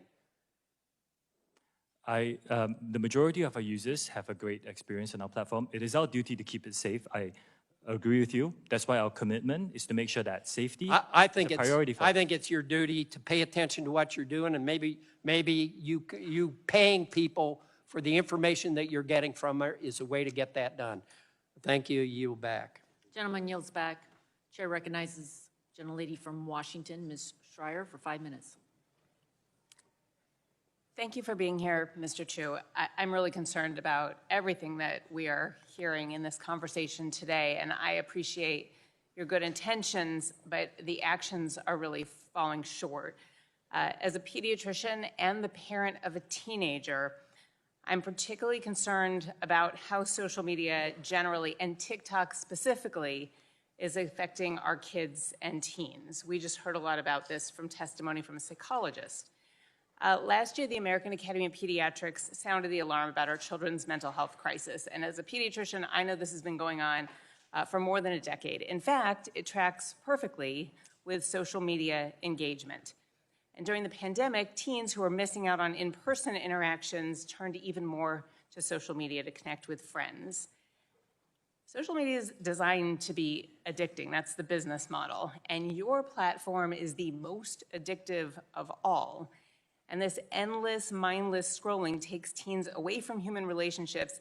And here's what's important. It keeps teens awake all night, well past their bedtime, at a time in their lives when sleep is critical for brain and physical development. In fact, sleep deprivation alone, ignoring even content alone, can cause depression, anxiety, social withdrawal, inattention, poor coping skills, and academic failure. So, Mr. Chu, I just want to follow up a little bit on what my colleague, Mr. Sarbanes, was discussing. It is your business model to keep eyes on the app, to keep it addictive. I know you likely have experts who have advised you on how to design this to keep those eyes on your platform for the longest possible time. So I want to know if you have psychologists or other health experts on staff looking at screen time, hours of use, and sleep. We worked with the Digital Wellness Lab, Congresswoman, and at the Boston Children's Hospital, and we came up with a 60-minute default limit for any users under 18. We were the first to do it in our industry. That is an opt-out, and I can tell you, they're going to immediately opt out. It is addictive. It's We like also give asking tools. a chain smoker not to take the next cigarette. It is not going to happen. And by the way, so first I have a question, then I'll go back to Boston Children's. Mr. Sarbanes asked earlier, what is the percentage of teens who actually adhere to the 60-minute limit? I would need to check on those numbers and get back to you on specifics. I'd appreciate those numbers. Yes. I'm guessing it is an incredibly low percentage who actually heed that. Now, as far as Boston Children's goes, I know you're referring to them as a source for these ideas about go outside, get some air, take some time out. But I can tell you as a pediatrician, I'm guessing their suggestions were a little stronger than that. And so I'm wondering what is the next step? What are you doing when you find out that almost nobody is really opting out after 60 minutes to take this burden off of the kids and off of the parents and change your algorithms to make them not so hooked? We give our parents, as you pointed out, the family pairing tool. And in that tool, if you pair it with your teenager's phone, you can actually set a restriction, how many minutes. And we believe it's very important for parents to have these conversations with their teenagers so to decide what's best for their family. I also, Congresswoman, a lot of people come to our platform to have a really informative experience. Like I said, there were 116 billion pieces of content on STEM. And we're creating a feed dedicated to that. Book Talk has 115 billion. We've also heard today that well over 20% of the information is misinformation. We heard that about medical remedies that are not really remedies. We've heard it about mental health topics. I mean, this becomes very dangerous, especially when people who are not trained to think very critically are being given information and thinking that it's true. And you've said many times that the destructive information isn't available to kids, but it is. Like, we keep seeing examples here. And so I'm just wondering, what are you going to do with the algorithms? I mean, just because you're removing something that says anorexia, bulimia, or eating disorder, that doesn't do it. If you show girls repeatedly skinny bodies and advice on how to cook meals that are less than 300 calories, That's dangerous. We have worked with, first of all, anything that glorifies eating disorders, we remove that from our platform. It's violative. We're working with experts now. It's a challenging problem for our industry, but we're actually identifying some of these themes that you're talking about and trying to build models where that kind of content is not chained up for the younger users. So it's something we take very seriously too. We're seeing eating disorders in elementary age kids now, and I need you to expedite that process as much as possible because parents out there are worried, and I'm worried as a pediatrician. Parents can't take themselves off of these platforms. Kids, there's no way they're going to take themselves off, and we need you to do your part. It may affect your bottom line, but it could save this generation. I share your concerns, and I commit to doing more. Gentlelady yields back. Chair recognizes the gentleman from Pennsylvania, Mr. Joyce. Thank you, Chair Rogers and Ranking Member Pallone, for holding this hearing. According to an August 2022 article in the New York Times, TikTok's in-app web browser can track every individual keystroke made by a user. We have heard today about the various ways in which the app's code could be used to monitor or track users, and likewise, we've heard concerns that this data may not be fully isolated from access by the Chinese Communist Party. That said, I'd like to know more about the historical, non-public U.S. personal data that your company has already amassed. Mr. Chu, you have publicly stated that the non-public information of TikTok users in the United States is being transferred to an Oracle-based cloud infrastructure because of safety concerns. Will that be completed by the end of this week, by the end of this month? What's the outline for dealing with that data that you've already amassed? All new data is already stored by default in this Oracle Cloud infrastructure with the No, I'm talking about the data that you've already amassed.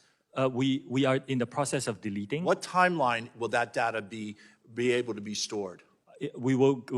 I believe we'll be able to get it done this year. I'm hiring. This year, thank you. It's not going to occur anytime soon.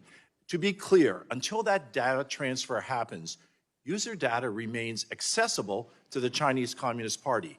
On March 1st of this year, the committee asked you when you plan to delete non-public historical U.S. user data. Are you aware of this?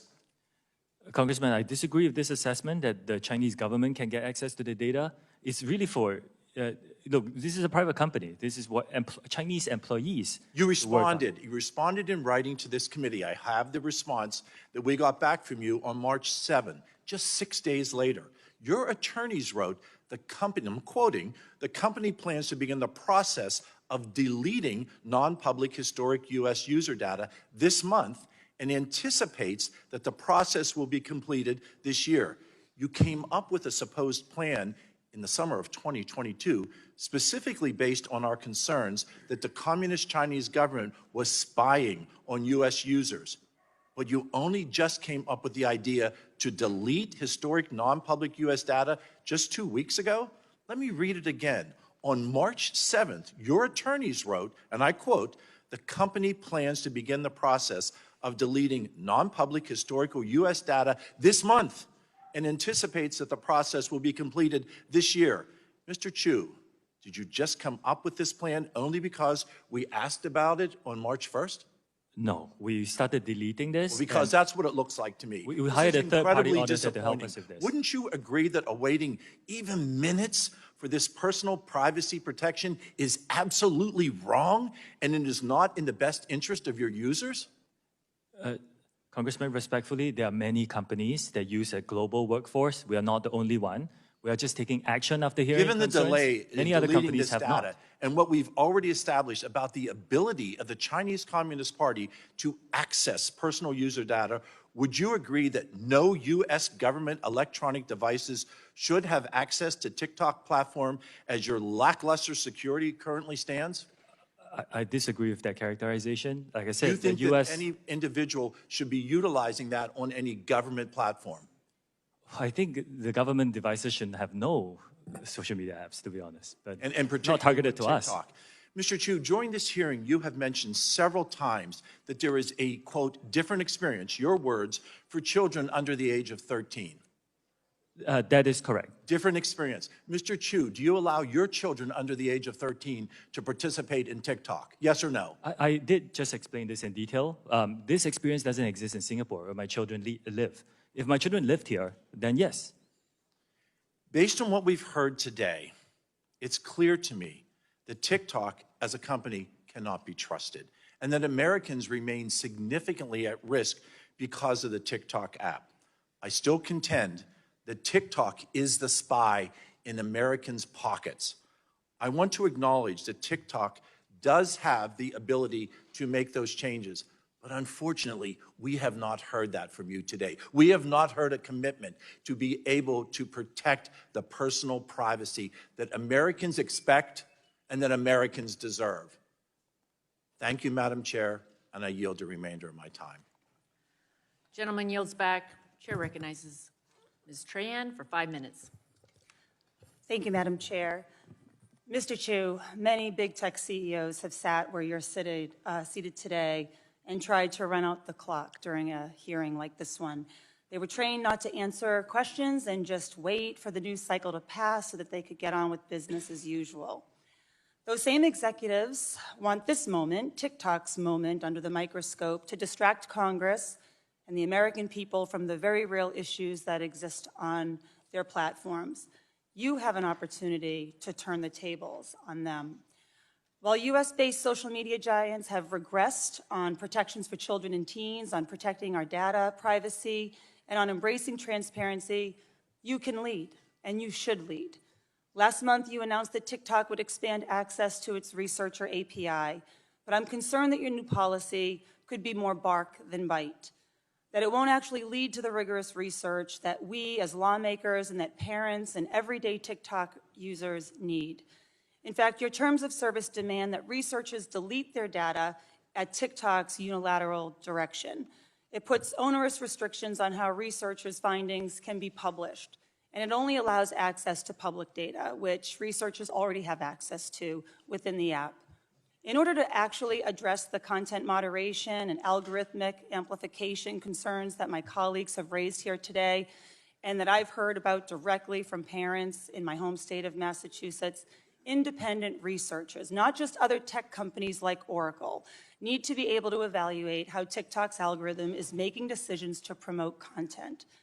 Mr. Chu, will you commit to expanding your API to include data that would let researchers investigate how your algorithm is pushing content to users, whether it's showing up on your For You page, the hashtag page, or somewhere else? We are, one of the commitments I gave in the opening statement is a commitment to transparency and third-party monitoring. So, Congresswoman, I will look into the details of that and get back to you. And as well as the algorithm, including data on what types of users were targeted by the algorithm so that researchers can fully understand what content is being prioritized and who it's being pushed to. Again, we have a commitment to transparency. These are very important questions, and I will get back to you on the specifics. Under this same proposal, you require that researchers give TikTok, quote, worldwide, free, non-exclusive, and perpetual, end quote, rights to their papers. This threatens to clash directly with well-established practices of exclusive publication rights in research journals. Mr. Chu, why does TikTok need those rights? I will need to get back to you on that specifics, if that's okay. Yes, I don't see how we can expect researchers to do their work under these terms and then tout transparency. I'm going to shift gears with the time that I have remaining, Mr. Chu. I'd like to talk about TikTok's efforts to protect children and young users. In 2021, the UK's Age-Appropriate Design Code went into effect, mandating 15 standards that companies like you need to follow to protect children on your platform.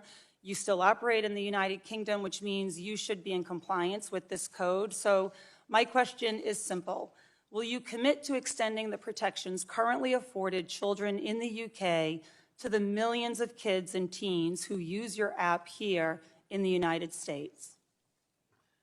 We take the safety of the younger users on our platform very seriously. It's a good way to prove it. Every country is a little bit different in context, and let me look at the specifics and bring some of the best practices across the world. But well, those best practices are they're being executed around the world. We just want the same for our kids here in the United States. I mean, Mr. Chu, when we spoke a couple of weeks ago, you indicated interest in taking steps to earn trust, our trust. And to me, it hasn't happened today so far. But rather you've ducked behind industry standards and comparables to your competitors, which we know are woefully insufficient.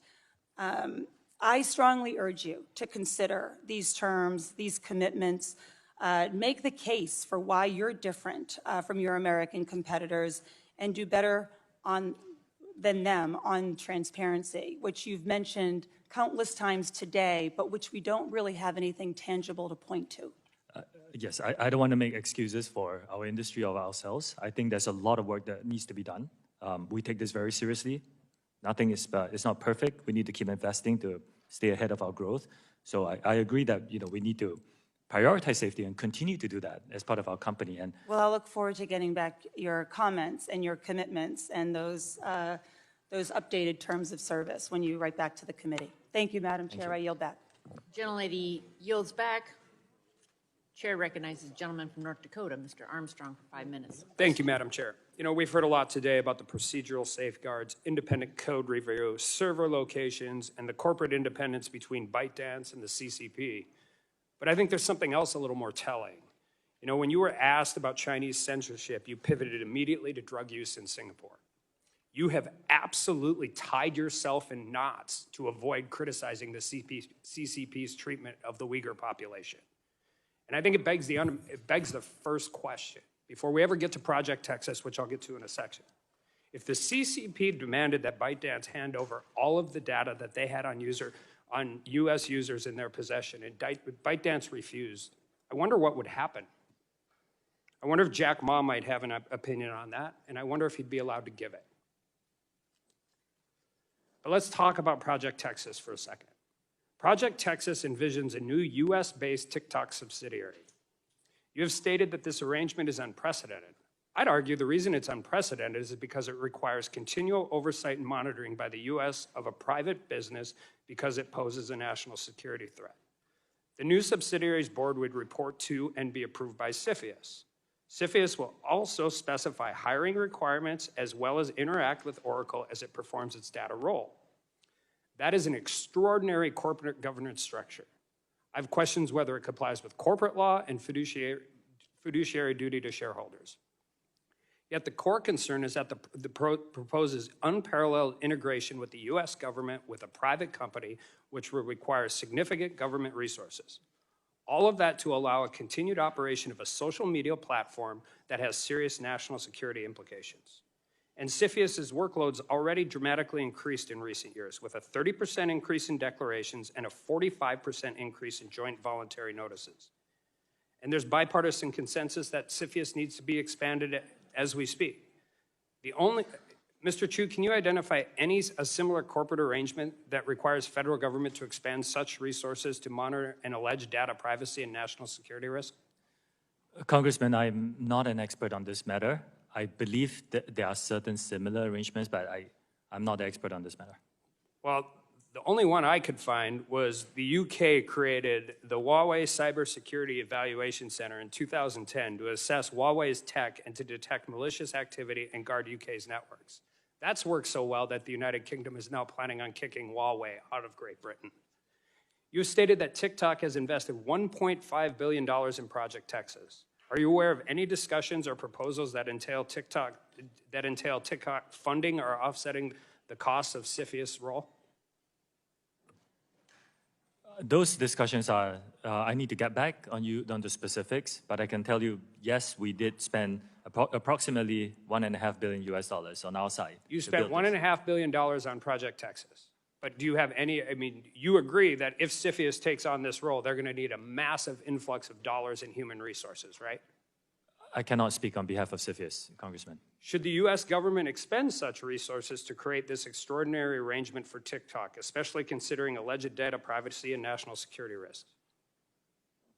Congressman, I cannot speak on behalf of the United States. Well, but Project Texas doesn't work without CFIUS, right? Project Texas, as you guys have proposed it, does not work without CFIUS involvement. The idea behind Project Texas is the firewall of US user data, make sure it's stored by an American company, overseen by American personnel, and we will invite third-party monitors to monitor this. So that, in essence, at least as far as I know, is the majority of the cost, because it will rely on not just us building the infrastructure, but us, finding and hiring these third-party monitors who are vetted to come in and monitor this structure.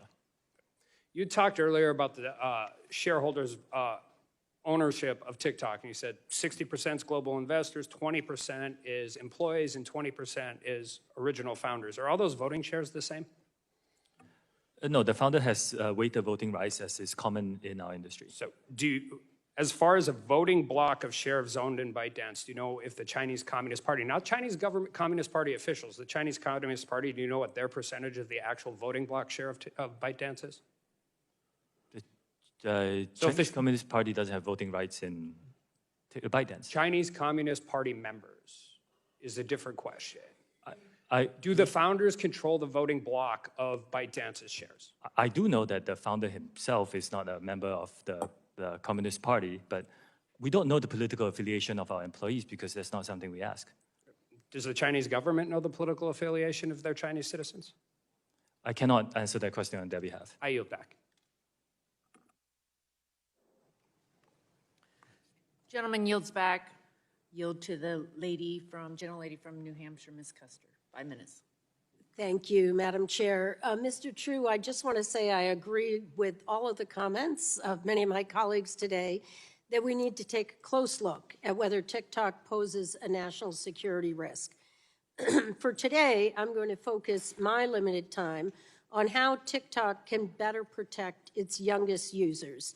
And I think a number of us have identified as parents today and have serious concerns as we relayed to you. Just this week, I heard from a parent in my district in Nashua, New Hampshire, whose child was served harmful content on TikTok and has needed counseling as a result.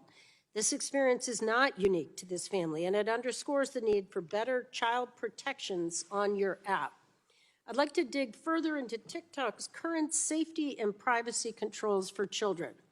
I understand that TikTok restricts certain app capabilities for users under age 18 and has additional restrictions for users under age 16 or 13, such as limiting who can interact with them on the platform. However, these protections are worthless if any savvy child can easily bypass these age restrictions by deleting their own account and creating a new one with a different age. And by easily, I mean you can literally go in and open another account using the same email address. So I've been made aware by child safety groups, including Fair Play for Kids and Common Sense, that it is that simple for young users to bypass the age restrictions on TikTok. Yes or no, are you aware of this issue? I apologize. I think that's a great question that you raised. If a user inputs an age and is blocked, my understanding is that if the user tries to do it again within a short period of time, and I won't disclose publicly. We did it in our office yesterday. You can go right back in, use the exact same email address, and open a new account. So can I get your commitment that you will at least fix that bug? I will go and have a look at it, yes. Thank you. If we're here today to talk TikTok and not other platforms, but I'm happy to look at legislative solutions. In the interim, TikTok has a responsibility to do more to protect its young users, and I will accept your commitment to take a look at fixing that issue. Will you, let's see. Sorry, I recognize that TikTok has made efforts to provide parents and guardians increased options to monitor and limit their child's activity on the app, including family pairing and time limit features. But I still have concerns. In order to access family pairing, parents then must download the app onto their phone. And this sounds like a design to lure more users onto the app rather than a practical safety feature. Furthermore, downloading the app may not be a viable option for many parents. Mr. Chu, will TikTok commit to developing other methods for parents to monitor their child's use of the app without having to download the TikTok app on their phone? I can look into that specifically and get back to you. But the Okay. Family Paric that you mentioned is a very good tool that we developed. I encourage parents with teenagers But it's not a to use perfect it. tool, and let me just say, one of my concerns is that the minimum time limit TikTok lets parents set for their children is 40 minutes, which for a young child is a very long period of time. Actually, giving parents control would mean providing them the freedom to set the screen time that makes sense for their family. Now, I've got a copy of the app page that shows just the 4 options. Would you commit to adding an other option so that the parent can easily set their own screen time limit? I can take a look at that. I think it's important. I think parents are looking for control. They're looking to allow their family to use these apps without TikTok taking over their child's media use. I've heard reports of users struggling to access the feature, and so I will look forward to hearing back from you on adding an other so that a parent can add a custom limit. So finally, I ask that you commit to report back to this committee and the American public on how TikTok addresses these safety issues and the steps that you are taking to default children's accounts to the most protective possible settings. And with that, Madam Chair, I yield back. Gentlelady yields back. Chair yields to the gentleman from Ohio. 5 minutes, Mr. Balderson. Thank you, Madam Chair. Thank you, Mr. Chen, for being here today. I would like to start by inserting into the record a report entitled TikTok, ByteDance, and Their Ties to the Chinese Communist Party, which was published by the Australian Parliament just over a week ago. If I could add that to the record, Without please. objection, so ordered. Thank you, Madam Chair. Mr. Chu, we know that your company's algorithm has been exposed for delivering videos to China that encourages them to develop eating disorders, promotes challenges that have caused children to accidentally commit suicide, glorifies the use of drugs and pornography. Despite the constant media coverage of this issue, your company continues to feed our children this dangerous and harmful content. Can you explain to parents back in my congressional district why it should be their burden and not TikTok's to set up the guardian parental controls for their children so that they do not view content which encourages eating disorders or committing suicide? Congressman, I take these issues very seriously. If the user is a teenage user on our platform, we actually have a differentiated experience, including certain models that we are building with experts to help identify certain content that's not inherently harmful, but could lead people to eating disorders. Anything that glorifies eating disorders is violative of our platform, and we remove that. And I want to assure you that I take this very, very seriously, this commitment. Mr. Curtis, my colleague, mentioned the use of heating tool on your platform to make specific videos go viral or get more views. Does TikTok use a cooling tool where employees can manually limit the amplification of content that TikTok should hide, like content that promotes eating disorders, drug use, or suicide among children? The only promotion tool that we have is approved by the local teams, so in the US by the US team, and it's for commercial purposes like Taylor Swift. I think when she onboarded, we, So heated that'd a be little. yes or no? I just want to make sure that I'm answering your question with specifics. If this tool exists, why isn't it being used to cool then the spread of dangerous content? I mean, why is it still happening? Dangerous content that violates, we remove them. When we see them, we actually remove them from the platform. Okay. The fact of the matter here is that despite whatever action you take, that TikTok is taking to protect teens, your algorithm continues to promote harmful content. Wouldn't you agree that indicates there is something inherently wrong with the algorithm your platform employs? I do respectfully disagree with that. The algorithm drives a great user experience for many, many users. I talked about STEM content. That has 116 billion views on our platform. One more example. Book Talk is a trend that happened on our platform. It's to encourage people to read. And globally, it has 115 billion views, and it's fantastic. I've heard people telling me that they are reading more because of Book Talk. So there is a lot of good and joy and positive that can be derived from the TikTok experience. Yes, there are some bad actors who come in and post violative content, and it's our job to remove them. But the overwhelming experience is a very positive one for our community. But if it's your job to remove them, it's been said many times here today about the 41 days that that video stood up with addressing the chairwoman. After this, I'm going to go and look into the specifics of that. All right, thank you. Madam Chair, I yield back.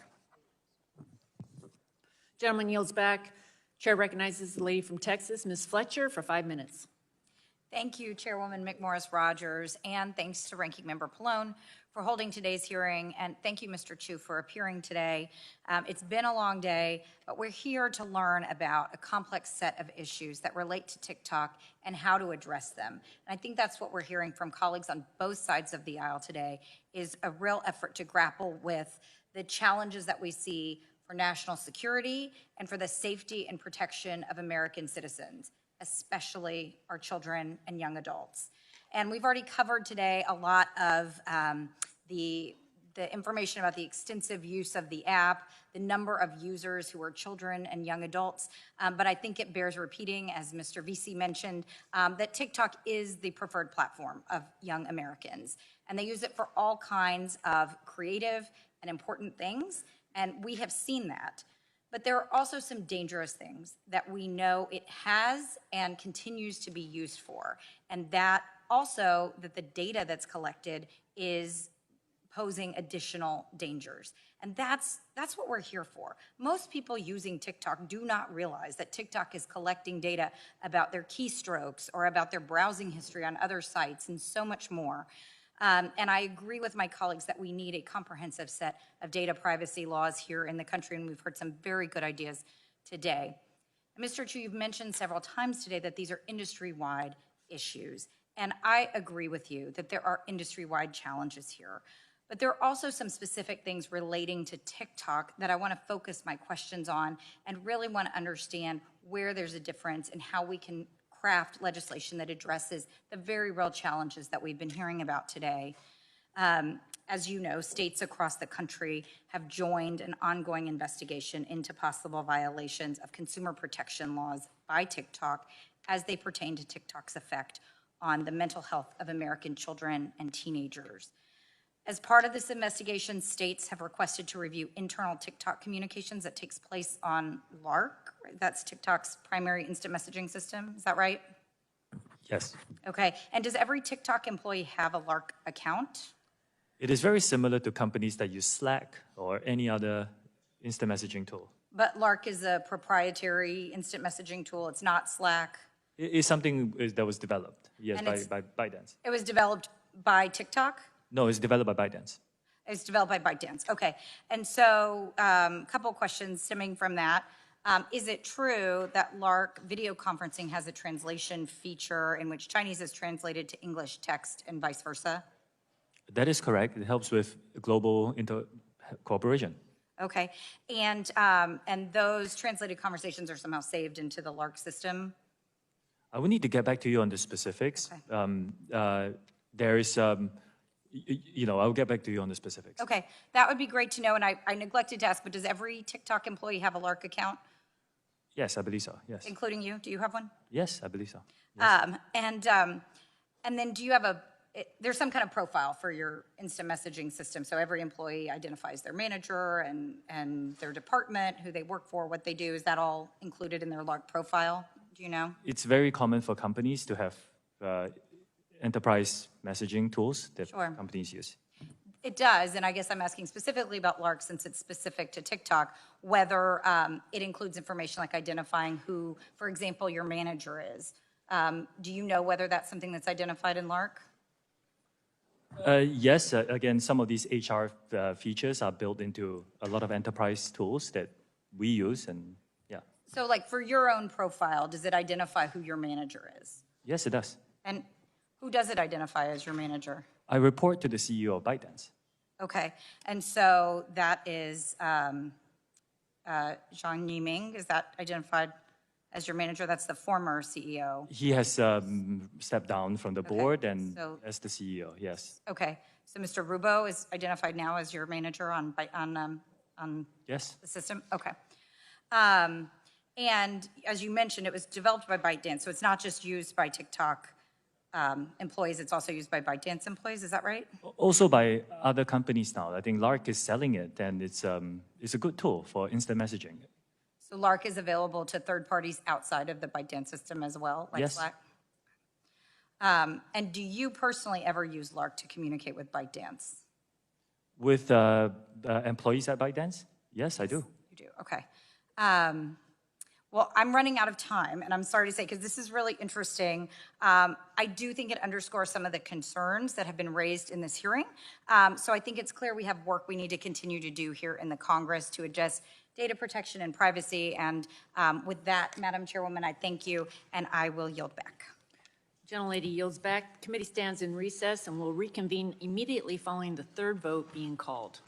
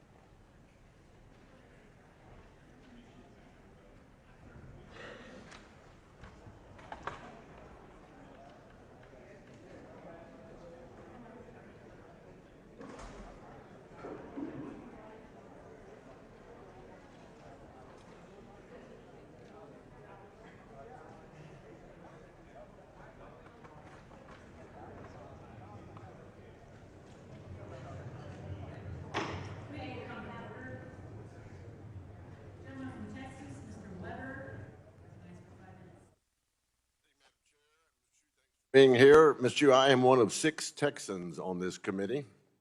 I'm over here. So when you invoke the name of Texas, you get my attention. Ms. Chu, when you were the CFO of ByteDance, did the Chinese government instruct you on how content was to be moderated on Douyin or TikTok, yes or no? Sorry, Congressman, would you mind repeating that question? When you were the CFO of ByteDance, did the Chinese government instruct you on how content was to be moderated on Douyin or TikTok? I was not in charge of that. That's You were the not. CFO of Okay. ByteDance. We have a discrepancy there. Reports have shown that TikTok accounts managed by Media Links TV, a propaganda arm of the CCP, pushed divisive content before the recent midterm election. Mr. Hsu, yes or no, to your knowledge, has the CCP coordinated or utilized TikTok to influence users through algorithms, state-paid content creation, or in any other capacity? No, they do not do that. We do not promote or remove any content on behalf of the Chinese government. You don't, but did the Chinese government? Do you have any knowledge of that? We do not do, Congressman, we have only one process of removing content on our platform. Okay. And the process is done by our content moderation team headquartered in Ireland and Ireland and the US. And we will only remove content if it violates our guidelines, and that's something that we audit, or if there's a valid legal order. So, okay. Several reports, hearings, and leaked internal documents have indicated that TikTok has repeatedly censored or de-amplified content that is critical of Chinese Communist Party policies in the U.S. and abroad. Are you aware of those reports? I don't think that's accurate, Congressman. Are you aware of those reports? There could be some reports that say that, but that action itself is not Your something that testimony here today is that you can keep up with stuff and make it as clean as possible, quote unquote. Are you aware of those reports? I want to make it very clear that there is content on TikTok that's great and fun. There is content that's critical of China, That's and not it's what not there. that's not what I'm saying. Are you aware of the reports citing that fact? Again, like I said, the fact is, if you go onto our platform, you will find content that is critical of China. Well, we're going to talk about that. Now, this committee is looking at reforming Section 230 of the Communications Decency Act, which has already been mentioned here today. Do you think that censoring history and historical facts and current events should be protected by Section 230's good faith requirement? Congressman, that is a more complex topic. I will need to speak to my team and get back to you on the specifics. Is your team behind you? It's my broader team. I will speak to them and I'll get back to you. It's always good to have folks behind you, isn't it? Not them. Oh, no. Oh, okay, I got you. Here are my concerns with TikTok. Your claims are hard to believe. It's no secret to us that TikTok is still under the thumb of CCP influence. And let's be honest, TikTok is indoctrinating our children with divisive, woke, and pro-CCP propaganda, all while threatening our national security with Chinese spyware. In fact, let me look at my notes here. You had an exchange with Anna Eshoo. In your exchange with Congresswoman Eshoo, you said that, quote, extreme fitness videos shouldn't be viewed too much. Do you remember that exchange here today? What extremist videos? With Anna Eshoo out of California.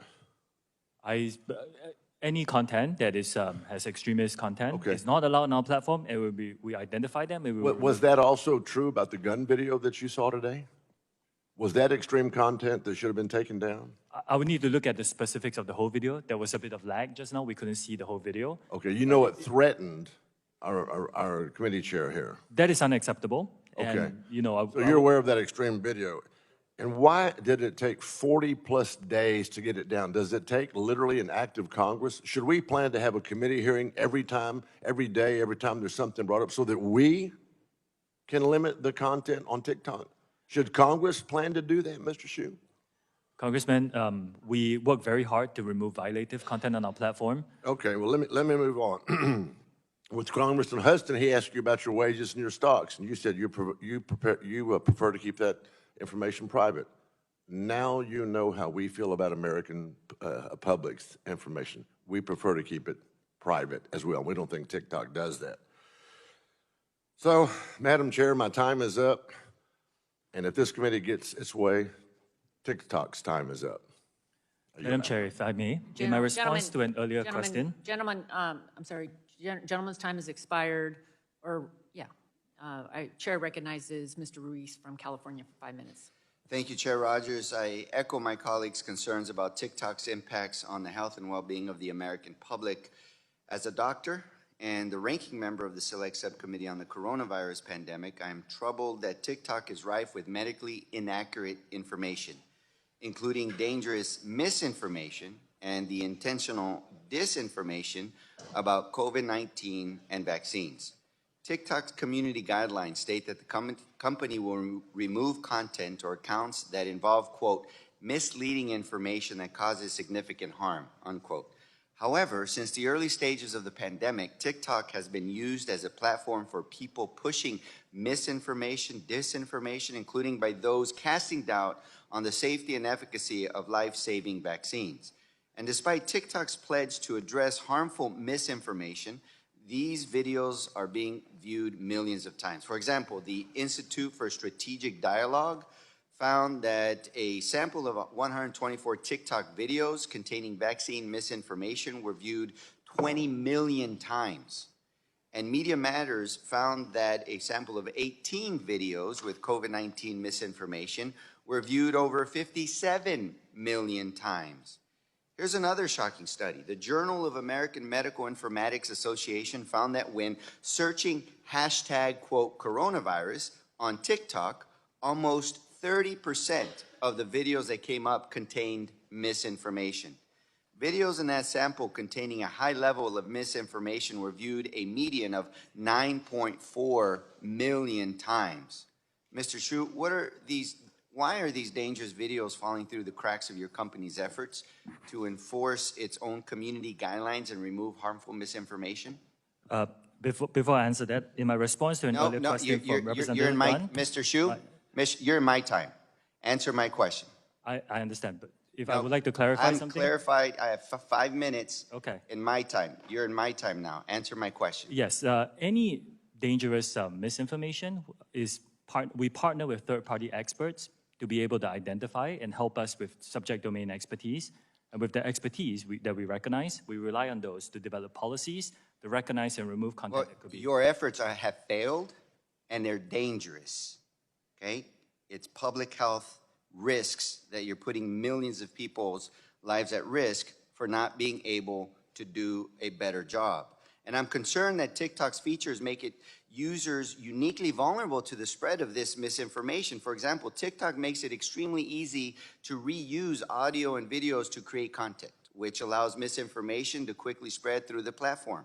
And TikTok's algorithm to recommend videos means that a user viewing one video containing misinformation can easily result in their quote-unquote For You page becoming filled with videos containing similar misinformation.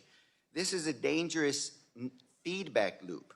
So is TikTok taking any action to modify these features so that they no longer facilitate the spread of this misinformation or this misinformation feedback loop?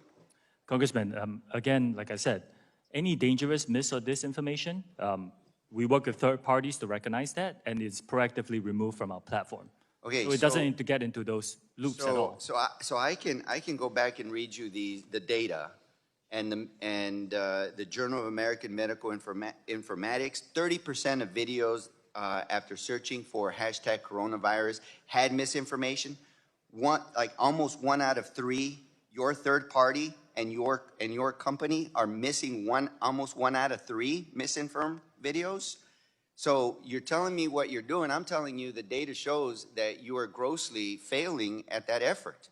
The other question I have for you is that TikTok is also in Spanish, and Spanish-speaking populations have been specifically targeted to misinformation when it comes to many aspects, especially medical misinformation. And as chair of the Congressional Hispanic Caucus, we reached out to you last Congress on this issue. So what is your intent, or how does your team look like to address Spanish versus English? How many staff do you have focusing on Spanish versus how many staff do you have focusing on English misinformation? Congressman, I was, like I explained just now, the Spanish-speaking population is very important to our platform.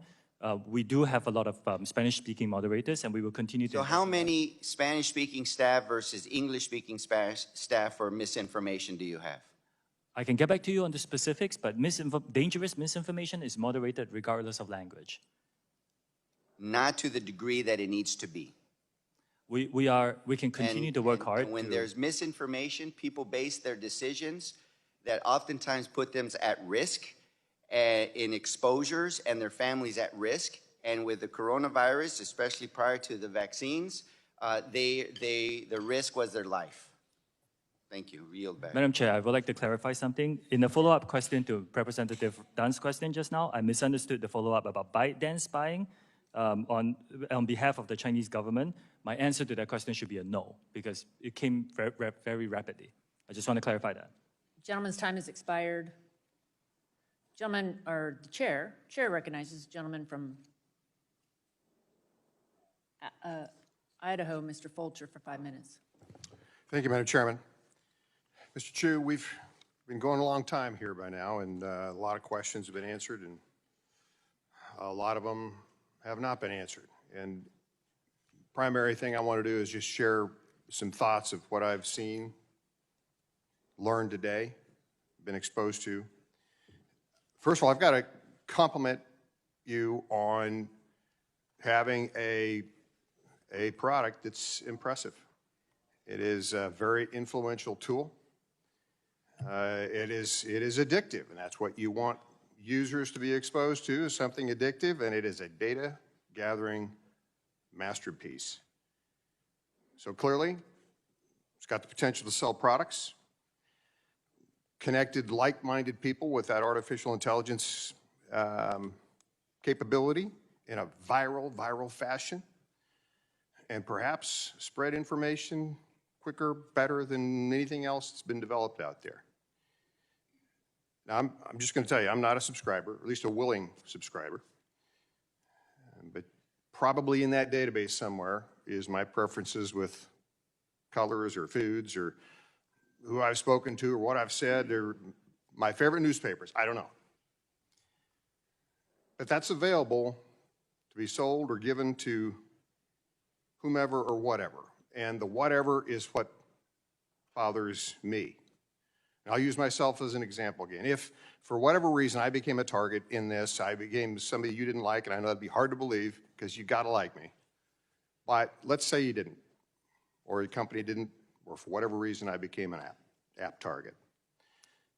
That artificial intelligence algorithm could be shared or spread selectively to a targeted audience that, with negative information that maybe has been paired up with that knowledge in that app to make me look really, really bad.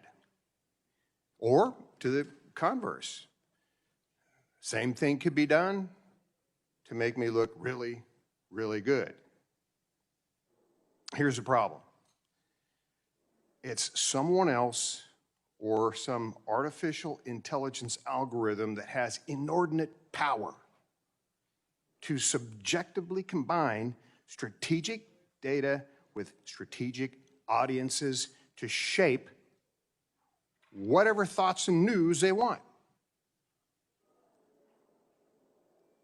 And I've equipped it, not even knowing it. And that process could apply to anyone or anything. There's the danger. It could be the President of the United States. It could be their kids. It could be a company. It could be a political party. It could be a news outlet. Anything could be targeted for that selective viral spread of just some information.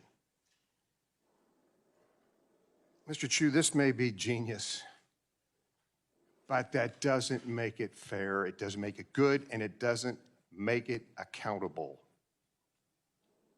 I wouldn't want my government to have that ability. I wouldn't want a company or a political party or my friend August here or my mother to have that capability. And I certainly don't want that to be accessible to anyone in China. Now, there's no question it's got immense value. And as proof of that, you're here. Because this hasn't been a fun day. I know that. Hasn't been a fun day for us either.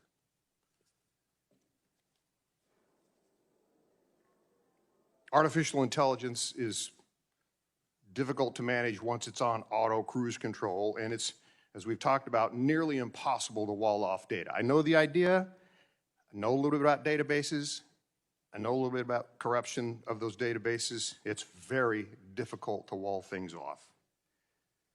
And unfortunately, there's this thing called human nature where there's some dark components from time to time. There's always a temptation to monetize things or perhaps use some of these tools for nefarious purposes, and they can have absolutely devastating consequences. So, Mr. Chu, I'm going to wrap up my comments and just say that this is so attractive. TikTok poses as a Mr. Rogers neighborhood, but it acts like Big Brother. And that's got to stop. Madam Chair, I yield Will the back. gentleman yield? Gentleman yields back. The gentleman yield?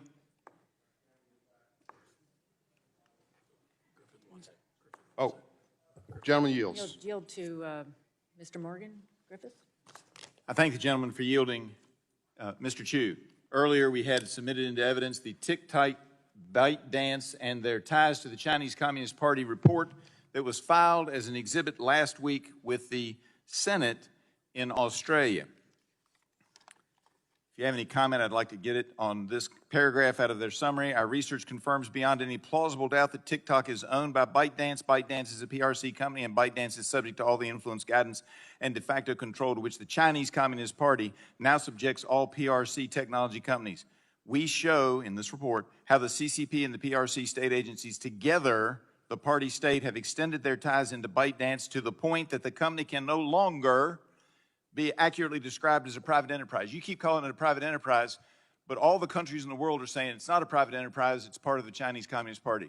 What say you, sir, yes or no? Is it part of the Chinese Communist Party, as everybody thinks, or are you still living in some mystical world?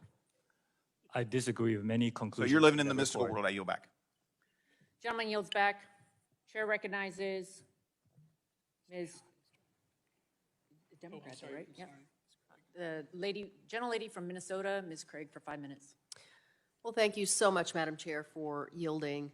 Mr. Chu, I'm probably like a lot of parents who are also members of Congress out here. I know a number of us, when you testified earlier today, you mentioned that the over 35 segment was a growing group of potential users. As if over 35 is old, and I realize that my own children think that I'm ancient, our 4 boys. But like a lot of us up here, we understand that there is some potential good, and of course, many of your influencers are doing what they're doing for all the right reasons. But one thing in your testimony you said a lot was safety. But as a mother and as a member of Congress and as someone who's very concerned about drug use in our country, I was surprised that that didn't come up once in your testimony, no real reference to it here today. You know, I've raised my concerns in general about social media platforms serving as an illegal marketplace for drugs in prior big tech hearings, and I plan to continue that focus during today's hearing. Mr. Chu, a March 8th, 2023 article in the Washington Post detailed the fact that TikTok has made little progress in combating the sale of illegal drugs on your platform. In fact, Colorado Attorney General Phil Weiser said that getting drugs on a platform like yours was nearly as convenient as using a phone to order a pizza or call an Uber. That same article mentions that law enforcement agencies have been frustrated by TikTok's lack of competition in the form of data sharing. In my view, TikTok has taken little action in response to this crisis. According to a May 2022 blog post from TikTok, you donated $125,000, or 0.001% of your 22 revenue, to an anti-drug effort on your platform in the form of ad credits. You also redirected hashtag drugs, hashtag fentanyl, and other obvious hashtags away from posts selling drugs to a community resources page, as if a teenager looking for drugs is going to look for them at hashtag drugs. Drug dealers have easily worked their way around this, using emojis and slang to communicate that they have drugs for sale. To this day, it is possible for anyone to log into your platform and acquire drugs, and the consequences of that can be fatal. What are you doing to move past these token efforts to prevent teenagers from accessing drugs on your platform? Look, as parents up here today, we may not understand everything about your platform. I'm not a tech guru. Many of us up here may not use exactly the right language, but we know when our kids are at risk, and our kids are at risk on your platform. So what are you going to do to move past these previous token efforts? Congresswoman, we do take illegal drugs content on our platform very seriously. It violates our guidelines to proactively identify and remove them. And as you pointed out, if anybody searches for any drugs on our platform, we do point them to resources to help them with that. At the same time, we have also taken product changes. Like, for example, we don't allow our under 16 users to use direct messaging. And the reason is because, we wanted to, there was a trade-off here. And we believe that, it will protect these younger users better from getting contacts from people trying to push illegal activity. So we will continue to work on it. Again, no company can be perfect at this. We're not saying we are. Mr. Chu, I, with all due respect, the no company can be perfect line has been used way too much today. I'm going to reclaim my time. Clearly in the 3+ hours you've been before us today, what you're saying about Project Texas just doesn't pass the smell test. My constituents are concerned that TikTok and the Chinese Communist Party are controlling their data and seeing our own vulnerabilities. If you were an American company, we could look at your 10K, we could see who your shareholders are. The answer you provided earlier today, you'd rather not tell us what your compensation is or how it's derived. Well, no American CEO would like to tell us that, but they have to because they're an American company. So what you're doing down in Texas, it's all well and good, but it is not enough for us to be convinced that our privacy is not at risk. So how can you say that you're protecting American users' privacy with the CCP being so heavily involved with ByteDance? It's not possible. China won't even carry your product. How is it that you can convince us that our privacy is not at risk? And more than that, our kids' privacy is not at risk in this country. In my opening statement,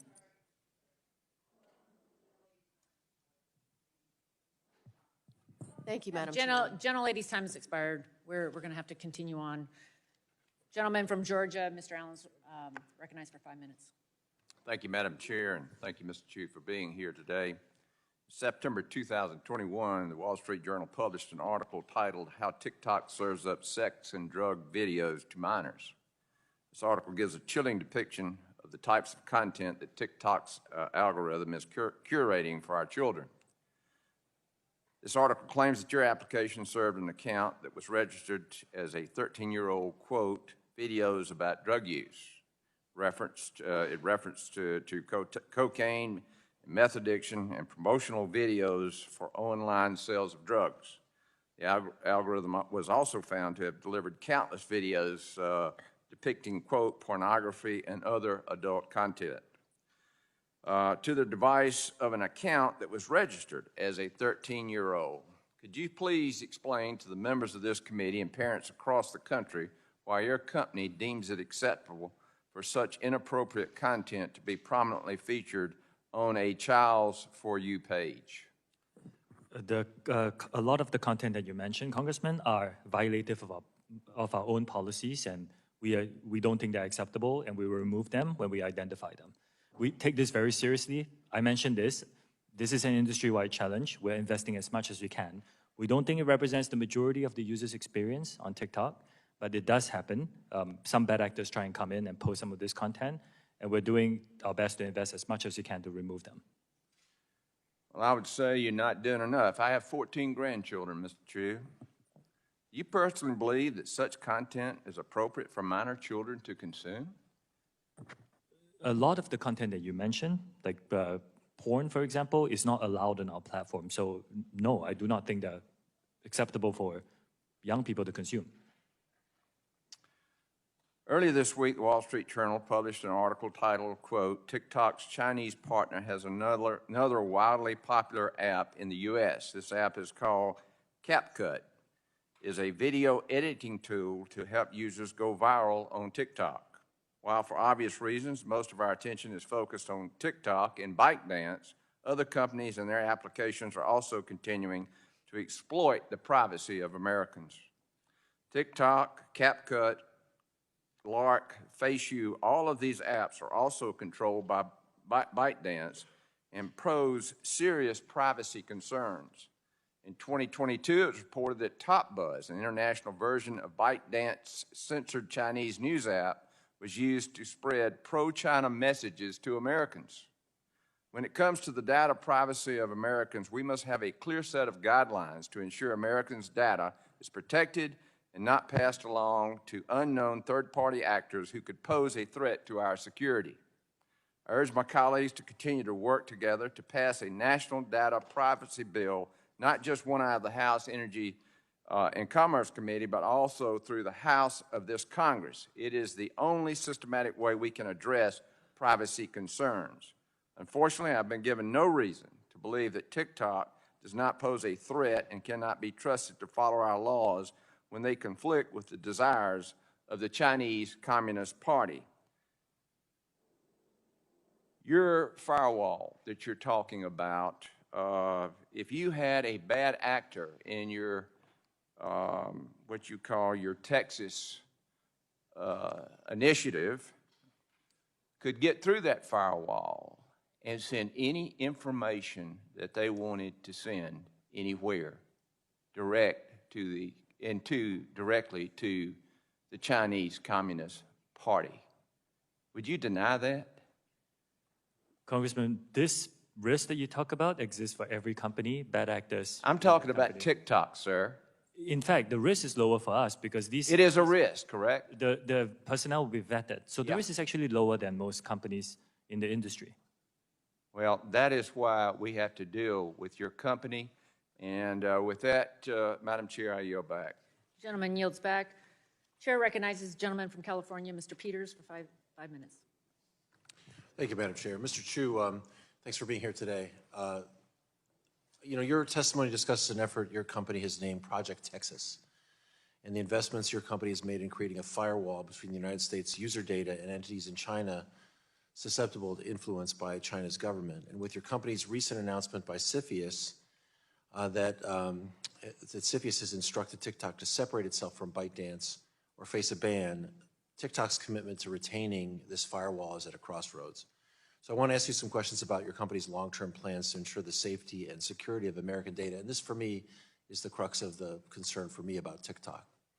First of all, does the Chinese government need to approve Project Texas for TikTok to agree to it?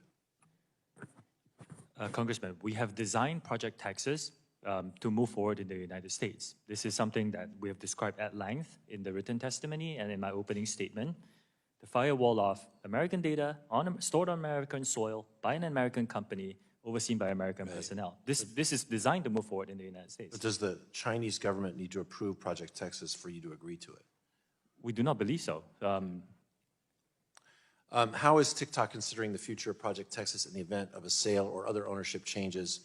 Are there elements of the Project Texas that TikTok would change prior to, or? I cannot speak on this hypothetical or on, on potential, owners who I cannot represent. Okay, you don't know. I don't know, yes. Despite Project Texas's planned positive changes, it does include several broad exceptions that would allow large amounts of U.S. user data to routinely leave the country. I want to know a little bit more about these exceptions so I can understand whether Project Texas can live up to its promise of protecting Americans' user data. I understand that under Project Texas, business data and public data will be permitted to regularly leave the United States. Is that correct? Almost all the data is under the that's not public, is under the definition of protected data. This accepted data that you mentioned, I can get back to your team on this, is really for interoperability purposes, to make sure that the business can still operate and American users are still getting the benefit Can you tell us of a global platform. where the data goes and how it's used by the company? It will travel outside of the United States, but I can get back to you on the specifics. It's data that it cannot be used to identify users, so it really is data that ensures the interoperability of the platform. And I understand that. I think we would want to have some understanding of how we would distinguish that by definition, and then also how it would be enforced. I can get back to you on those specifics. How is the U.S. data used to promote certain content back in the United States market, for instance? I'm sorry? So, you'll have U.S. data feed the. All right. Can you discuss when you discuss where the data goes and how it's used by the company? How and at what points of data transfer does the U.S. data feed the PRC developed algorithm used by TikTok? How would the data that you're talking about? TikTok is not available in mainland China. The PRC developed algorithm used by TikTok, how does U.S. data get fed by that? The algorithm that leads to the U.S. app is in the Oracle Cloud Infrastructure and is trained by U.S. and global data. Again, TikTok is not available in mainland China. How can we trust that these exceptions for Project Texas won't be abused by China's government or by foreign adversaries? This is the fourth commitment: transparency, third-party monitors, including the definitions of these exceptions, and we can be very transparent on how they're used. Okay, I guess my question will be that you want to get back to me in writing. That's fine, but how we would distinguish between the data for interoperability that you suggest needs to be shared with what data wouldn't be shared? It's again, it's first of all, public data is not part of the protected data definition, because public data is what users want to share globally. So if you post a video and you want someone in France to see it, just by definition, it has to leave the United States. Otherwise, the world cannot see it. Now, there are certain aggregated and anonymized data sets that's useful for interoperability, for advertising, for example. Right. And that is part of what we're talking about. Right. I can get back to you on the specifics, but I think we'd also want to know how it's anonymized and what oversight and enforcement we can count on. Okay, I can get back to you on specifics. Thank you. I yield back. Gentleman yields back. Gentleman from Texas, Mr. Pfluger, is recognized for 5 minutes. Thank you, Madam Chair. Mr. Chu, I got to hand it to you. You've actually done something that in the last 3 to 4 years has not happened, except for the exception of maybe Vladimir Putin. You have unified Republicans and Democrats. And if only for a day, we're actually unified because we have serious concerns. Does TikTok support good? I mean, is TikTok a platform for good? Just yes or no? I believe yes. Okay. Does TikTok support freedom of speech? Yes, it's one of the commitments I've given this committee. Do you personally support the First Amendment? Congressman, I'm here to talk about As the CEO of TikTok? I'm here to talk about TikTok. As the CEO of TikTok, do you support TikTok supports freedom of speech. Thank you. Does TikTok support genocide? Again, Congressman, I'm here to talk about TikTok. Does TikTok support genocide? Does TikTok? No. Okay, thank you. Okay, but I'm here to talk about reclaiming my time. I'm going to go to a video now, and it's from Enes Kanter Freedom. And I'd like you to see Enes Kanter Freedom, who has spent his entire career post-MBA fighting against human rights violations within the Chinese Communist Party. Go ahead and play this video, which highlights a situation that allegedly shows some human rights violations inside China. Please play.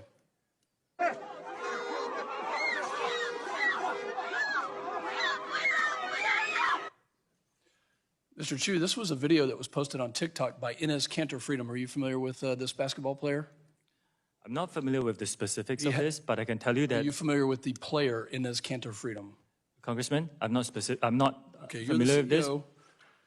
You just have to open TikTok and just search for this kind of content. It really exists. I've read the moderation policy. Let me just quote what you've talked about: content moderation. TikTok has a moderation policy, yes? We do have community guidelines that One of the guidelines says material that in the sole judgment of TikTok is objectionable. Is this an example? Banning Enes Kanter freedom, is that an example of objectionable material inside the Chinese Communist Party in mainland China? We do not take down content simply because it's critical of He China. was banned We do not do 1 that. week after this video. We do not do that. And I can check on the specific. If you need a note, go ahead. The note says he's not banned. His account was taken off 1 well, week after. We can check on the specifics. We can check. Yeah. So let's get to some other questions. Thank you for the slide. Your privacy policy states that you collect a great array of data, keystroke patterns, app file names and types, sometimes approximate location, GPS location. Are keystroke patterns and rhythms part of TikTok gathering, the data that is gathered by TikTok? If you're talking, Congressman, specifically about keystrokes, keystrokes, we do not engage in keystroke logging to monitor what the users say. It's to identify bots. Okay. It's for security purposes, and this is a standard industry practice. You gather a lot of data, it's safe to say. We don't believe we gather more than any other social media company. TikTok gathers a lot of data because your value proposition, as you sat in my office and told me, was to connect people to each other around the world. You told me this in my office. So you gather data on what they like and what they don't like, and then you show them things that they don't know they like, but eventually they may. You told me this.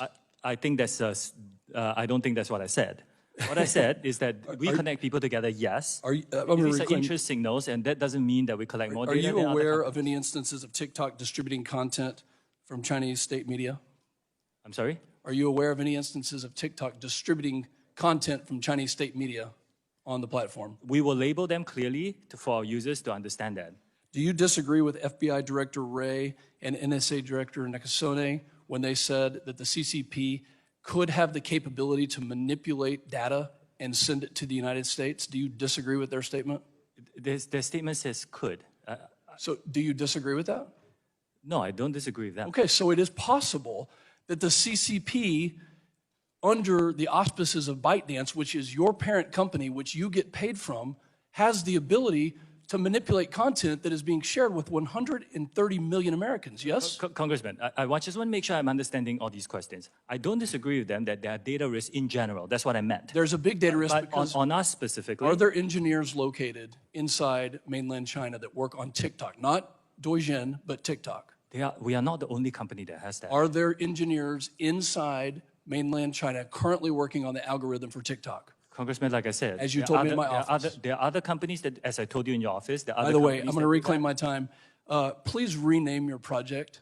Texas is not the appropriate name. We stand for freedom and transparency, and we don't want your project. I yield back. Gentleman yields back. Gentlelady from Tennessee is recognized for 5 minutes, Mrs. Harshberger. Thank you, Madam Chair, and thank you, Mr. Chu, for being here today. Both President Trump and now President Biden have backed forcing TikTok to sell to an American company. However, the Chinese Communist Party has put export controls on algorithms, ByteDance owns, that power TikTok. And of course, this has created a gauntlet of regulatory hurdles in China and the U.S. that prevented the sale of TikTok.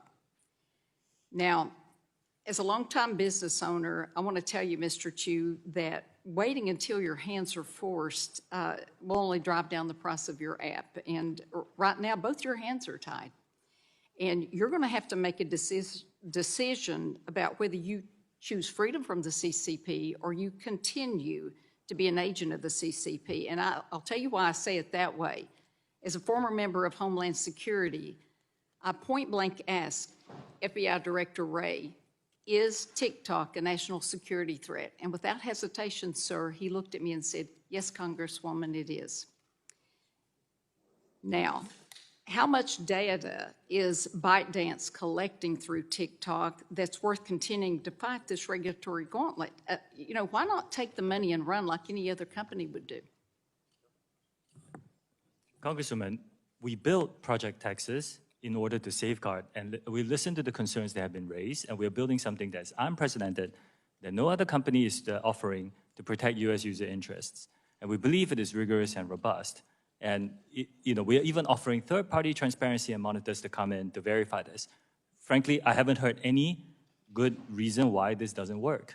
I've heard a lot of rhetoric around this, but I haven't heard a good reason why it doesn't work. Well, I look forward to these conversations, by the way, with you. Absolutely. Well, let me go down this road. When TikTok was unveiled to the public, its business model was solely based on generating revenue from advertising. Of course, ByteDance operated a separate app called Douyin for the Chinese marketplace. TikTok is embarking on becoming a so-called super app. In other words, it's a one-stop shop with everything you do, as Representative Fulcher said. It's reported that TikTok's algorithms are so powerful that owner ByteDance has begun to license it to other companies. TikTok's recommendation engine drives usage on the platform, and this leads to promises of quick exposure and fame that leads to even more people joining. And when you sign up, TikTok starts collecting data about you, your location, your gender, your age, your facial data. The user never gets to the end of the content, and that's by design. And obviously, that makes you a lot of money. Now, I know that the Chinese Communist Party is preventing ByteDance from selling TikTok due to export restrictions on the technology, and this causes me to question, how are you going to power TikTok with your Oracle servers located in the U.S. with that Texas project, with ByteDance technology, if it can't leave China? How's that going to happen? I just want you to explain how it's going to happen. Congresswoman, the way that we designed this is so that any piece of software that is impactful to the code that enters, that some technical details around this will be reviewed by a third party or a few third-party monitors, just to make sure that we're all comfortable with the code. I want to say this again. I don't know of any other company in my industry who is offering this level of transparency. Well, why are there two different versions of apps, one in China and one in the United States? It's just a different business. Well, I think we all know the reason that the Chinese get a different version, because ByteDance puts China first and America last. And, TikTok has, with everything we've heard today, sir, when you see 13-year-olds, 16-year-olds, you see the degradation that's happening to our youth and our society. It's deceptive, and it's destructive comment, and it's comments, and the worst thing is that it's deliberate, sir. And that's not acceptable. And with that, Chairwoman, I yield back. Gentlelady yields back. Gentlelady from Iowa, Ms. Miller Meeks, recognized for 5 minutes. Thank you, Madam Chair, and just like to thank our witness, Mr. Chu. Having been in the hot seat, so to speak, before when I was in State Senate, I know how challenging this can be, and thank you for your demeanor throughout all of this. But certainly, as you can see, in a bipartisan way, we have concerns, and those concerns are valid. And this is a yes or no question. Does TikTok track users' individual keystrokes? Only for security purposes, for example, detecting bots, but we don't monitor what users say. So the only purpose that you would monitor keystrokes is for security purposes. I can get back to you on more specifics, but this is not unlike what many other companies in the industry does. So the keystroke monitoring does not go beyond what common industry practice in comparison to platforms like Facebook or Instagram use? Yes, I believe so. Okay. And does TikTok keep records of users' credit cards and passwords? I'm not aware of that. You don't need that to log in. Of course, I can get back to you on specifics if you make a transaction on an e-commerce platform. But regardless, all that US data will be stored within the Project Texas firewall, within the Oracle Cloud infrastructure and overseen by American personnel. So you would store credit card and password information? I need to check on the specifics. We are launching a pilot e-commerce plan, and we're making sure that that data is very secure within the Oracle Cloud infrastructure. I think you've made a point of saying that your platform is not different than other platforms on social media, and therefore are no more responsible than Facebook or Instagram or Twitter or the other social media platforms. The concern, however, comes with where the technology is generated and whom it is owned by. And in the case of other companies, it is generated in the U.S., under U.S. guidelines, under U.S. privacy laws, with certain parameters versus generated through a parent company, ByteDance, which, as we know, is susceptible to the laws of the Chinese Communist Party, which has access to all of that data and information. And I understand that TikTok has just reinstated Enos Kanter's account recently. So our concern, and the question I have for you is, why would China or the Chinese Communist Party be opposed to a forced sale of TikTok? I cannot speak on behalf of the Chinese government. I can say that we designed Project Texas to take it forward here in the United States. And again, I believe it offers unprecedented protection for U.S. user data. Yeah, I think the problem is when there is a lack of transparency, then that leads people to believe that there's something more nefarious and that there is, in fact, data that is captured, is stored, and poses a risk not only to children in the United States, but also poses a risk to national security. With that, I yield the rest of my time to my colleague, Jay Obernolte. I thank the gentlelady from Iowa for yielding. Mr. Chu, I'd like to continue our discussion about Project Texas and the technical details about what you're proposing to do. So you are migrating all storage of U.S. user data to the Oracle Cloud infrastructure, and you think that that'll be done by the end of the year. Was that right? Again, I can get back to you on the technical parts of it. The migration today, by default, all new U.S. data is stored by default already. Sir, I'm just using what you said in your testimony in your opening here.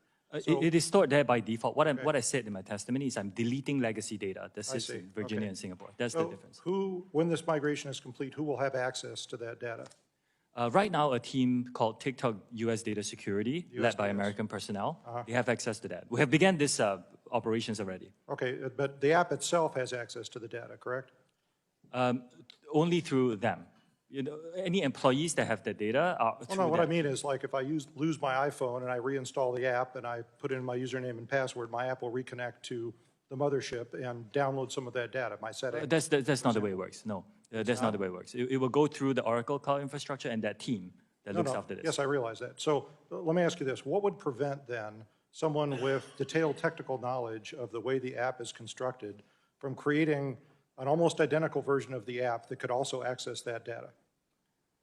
That's what we are giving you third-party monitors and transparency. Yeah, but they're monitoring the source code for your app. I mean, ByteDance, these engineers have been working on this app for years. What would prevent them from making an app that could also access that data? Congressman, I think we're going into the area where, what if there's a hacker? What if there is this? This is a common industry problem, as you know. Well, I mean, it's just, I see my time's expired. It illustrates the point. Okay. I'm just skeptical that you're technically Gentleman's able time to has do expired. what you Gentlelady's time promised. has expired. Mr. Chu, I recognize that we have run over. I appreciate your time. We have just a few members left and would appreciate the chance for them to get to answer or ask their 5 minutes worth of questions. Gentleman from Virginia, Mr. Griffith, is recognized for 5 minutes. Thank you very much, Madam Chair. Mr. Chu, you share legal counsel, lawyers with ByteDance, yes or no? Yes, we do. And you testified that you prepared extensively with your legal team for this hearing, yes or no? With my team in D.C., including the Including some of your legal counsel? Yes. Right. And did they tell you about the report to the Australian Senate of March 14th that I referenced earlier? Did they tell you that that report was out there, yes or no? I cannot recall how I found out about the report. But you know about the report? I can check and, yeah. And did they tell you to favorably cite the Citizens Lab in your written testimony today, yes or no? Congressman, I need to get back to you on specifics. They helped you with the preparation of your written statement, though, didn't they? A team prepares, yes. Yes. And did they tell you that the director of Citizen Lab says he has called out your company for misrepresenting their report repeatedly and did so as late as yesterday? Did they tell you about that, yes or no? Congressman, the Citizen Lab is saying they cannot prove a negative, which is what I've been trying to do for the last 4 hours. All right. But you cited it favorably as saying that it did positive things for you. That being said, let me ask you this. You keep talking about transparency. but you haven't been transparent with us here today. You were asked earlier by Mr. Hudson if you own stock in ByteDance. You said you didn't want to reveal that. Well, we're trying to figure out what the ties are between ByteDance and TikTok. I'm not going to ask you how many shares you own, but do you own shares in ByteDance, sir?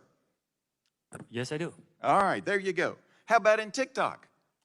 Right now, all employees own shares in one Yeah, sure. entity. I expected that. I just don't understand why you didn't tell Mr. Hudson that and were transparent earlier. Instead, you made us drag it out of you. All right. Now, let's talk about the kids. You told several of our folks that there was a 60-minute deadline.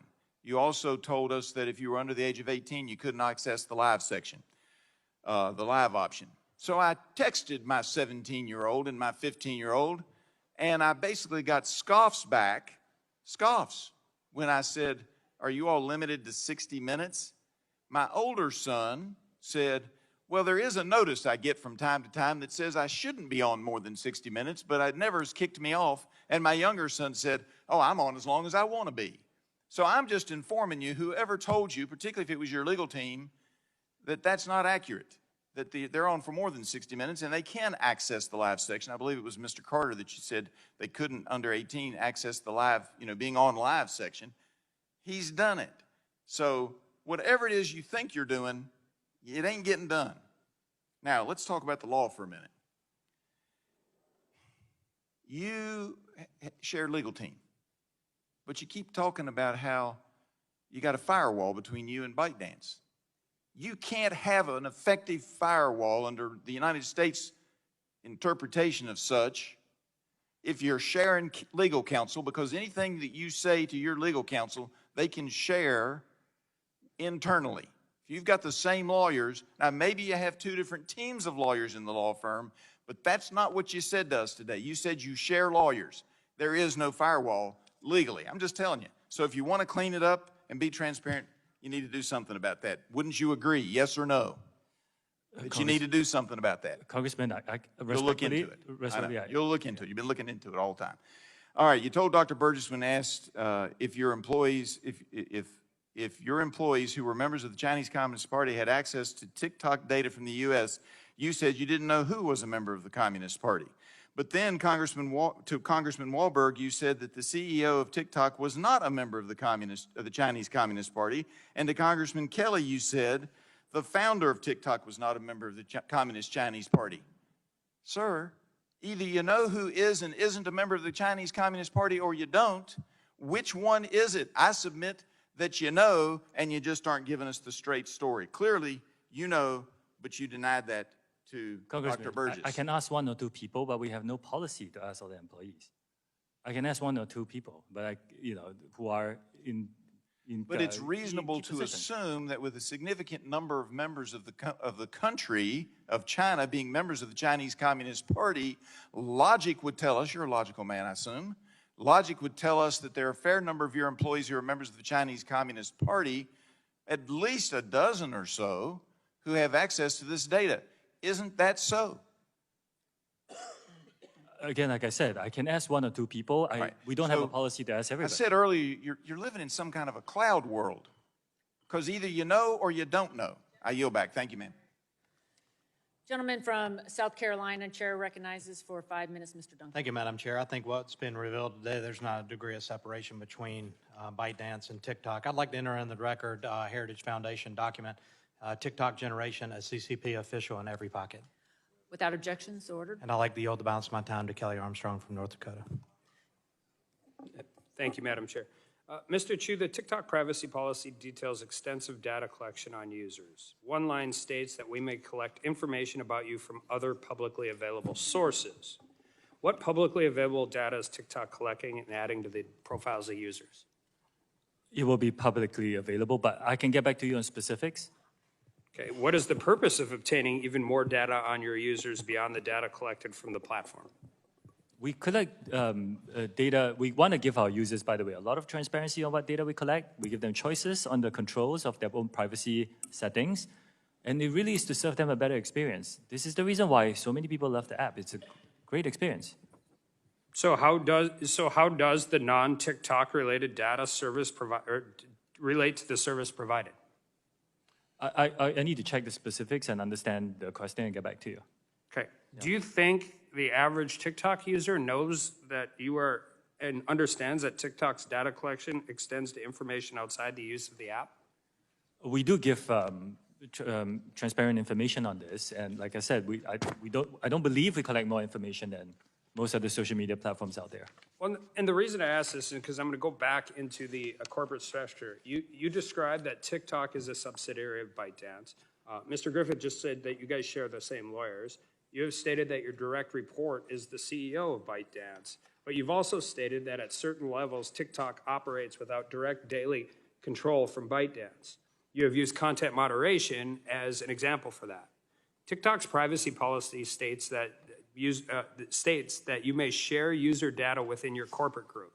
Does that corporate group include ByteDance? If you are talking about that one entity that has the share for Chinese media licensing purposes, I think it's called Beijing Douyin Services. If you're talking about that entity of the government share, the answer is, we have cut off, all access of U.S. data sets to that. So employees of the entity. But your user privacy, so your corporate group, ByteDance is part of your corporate group. ByteDance is the top company. So yeah, you're talking about the other entities within the group.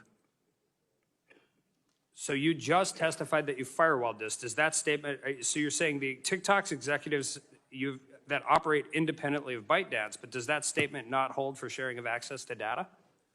Well, I was talking about that one entity that has, many of you have raised some concerns, that's the entity that I'm talking about. The entity with the Chinese government's investment that is for the purpose of Chinese internet licensing for the Chinese business. Let me ask it a different way. What other entities have access to TikTok user data? Well, after Project Texas, we're going to move it so that only TikTok user data security has control the access of that data. Okay, so, and we could bring you back either after Project Texas is done, but right now, what other entities have access to TikTok's user data today? Only by requirement. It's really only by requirement. Certain employees may require some access of data to help build the product. But for US, we have moved it for Project Texas, and by the end of this year, it will be firewalled away. But this is your privacy policy today. Like, I understand what you're telling us, what's potentially going to happen in the future. I have concerns, again, about CFIUS and government involvement, private organization, all of that. I'm just saying, this is your user agreement today. So your user agreement says that you share access with your corporate group. You're telling me what's going to happen whenever Project Texas gets done. I'm asking you today, who has access to TikTok's user data? In our user agreement, Congressman, in our privacy policy, we also added a link so that our users in the US can be informed about Project Texas. The link is there.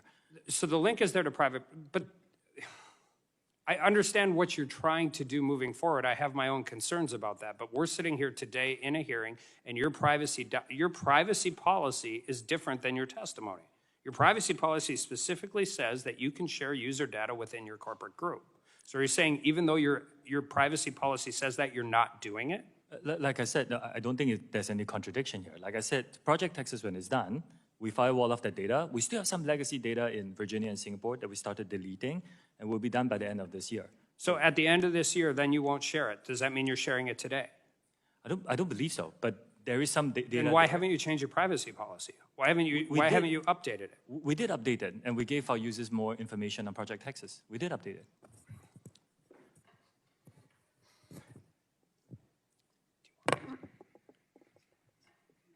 Oh, sorry. Gentleman yields back. Gentleman from Texas. Chair recognizes for 5 minutes Mr. Crenshaw. Thank you, Madam Chair. Thank you, Mr. Chu, for bringing Republicans and Democrats together. Appreciate that. I want to get right to the critical point of concern. So TikTok is able to collect massive amounts of personal data. We all know that. That means it could, if it desired, to use this data to influence narratives and trends, create misinformation campaigns, encourage self-destructive behavior, purposefully allow drug cartels to communicate freely and organize human and drug trafficking. Now, to be fair, all social media companies could do that. But here's the difference. It is only TikTok that is controlled by the Chinese Communist Party. All these other social media companies are not. Mr. Chu, do you agree that TikTok is controlled by the CCP? No. Okay, I thought you'd say that. I disagree, as you thought I might say. Here's why I disagree. Your parent company is ByteDance, right? That's correct. It is correct. So many of the workers who work at ByteDance, they're Communist Party members, right? I wouldn't know. Well, I think, for example, the chief editor at ByteDance, Zhang Vuping, is the Communist Party secretary, correct? He works on the Chinese business, not on TikTok. Right. He works for ByteDance, the parent He works company. on the Chinese business. Right. The parent company of TikTok. The Chinese business is called Douyin. Yeah, but it's all associated with ByteDance, right? So ByteDance owns a number of businesses. Right. They are You all report to ByteDance. Everybody's part of ByteDance. Okay? And do you know of any other employees that work for ByteDance that are part of the Chinese Communist Party?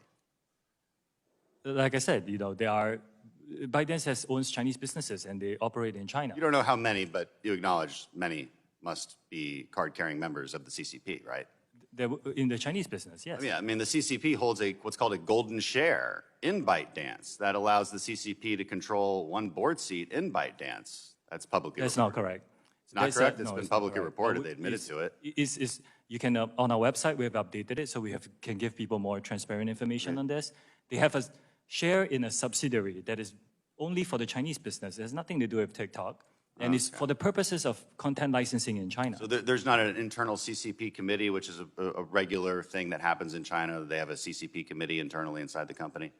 I run TikTok. I cannot represent the Chinese ByteDance. business. Talking about ByteDance. No arrangement in ByteDance? So Again, here's the main point of concern. China's 2017 national intelligence law states very clearly that, quote, any organization or citizen shall support, assist, and cooperate with state intelligence work in accordance with the law and maintain the secrecy of all knowledge of state intelligence work. In other words, ByteDance and also your TikTok employees that live in China, they must cooperate with Chinese intelligence whenever they are called upon. And if they are called upon, they're bound to secrecy. That would include you. So, Mr. Chu, if the CCP tells ByteDance to turn over all data that TikTok has collected inside the U.S., even within Project Texas, do they have to do so, according to Chinese law? Congressman, first, I'm Singaporean. That's fine, but there are employees of yours and ByteDance is in China. We understand this concern. In my opening statement, we said, we hear these concerns, we didn't try to avoid them or trivialize them. We built something where we take that data and put it out of reach. This is what we did. We put it out of reach. Out of reach, but they own you. No, we put it out of reach by storing them. ByteDance owns TikTok. If ByteDance is and the CCP owns ByteDance because the CCP owns everybody in China. And so by law, they can make them do whatever they want, and they say that by law, you can't tell anyone about it. So they can make you hand over that data. Is that correct? Data is stored here in American soil by an American Well, company you say that. overseen by American We thought that, but leaked audio from 80 internal TikTok meetings shows that U.S. user data has been repeatedly accessed from China when you said it hasn't been. And here's the other thing, following back on my colleague's line of questioning, in your own privacy policy, it says that you may share information within your so-called corporate group. Is ByteDance part of that corporate group? If you're talking about the share of the entity with the share, I shared with the previous. Is ByteDance part of the corporate group? ByteDance as a holding company is part of the corporate group. Yes, it's part of the corporate group. Yeah. Okay, so your own privacy policy says you have to share data with ByteDance. And if the CCP says, hey, ByteDance, you're going to do what we say, and you can't tell anyone about it because by law, according to that 2017 national intelligence law, they have to do it. That's our concern. Maybe you haven't done it yet, but my point is that you might have to. And that's where our concerns come from. I mean, over 300 TikTok employees have worked for China's state-run propaganda media. That's just from looking at their LinkedIn profiles. Okay, so and my last point is this. I want to say this to all the teenagers out there and TikTok influencers who think we're just old and out of touch and don't know what we're talking about, trying to take away your favorite app. You may not care that your data is being accessed now, but it will be one day when you do care about it. And here's the real problem. With data comes power. They can choose what you see and how you see it. They can make you believe things that are not true. They can encourage you to engage in behavior that will destroy your life. Even if it is not happening yet, it could in the future. The long-term goal of the Chinese Communist Party is the demise of the American power, and that starts with our youth. At any moment, they could demand that all of TikTok's data be used to design an AI algorithm with the sole purpose of promoting Chinese interests and destroying our society from within. You want to know why Democrats and Republicans have come together on this? That's why we are so concerned. Thank you, and I yield back. Gentleman yields back. I remind the members they have 10 business days to submit questions for the record, and I ask our witness to respond to the questions promptly. Pursuant to committee rules, I ask unanimous consent to enter the documents from the staff list into the record without objection. So ordered. Members should submit their questions by the close of business on April 6th. Without objection, the committee is adjourned.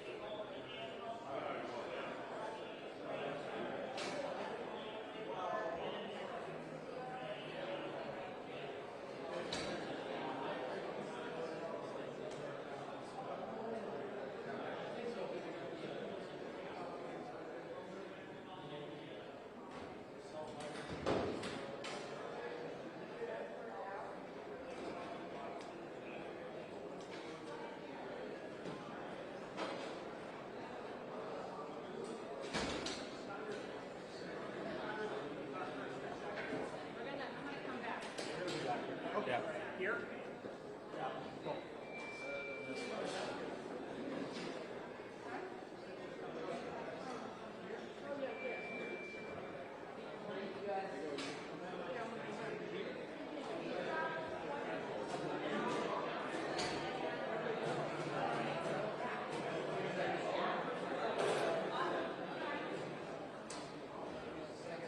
Yeah, yikes. That's terrifying.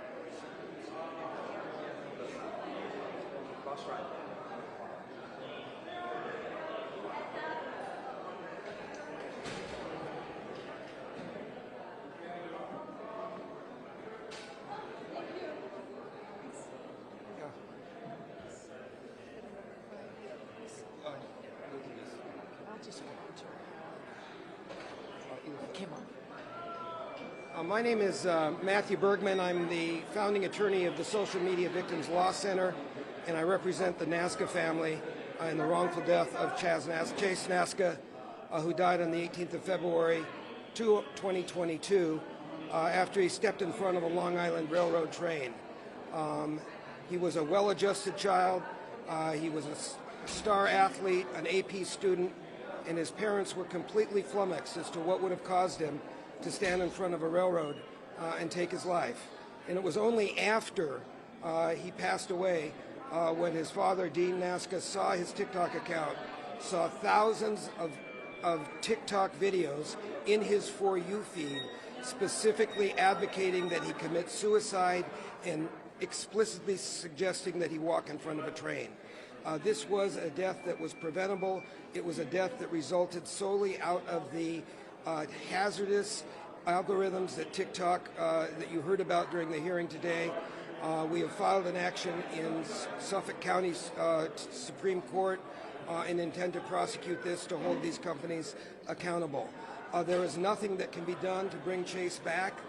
There is nothing, just as there is nothing that can be done to bring back the thousands of children that have been injured by TikTok, the hundreds of children who have died through TikTok, including through the Blackout Challenge.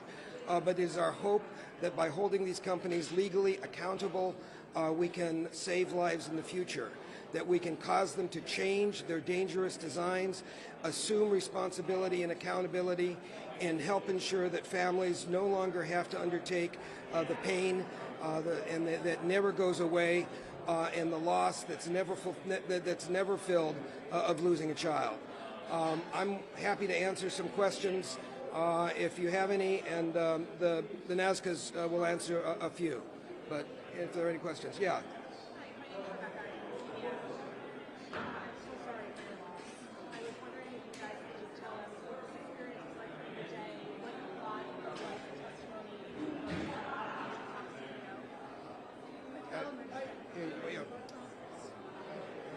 I was surprised at how aware the representatives were.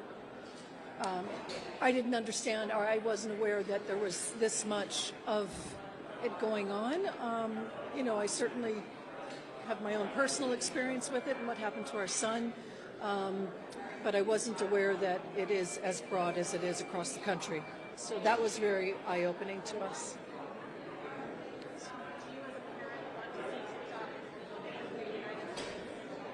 I would be happy with that, but if that's not going to happen, I would just like to see mainly the stopping of promoting these types of videos that my son was getting. It's horrific, and yeah, and it's obviously happened to a lot of other children as well.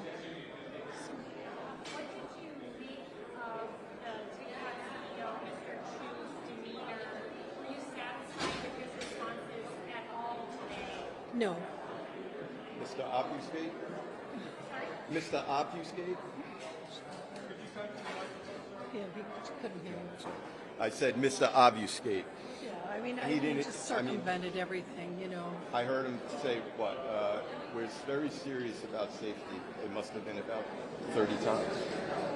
But hasn't offered a single piece of what they plan to do to correct this.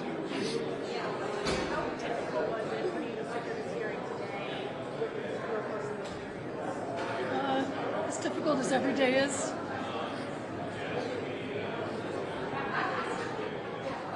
What would you like Mr. Chu to know if you could speak directly to him right now? He's not concerned with anything of dealing with this. His concern is with China. This doesn't scare him. China scares him. So he's not going to modify his behavior because there isn't really a threat here. Thank you. Any other general questions? Okay. Yeah. Yeah, Matthew Bergman, Social Media Victims Law Center, Dean NASCA, N-A-S-C-A, and Michelle NASCA, N-A-S-C-A.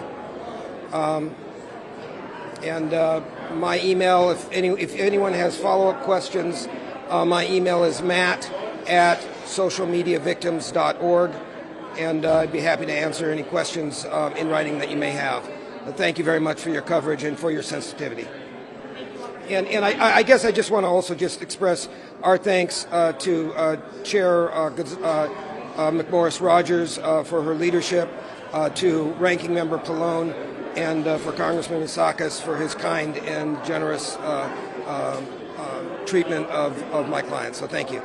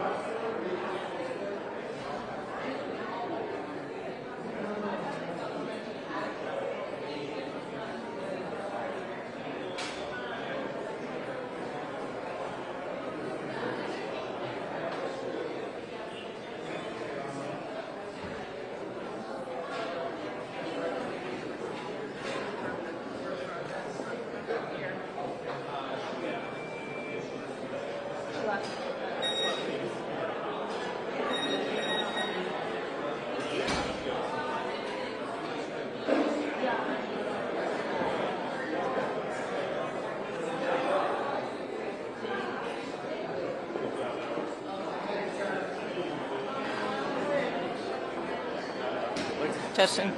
Thank you all for coming.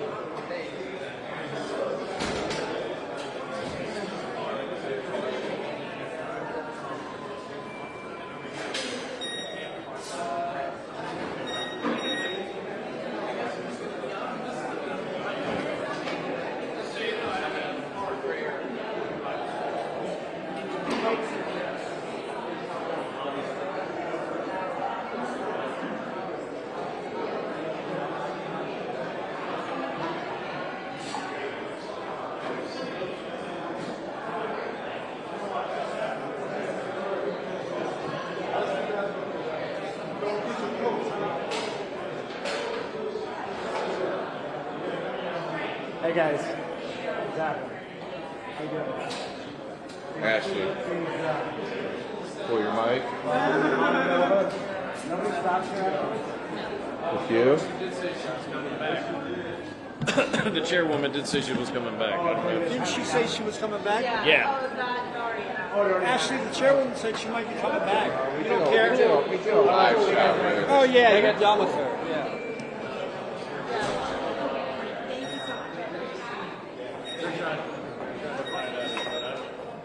Is she going to come back? She's not. She may end up back here later, but she's not coming back to talk to us. Okay. It's time for a breakdown. Do a TikTok breakdown. Not all. You got to see my TikTok. Okay, cool.